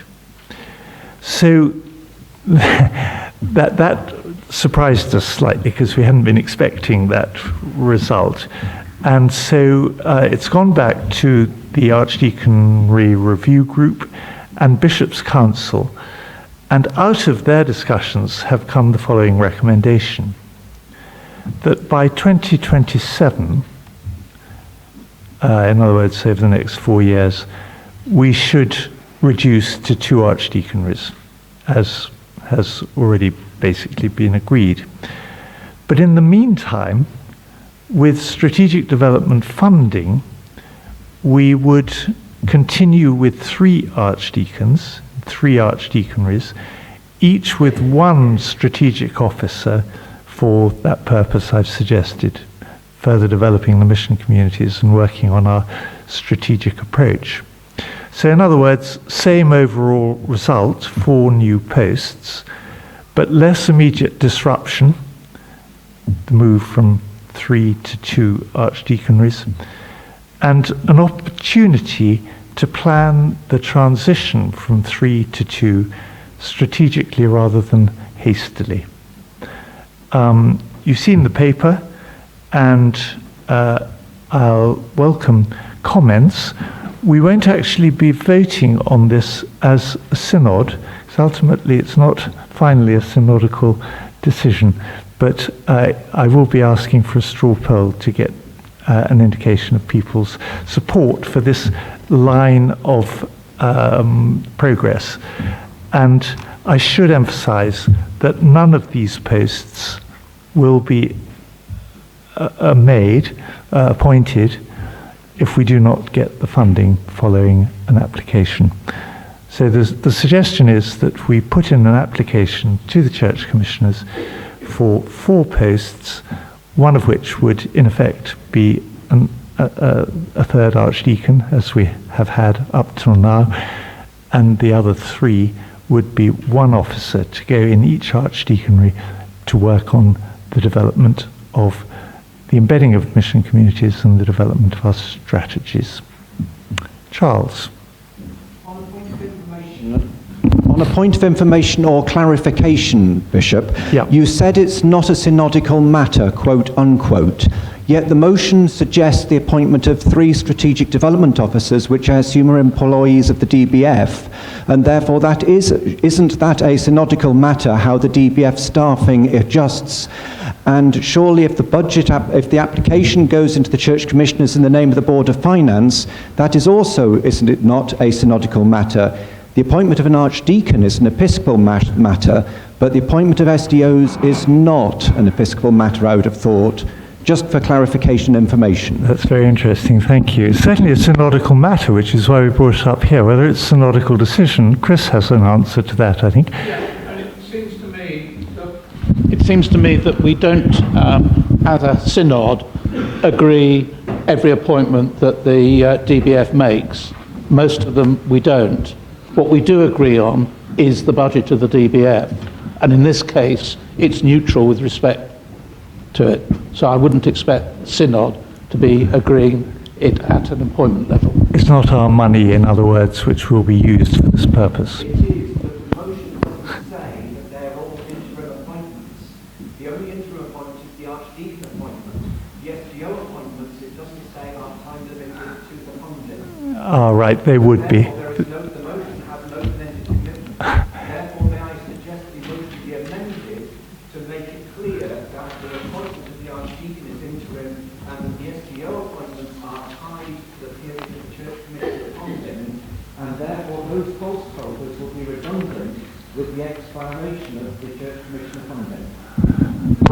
All those posts would indeed be interim, you're absolutely correct, and funded by the strategic development funding. In terms of the actual proposal, can we amend it in that way? We're not voting. We're not voting on a motion as such, so in a sense we don't need to amend the motion, but we do need to make it clear, and thank you for pointing that out, that these are interim posts funded specifically by the Church Commissioners rather than out of DBF funds.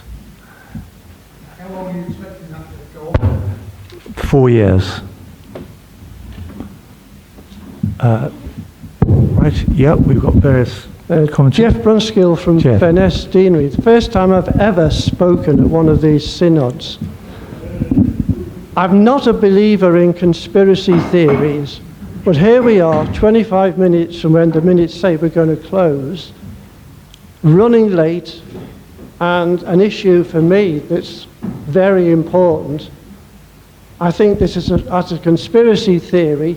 You've timed it very well to try and limit discussions on what appears to be a foregone conclusion that we're going down to 2 archdeacons. I'm one of the people who sent a paper up in favour of keeping our 3 archdeacons. Now, my memory of the last synod says we would like a review of how many archdeacons, not that we were going down to 2. I just want to make that point, that a lot of us feel that this is, as it were, top down rather than bottom up in terms of how we organise our diocese. Thank you very much for that comment. If I could just respond to the conspiracy theory bit. That certainly wasn't the intention. And actually, I agree totally with you, Jeff. The point of view that you've just expressed is one that is widely shared. But as a result of the various conversations that have taken place with the review group and with Bishop's Council, that was basically what had come to the conclusion that we should go to 2 archdeacons rather than continuing with 3. This, what I'm suggesting now, is a kind of a compromise situation, and of course it could indeed come back to Synod again if we go ahead with this in due course, with a view to saying, no, we want to stick with 3 archdeacons. So it's not a total fait accompli, it's just saying where we stand at the moment, and it's a direct response to various comments that were made at a synod, at a diocesan synod, about the number of senior staff. So I'm sorry if it seems like a conspiracy, but I promise you that certainly wasn't the intention.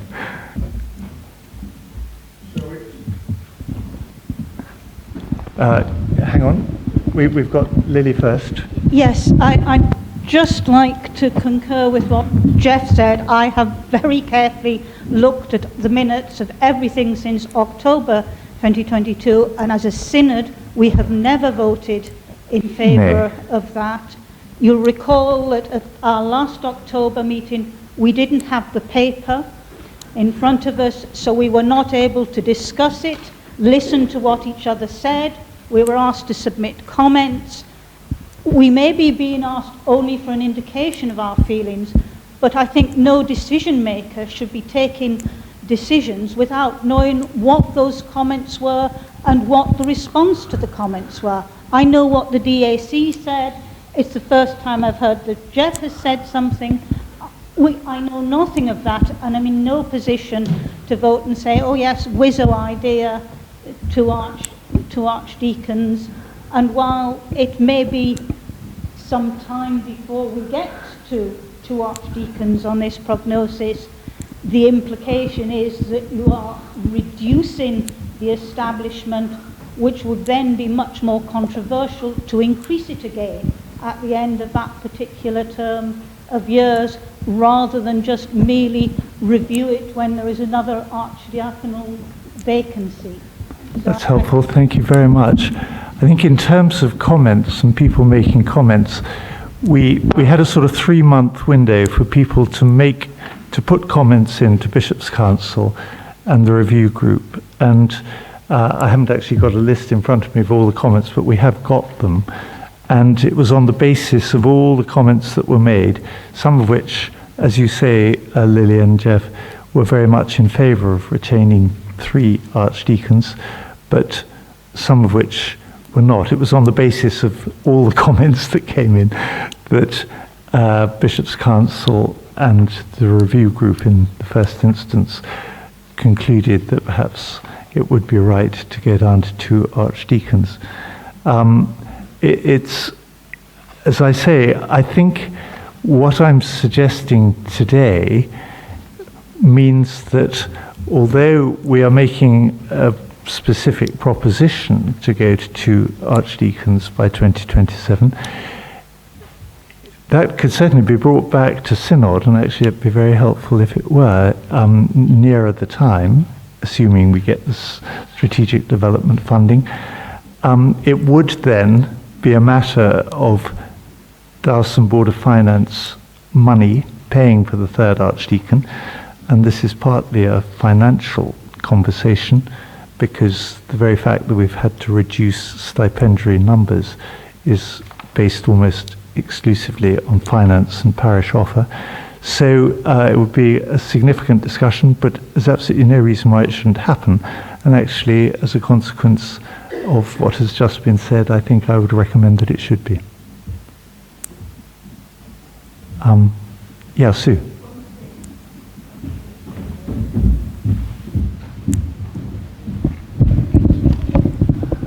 Sorry, because I know we all want to go home, but I'm just reiterating what you've said, really, Bishop, in the fact that whilst we all often don't want change and don't want to rock the boat, I think the issues we have to consider, which were in the paper, is comparison with other dioceses, look at the size, what do other dioceses in the country have, what structure works there, and also look at the cost. And I think whilst subjective and emotionally we'd say let's have 3, let's have 5, let's have 6, we've got to look at what we can afford and also what structure is most effective. Yeah, thank you very much. And the advantage of what is being suggested now, in the light of the conversations that have taken place with the church commissioners, is that it gives us time actually to think this through further. And in the meantime, we've got people in place who can continue to implement the strategy. Jim. Just perhaps to add to the background, when COVID came, we had a task group comprised of members of the DBF and the Bishop's Council, more or less equally represented, although quite a few were a member of both in the first place.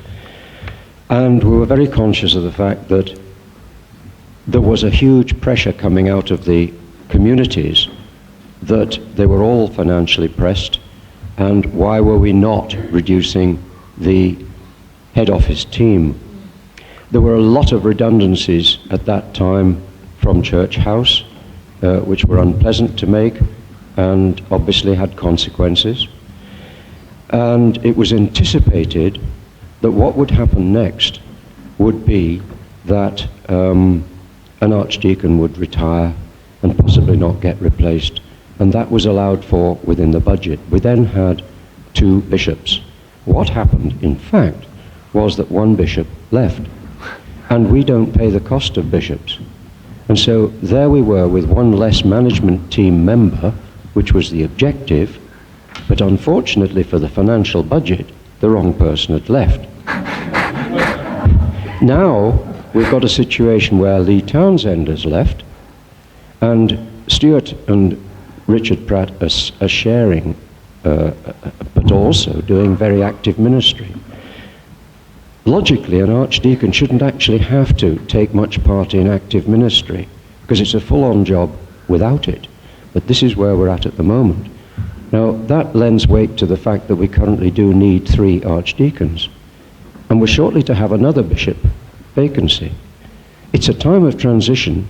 Mission communities should by now, after 12 years of discussing it, have been fully embedded and up and running and working well, but they're not. So we still need people with the time and the skill to implement what we as a diocese took as a strategic decision several years ago.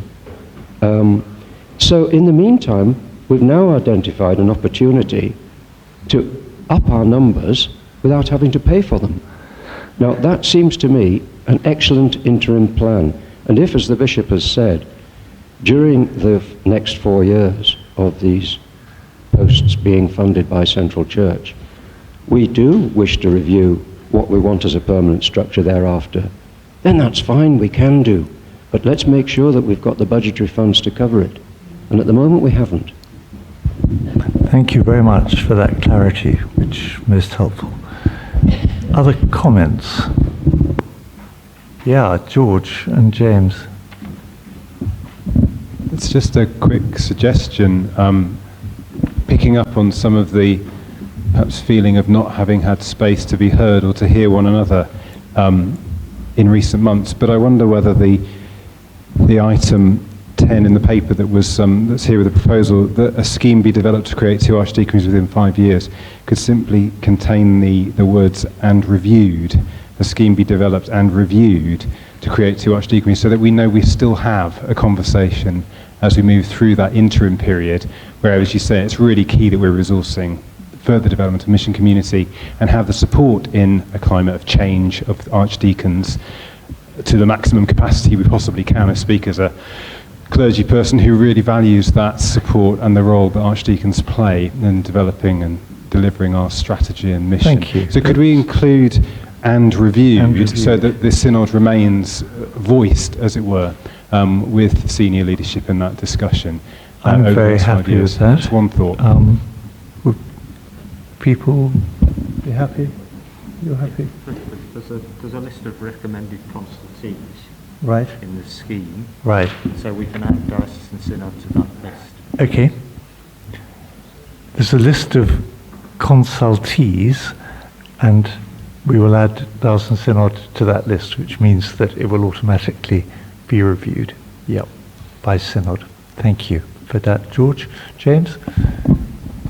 Bishop James, this is just a question, really, and it may be I was not properly paying attention, but what is it that we are actually being asked to do as a Synod in relation to this report? That's a good question. As a Synod, because it's not DBF money that we're talking about, as a Synod, we're being asked to say whether or not we feel that this would be an advisable step to take in terms of the proposal that we make to the church commissioners. And if we think it's a disastrous idea, then it'd be useful to know. Susie.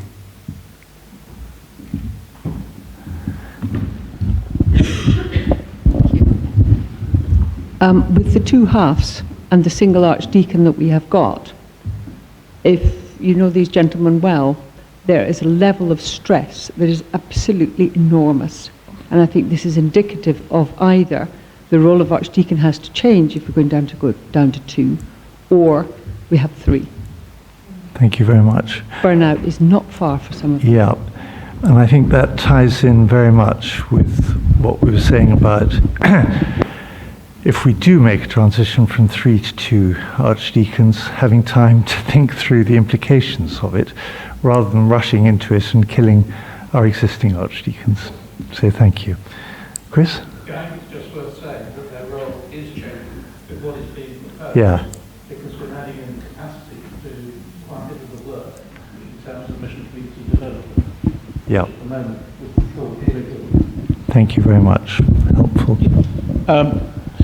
What's being proposed does actually change the role of the Archdeacon somewhat, in that we're actually then putting in the resource to do quite a bit of the work in terms of mission community development that at the moment falls solely on the Archdeacon. That's helpful. And if we do change eventually the number and shape of our archdeaconries, I would have to make a formal proposal for a bishop's pastoral order under the mission and pastoral measure. It's all a bit technical, but that's what would be required. And that, if you're going to do that, that requires formal consultation. So the whole consultation process will take place anyway, and we've just added Diocesan Synod to the list of consultees, so that will happen. But this would mean that for the moment, if we went ahead and if we got the money, there would continue to be 3 archdeacons. Sorry, Margaret Irvin from Penrith. I just wanted to know what the plan B was if we don't get the money from the. Are we then down to 2 archdeacons now and no developed offices? If we don't get the money, we are down to 2 archdeacons because we have not got the budget for a 3rd. And when might we likely? When will we know that? Is it sort of imminent? I think we'll be putting in a bid in June or earlier. The plan is to put a bid in June, so we should know by July, I hope. Any other comments on this? Well, as I've tried to indicate, I'm sorry it's a bit complicated, but because it's going to be funded from outside the diocese by grant funding, we don't actually have to approve this as a synod, but it would be very helpful to have some indication of whether people would want to feel supportive of us going ahead with a bid to the commissioners along those lines. And if you feel that you would want to support that, perhaps you'd be kind enough to indicate. It's very helpful. Thank you very much indeed. Anybody feel strongly that's a bad move to make? That's great. Thank you very much indeed. We will in that case be making that application, that bid to the church commissioners, which if we get the money, I think will be really helpful to the mission and ministry of the diocese.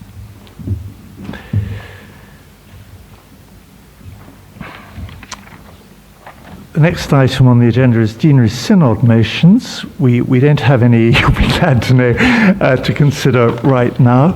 There is a Deanery Synod motion from Kendal Deanery on the topic of support for church buildings, and that's a really important topic. It relates to our building strategy, and we will be considering that as a synod at a subsequent meeting. We have got a moment or two for any questions, if there are any, that anybody wants to ask on any topic at all. Whether you'll get an answer or not is another matter. But if there are any questions, yeah, please. Thank you. Jan Collins-Webb from Loweswater, Derwent. While we were talking earlier about social care, interaction, helping each other in the community, can I just ask that everybody's really, really careful about involving people they don't know to make sure they are safe, because sometimes you can not realise that they're not safe. So please make sure that the people you talk to or help each other are safe. Thank you very much indeed. Very useful comment. Any other questions? Very good. Well, we've got there were 2 things finally to say. The first is, as you'll know, we've been doing, Bishop Rob and I have been doing roadshows around the county, and we're going to be doing one online this coming week so that those who weren't able to get in person to one or other of the roadshows can see it if they wish. And at the roadshows, we were giving out these leaflets, trifold leaflets, expressing some of the God for All vision and some of the content of the presentations that have been made. There are lots of these at the back. Dave Roberts has them. We'll give you as many as you like, within reason, and they are to take and distribute to anybody who may not have had the chance to see them thus far, or part of the process of trying to communicate our vision and strategy to as many people as possible. And of course, it's happening ecumenically because the leaders of the other partner denominations are doing similar things. And finally, a blessing, which hopefully will have some words. No, I'll do the words. Thank you very much. Jolly good. Thank you very much. Under God's gracious protection, we commit you. May the Lord bless you and keep you. May the Lord make his face to shine upon you and be gracious to you. May the Lord lift up the light of his countenance upon you and give you his eternal peace, now and always. Amen. Thank you very much for your attendance, for your various contributions, and for a very interesting day.